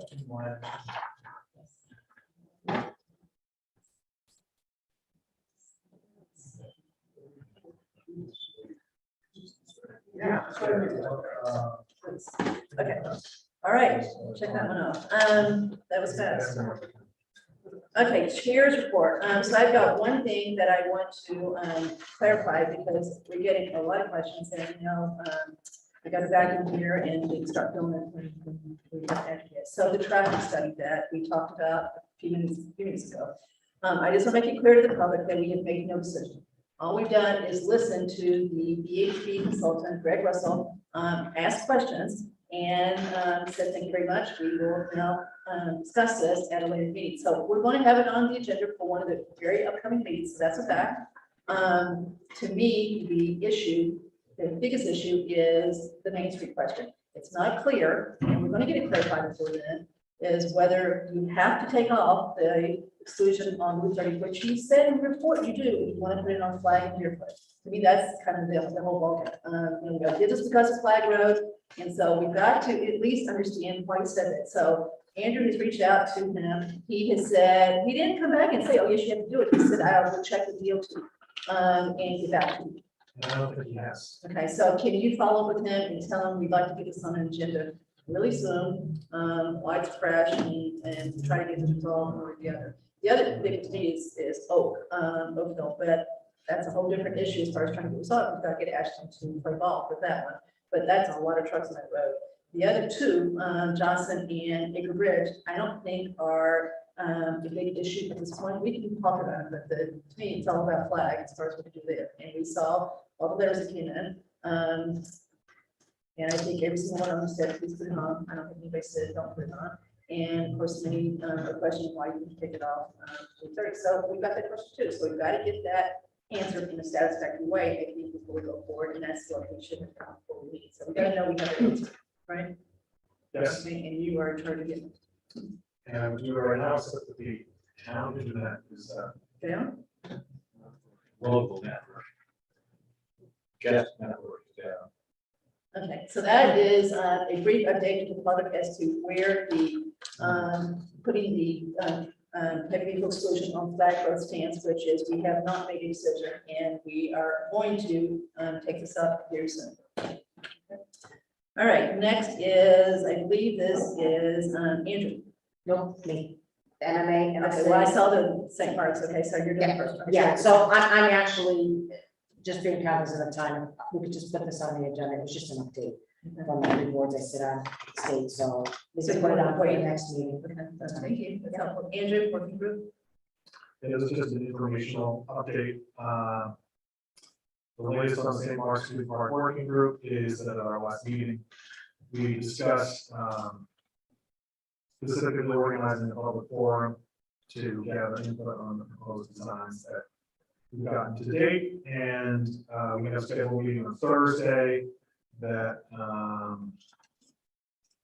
is going to focus on the specifics. I know 2 dates that we talked about for a potential meeting for Monday, October 3rd, although that's a conflict with the select board meeting, and also Thursday, October 6th.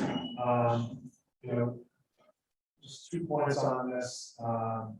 There was seemed to be consensus to have someone who would be the facilitator for this meeting, who would be in charge of listening to public feedback, who would not be from work, who were kind of an outside person. Although I think if we do that, we should try to have someone that is a volunteer, so as there's not any additional cost for this. And the second, there's also been, we are wrestling with the question of the timing of this. Time going to do this before, after the fall town meeting, just to keep things going.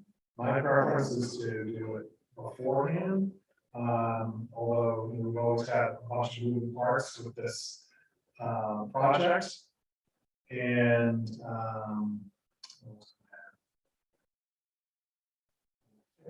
That's all I've got right now. One other thing I want to mention, we had a deadline or a date to have a recommendation by the end of September. And because of the consensus that I received of the board is not having a public forum, and we're trying to plan this public forum in the next couple of weeks. We're not going to be able to have a recommendation by this is our last meeting this month, but I just wanted to let you know that and just get an input from you guys on what you see as the timing of recommendations.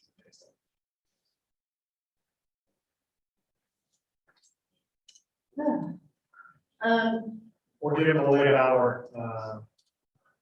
I think we should postpone that to October. October 3rd doesn't look too bad so far.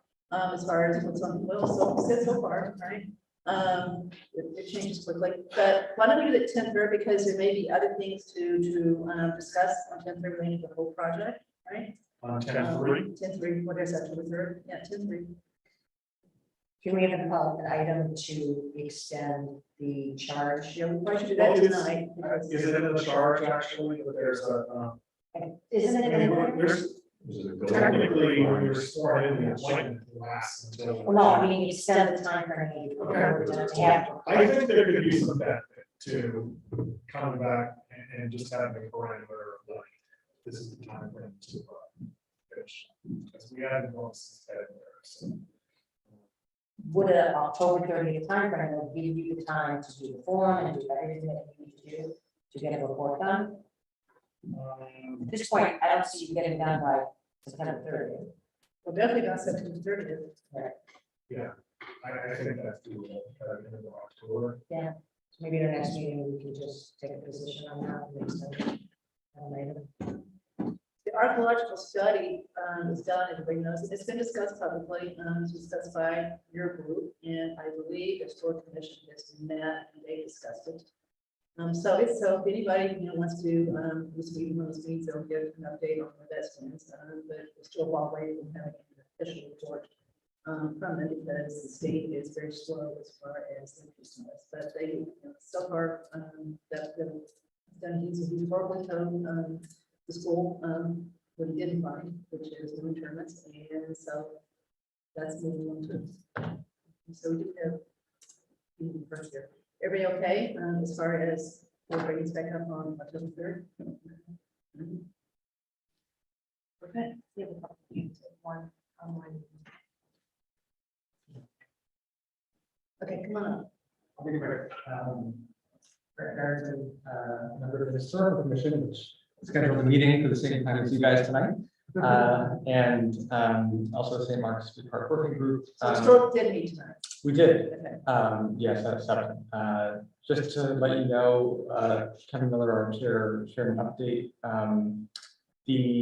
I think where things stand right now is that the dig is complete. He has to, Greg Waller, the guy doing the dig, has to send a report within the next 30 days to the state. He identified 3 areas of concern that the Mass Historical Commission has to evaluate and get back to the state on. So, and they have 30 days to do that. So we're looking at least, well, it could be quicker than that, but most likely 60 days until like the final, approval from the state comes back. So just in terms of the timelines for the working group and everything. Assuming the state doesn't ask for any more follow-up. Exactly. If they ask for the dig to be continued because of whatever, who knows, right? But at the best case scenario, I think would be 60 days from maybe a week ago or something, is my understanding. So, yeah. Thank you. Is there a hand up? It looks like, again, Mike. Yeah, is Patty Norris here? Yes. Okay. Can you bring over Ms. Fiore?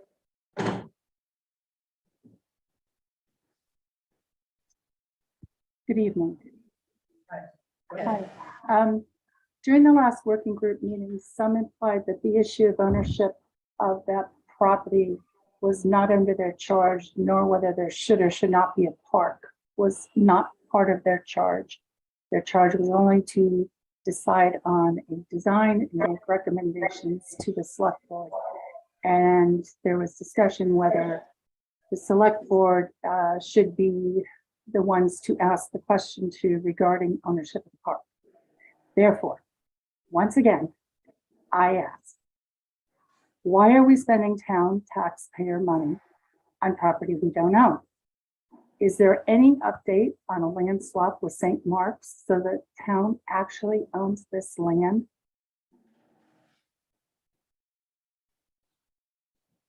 Okay, I'll continue.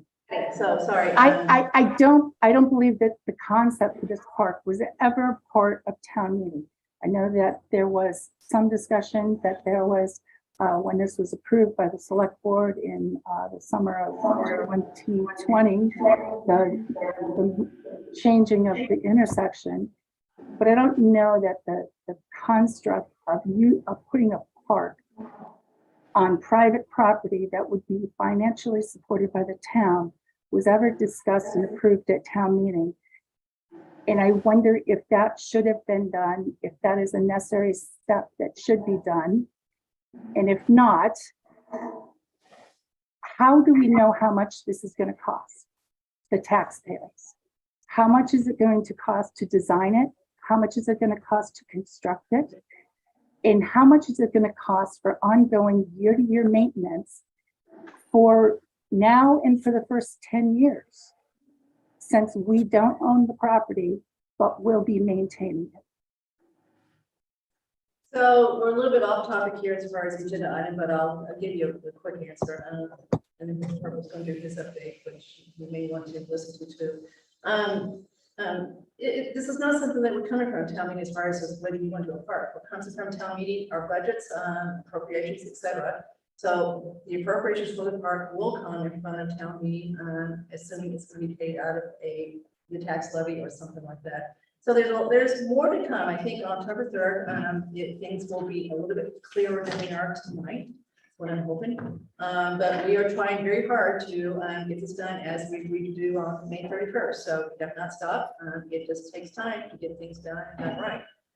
But efforts are being made as we speak to truly bring this to a resolution and end up with a really nice park that hopefully everybody's going to enjoy. So thank you, Patty. But you might want to listen to the next segment because this is one that you were interested in last week, our last meeting. Okay, that's it for the working update. I'll try and be succinct about this. And at the last meeting, there was some discussion about some feedback from Mass DOT. Mr. Laurie, who's the District 3 Highway Director, which we, Southborough is a member, about a meeting that was held on June 1st between myself, Ms. Galligan, Greg Russell from VHB, and at DOT at their request, Mr. Laurie, Ann Sullivan, Michael O'Hara from DOT, and Sandra Gaston, who coordinates shared streets program at the state level. I have been trying to get some understanding from Mr. Laurie that, you know, something in writing that basically said, yes, we agree that these things were talked about. We agree that these are things that were agreed upon in that meeting. It took a while to try to get something back from him. I did find a correspondence from him that he did agree that the following items, and I think it's easier if I just list. The following items, were discussed in the meeting, and so that we just kind of go through the list.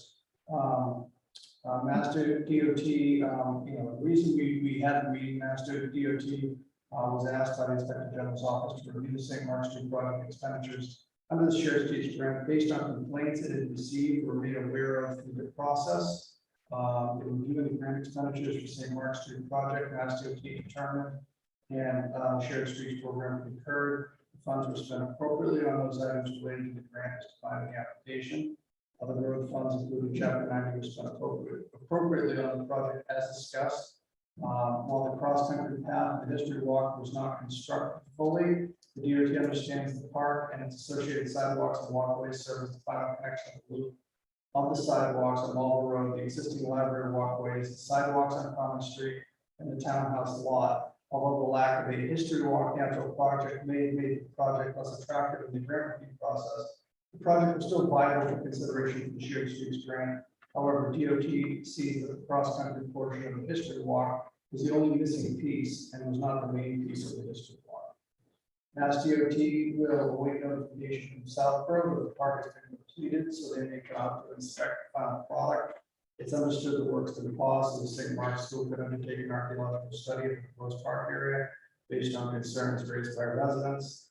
Should the park not be completed, then another conversation about the shared streets funding will need to take place as the construction of a park was a condition of the grant award.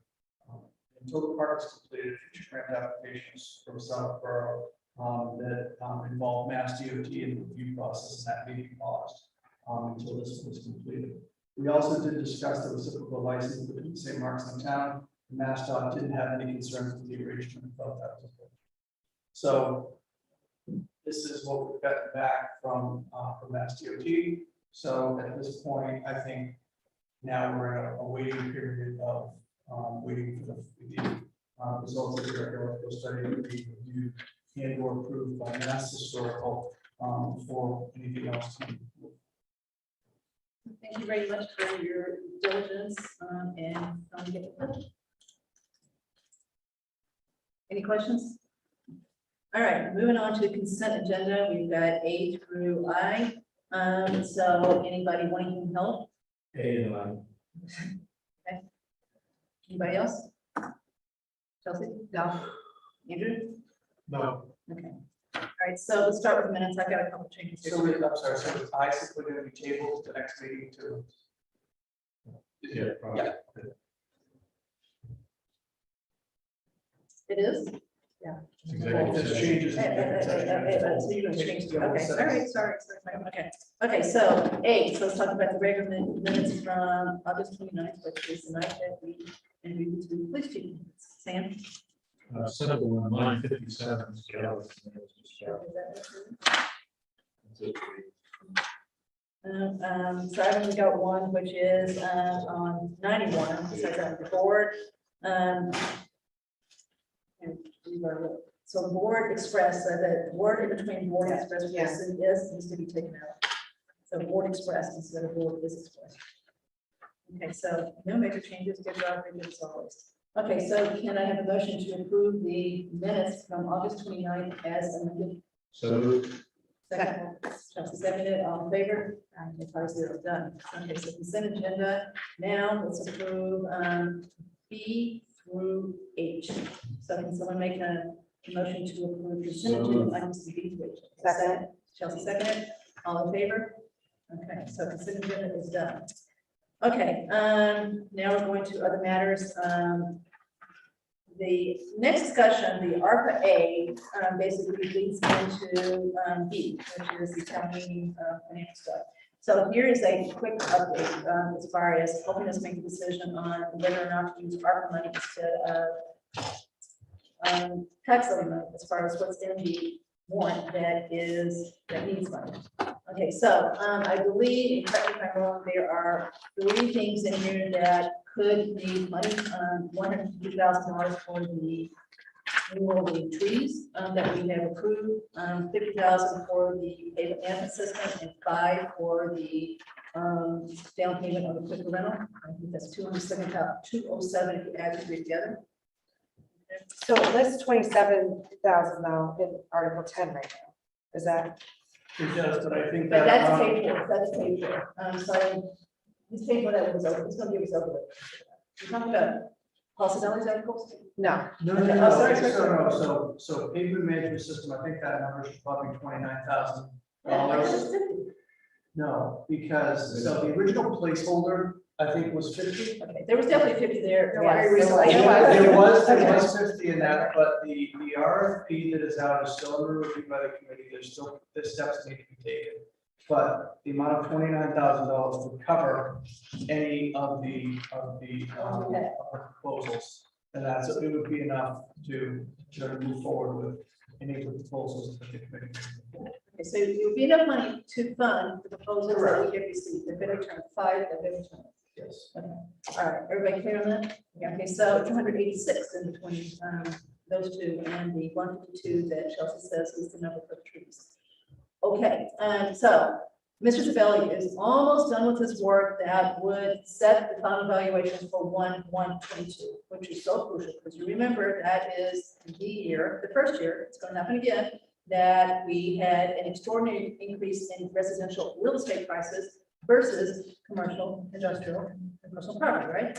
So what we did at town meeting is basically made the following assumptions. We assumed that the year-over-year residential tax increase, price increase was 12%, and that the CIP was flat. So that's what the assumption was that led to the budget that was approved by town meeting in May that would equate to about a 4% year-over-year tax increase. And I say about because 3 different people did the computation their own way as far as how to do the split. And we got slightly different numbers. So I'm in the ballpark and I say about 4, okay?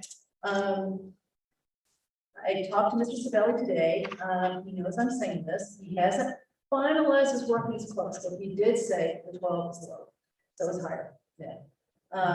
So it's low. So this may inform what you want to do as far as this money goes, because it's not going to be 4 unless we find more money from other sources, like we take more out of, we add more local revenue. Paul takes more out of overlay, which we can do, so it's still not done, but I can tell you that he said it's low.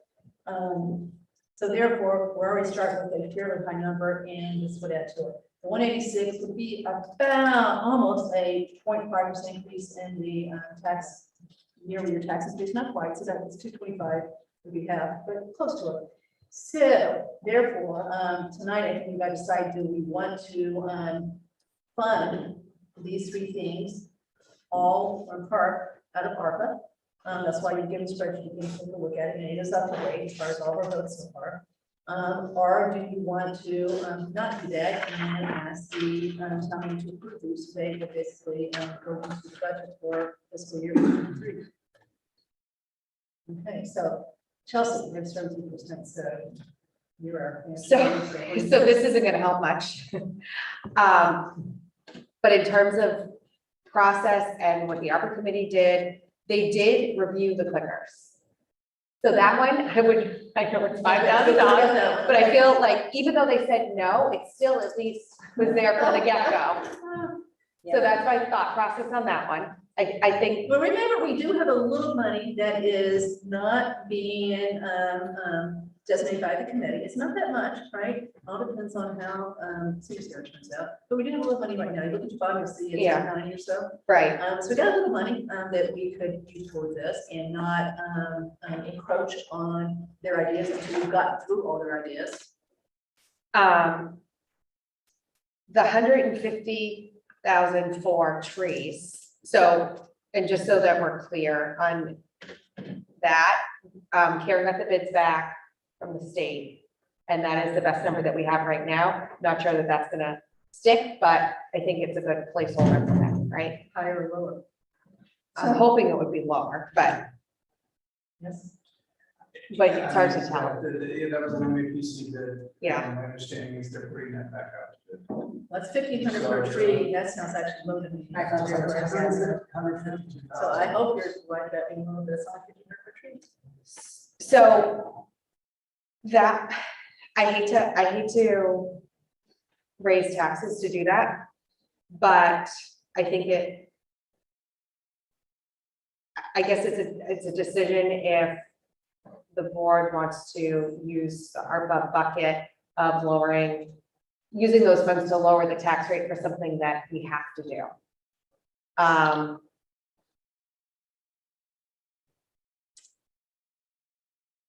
But I also think it's important that people understand what's going on with trees.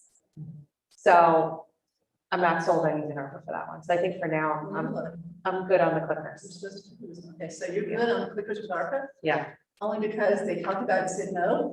Well, no, because it was in the process from the get-go. Okay. I think And their decision was not because of any merit. We're still, I mean, if we don't vote, whatever article it is on using the So it clickers. would be conditional upon. Yeah, Sure. right? So we're still giving town meeting, the option of voting yea or nay on the theory of it. If they vote down the theory of it, then we're not gonna be. Oh, I agree. So obviously that's got to pass first before this is funded. So. Yeah.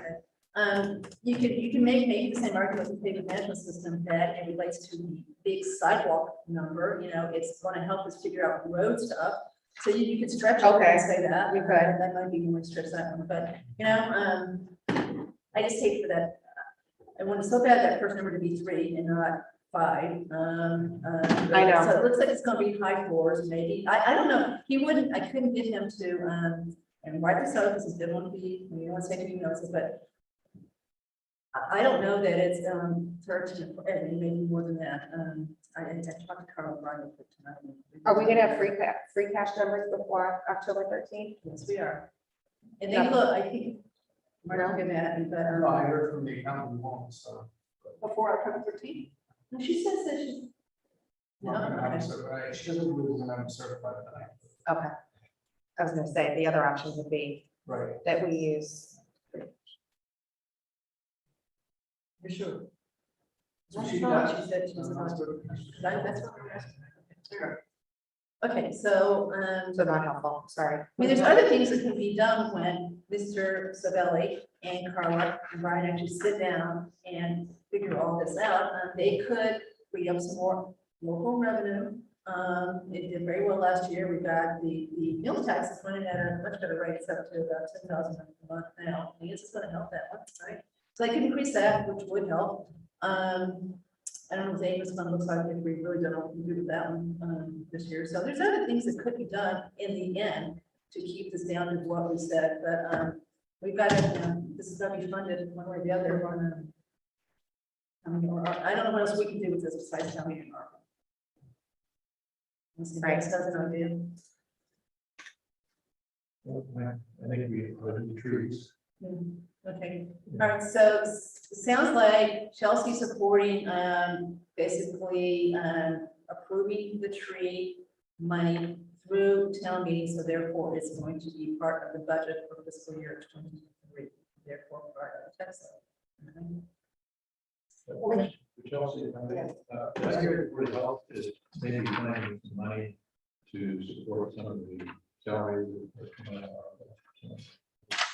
Fully understand that.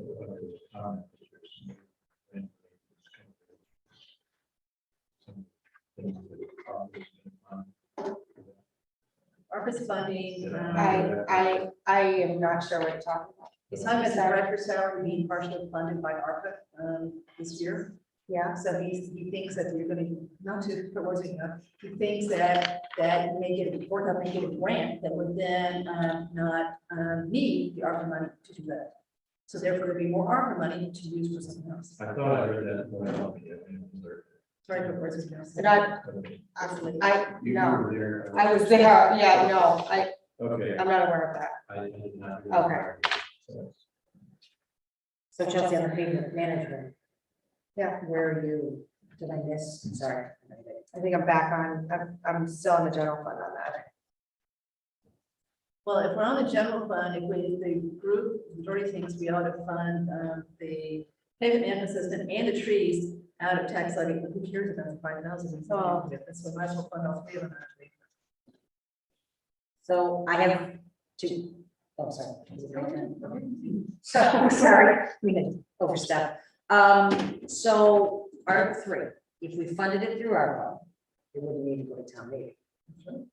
But I think it ties in, if we didn't have a tree bylaw that's being done that talks about, removal of trees, I might feel differently about it. I just think Article 1 and Article 3 kind of tie together, as well as Article 2, actually, because if every road becomes scenic, then, we're gonna go through this process. I also worry that if town meeting doesn't support this, we potentially have a liability on the books on these trees that we deem for dead.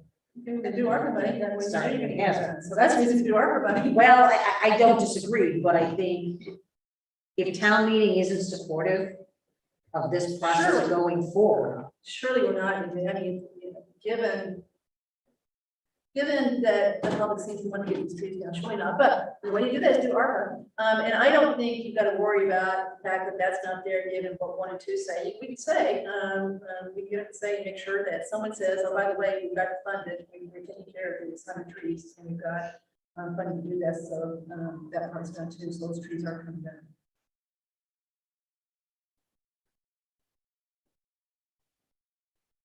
I'm gonna do one. Okay, so general, we've got 2 generals here, Andrew, Sam, general.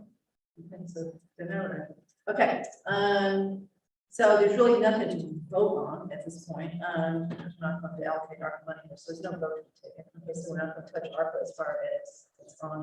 Everybody agree? Yeah. All right. Okay, now let's go to the warrant itself and see what we can do. So a brief summary, if you look at your index, we've got 1 through 14 now. We've got education institutions. Okay, so where did we go? Anyway, okay, so we have voted on number 5, 5-0, number 6, 5-0. We have voted on number 8, 5-0. We voted on number number 9, 5-0. So far, right? 5, 6, 8, and 9. We voted on all Sabelli's to 11, 12. We voted on 6. Okay. So we've got the trees article number 1, city growth number 2, the appropriation number 3. We've got the CDA for fire number 4, which we're going to talk about shortly. We're going to then we need to finish up Lisa and Andrew's article, right? As far as the fall town meeting, we should be able to do that tonight, I think. And then is anyone want? This is going to print, so it's $700. Okay. I think Article 7, Kathy, is gonna be relatively. We're going to get done. Yeah. Kathy, I think if we just stop at Article 7 for 1 second, Andrew and I talked about this already. Sure, so you'll recall the last time we brought this up. The board raised the question, okay, what do we do if we're in a position where we just feel like we don't have enough interesting things to have a is there any way we can change the wording? Because the wording is that there shall means there must, right? So we asked Jay Cowan, that's what the board asked us to do. And he was pretty straightforward in saying, he said, as a town meeting junkie, I don't think you need this article, which is, that's exactly right. Unless you have this wishy-washy article, which kind of means nothing, you know, you will try to do it. Or you have, once you have a shell, you make yourself doing it. So one of the things that we could do is we take off Article 7 and we just develop kind of this policy of the board, which says something like, and now I'm just going to throw things out there, that by X date of the year, you know, we would send out an inquiry to all boards and committees, just saying that board policies to have a fall town meeting, which is focused on fiscal articles, encourage people to think about ideas, things that they thought needed bylaws, and then get a cycle going to work on a work for potential fall town meeting, and then around X time, you know, September, late August, the board then make a decision about whether or not it was warranted, but then we could still try to aim to do it, you know, pretty much consistently every year. Just like this year, we're doing this, even though we don't have a bylaw saying you have to do it. So I know that now this is an example where we drafted up the whole thing and then feel like we have to go around and around, but that's kind of, it is what it is. We could easily do this by just having a non-binding policy. And, you know, there is a risk that we pass Article 7, we could have a fall town meeting, you know, five articles that are all about, you know, insurance deductibles and things like that. No one shows up, and then you get that problem. I'm all for trying to reduce bureaucracy, reduce rules, committees, so we can be very efficient with what we do and not spend, it takes time to get ready for a fall town meeting. Yep. So, I'm happy to have one if we need one, but I I mean, it's just a short, the annual town meeting. Right, and if you don't commit, and again, you know, a thing for the board that won't be addressed as policy is it can still be considered a discussion. If you don't codify it in the codes, so signatures for citizens petition would still be 100 versus 10 if it's an extension of the annual. So, I mean, I have substance that I kind of lost the train with John as far as that goes. I thought you need to figure that out. So, yeah, so if that's really the only substantive difference between not codifying it and just calling a, you know, special town meeting, I'm okay with that. yeah, Sam, I can't tell what you think. Chelsea? yeah. So, I think we're done. yeah, so that's coming up. Yeah, bye-bye. Bye-bye. All right, I think it's a good decision. I really did, and we thought about it. Okay, so, is anyone wanting to discuss 13 and 14 tonight for two citizens petitions? That we can do that on the 3rd. We'll go as far as the vote. Okay. Yeah. Everybody agree with that? Yeah. It's gonna take a while. It's 12 o'clock. Yeah. Andrew? 13, 14. Yeah. So we're doing at town meeting. Well, good. It's gonna be pretty. I mean, remember, we'll have the screen up there that if we voted for, then it will show the vote and we'll point out, you know, we have voted, we just didn't have time to vote. Between the printing and, before the printing, but we did meet on the 3rd and we did discuss them and petition to the vote. Chelsea? Yep. Sam? That's fine. For 13, 14, plan 13, 14, yeah. Okay, now back to the reason we're having the fall town meeting, which is 1 and 2. So it's my understanding that what we see tonight is final as far as the language, the wording. No, it's not true. I don't know. This is final as to what the planning board has given us for the warrant. It does not mean that they've closed their hearings. Correct. So they have not, there's no keep it open, right? Normally they keep it open right up to town meeting. Right, there could be amendments. Yeah. Can I jump in on this one? Absolutely. So, this is no reflection of the planning board. I should have gone through this more thoroughly. I did reach out to Mimi. I see she's not on the live tonight. Unfortunately, she was away this weekend, and I knew that. As I went through it, I have a couple of questions that I would like to talk to her about, specific to, I mean, they're relatively minor, but I would prefer to have, if we took a position tonight without having this discussion with her, I'm not comfortable, and I would like to be able to go to town meeting supporting this. So So you will get your questions answered before the 3rd. I will get my questions asked tomorrow. I see she's not here, so Mimi, I know I left you a message, but, oh, hands raised. Okay, so, yeah, I would be happy to, if Mimi is willing to have just a brief conversation tomorrow, and we can take a position. So are we bringing any over for her to say that she will have a brief conversation with you? Well, what do you think about?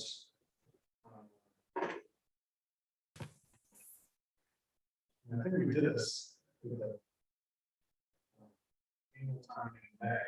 Is there a time on the 3rd or the 6th? I don't know, there's probably not time of June meeting. I have just kind of some type of a presentation again on overview of this, because I mean, one of the first things that I did when I started reading this is see. 1, the treaty warden shall be the select board having finally. Yeah. I don't understand.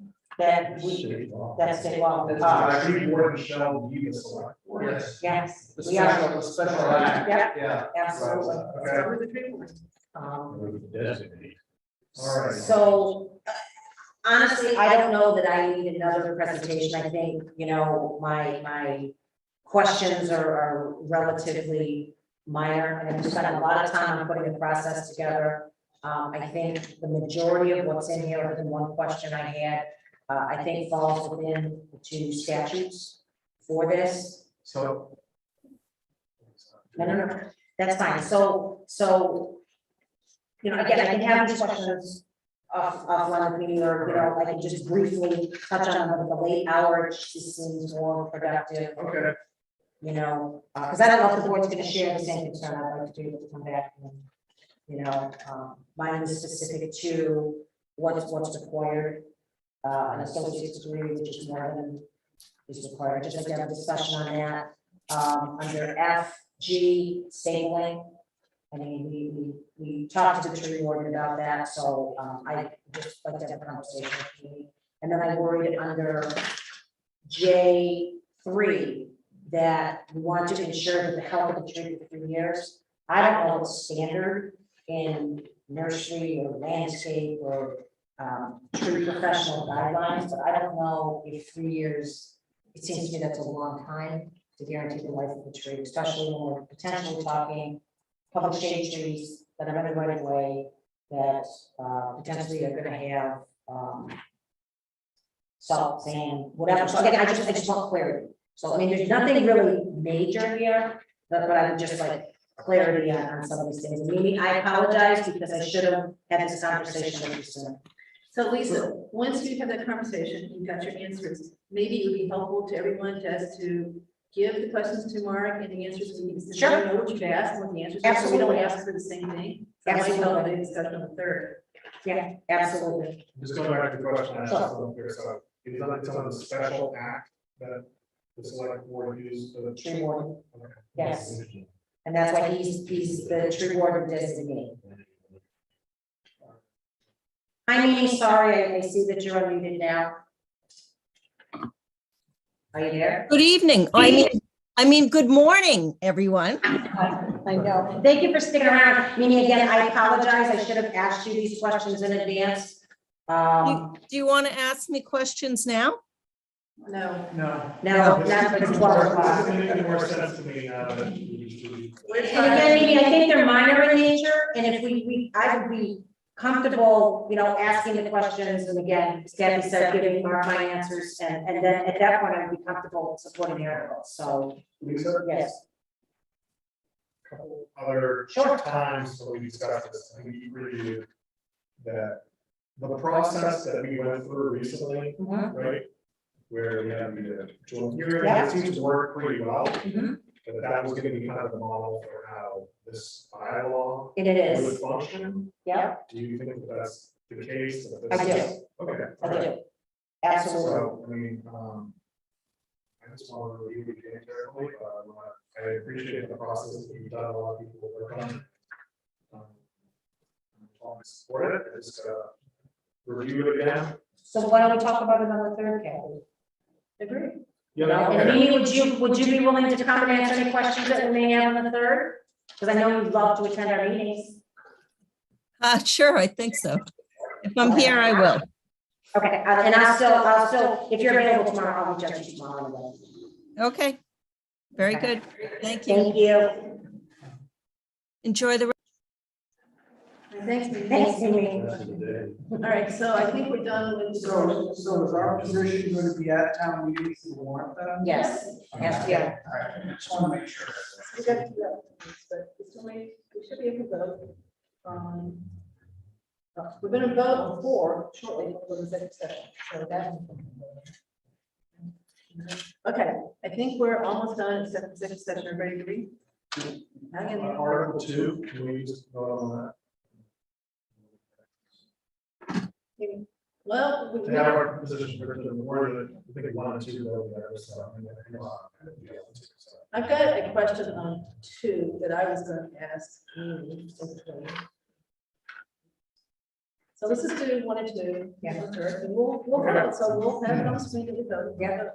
Yeah. Everybody okay with that? Yep, Sam? Yeah. Okay. All right. I think we are done with everything on the normal agenda, except for other comments. Okay, so yeah, we can vote on 3. Let's do that. So we don't have the amount in there. Yeah. And I think it should be in the actual article. Okay. So if we could add that. So I can put in the 100, I can put in the 152 and, Yeah. and should any other funds be available? Yeah. The language still allows you to apply those. Yeah. So if there's any, if it was something, If we had free cash, for example, October 13th. if you had something, You're gonna have to answer for that. Just saying. Or this morning, so. So you want me to move? Yeah. All right, so I move that the select board support Article 3 as amended with the $152,000 in it. Second. Any further discussion? All in favor? Okay, so, all right, so I think we're done except for public comment, German, and then executive session. Everybody agree? Yeah. Okay. Look at our public. Gee, because I am so sorry you're here this late. I forgot why you're here. I thought you were just hanging in, just to hang in there. I am so sorry. Okay, Debbie, please. So David here, I had, I want to just leave you with something about truck exclusions. I had been reading, I think, Westboro and Northborough and how they think about not what roads trucks are excluded from, but where trucks are allowed. And so I'm trying to think about that in Southborough, and I'd like you to think about that as well. The roads that typically trucks are excluded from are schools, roads that have schools. And so in our town, that's interesting, it happens to be flagged Deerfoot, Parkerville, and Main Street, the Face School. And so I think that's one of the reasons that this is such a difficult decision because, you know, we have had it in town, trucks have utilized some of these roads.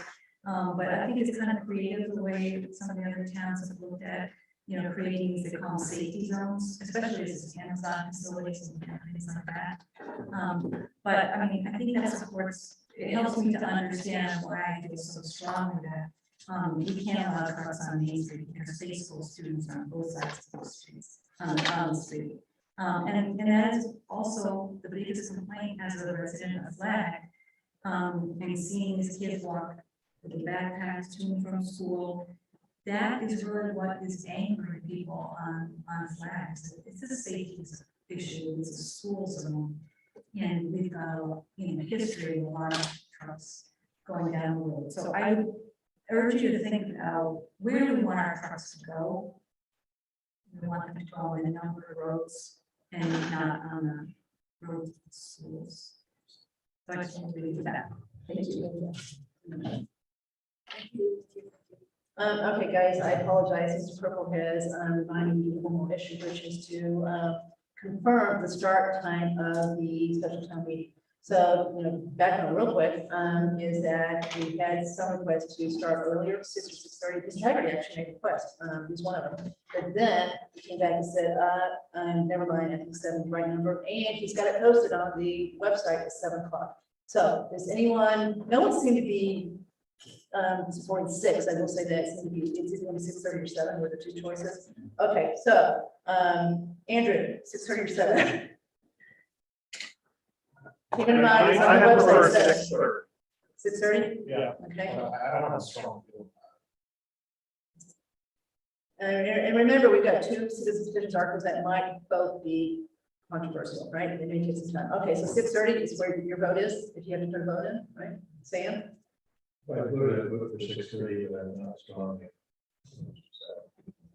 Lisa? Same. Chelsea? I prefer 7 but I could make 6:30 work.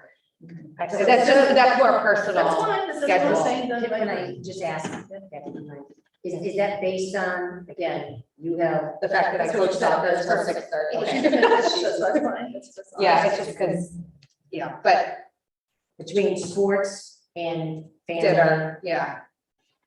But, I mean, I could be swayed. I mean, it's fine. I can. But our figures gonna face, they have kids that play soccer, gonna face the same issue. Yeah, in 2nd grade. Why did you I wish he'd stayed. I don't think he had a good reason to, he just said, no, let's go back to 7, leave it the way it is. So I don't think he's dug in either, but it was a suggestion first, just consider 6:30. This was before the 2 citizens petitions were submitted, I will say that, when he even says 6:30. But then, you know, he's got 6 7, he's got posted 7, so. I think because it's posted at 7, I would stick with 7 because it's right there, so we, you know, somebody's already looked at it, they know it's 7, they got the calendar, and they look at it, and they realize it's changed time, and it happens to be the article they came from. Right. Yeah, 7. Ooh, right, And then okay. hand raises through the. Excuse me, there's a hand raised? Yeah. Okay, Mr. Beloved. Mr. Clement, come over. Well, I can see you. It's hard to see.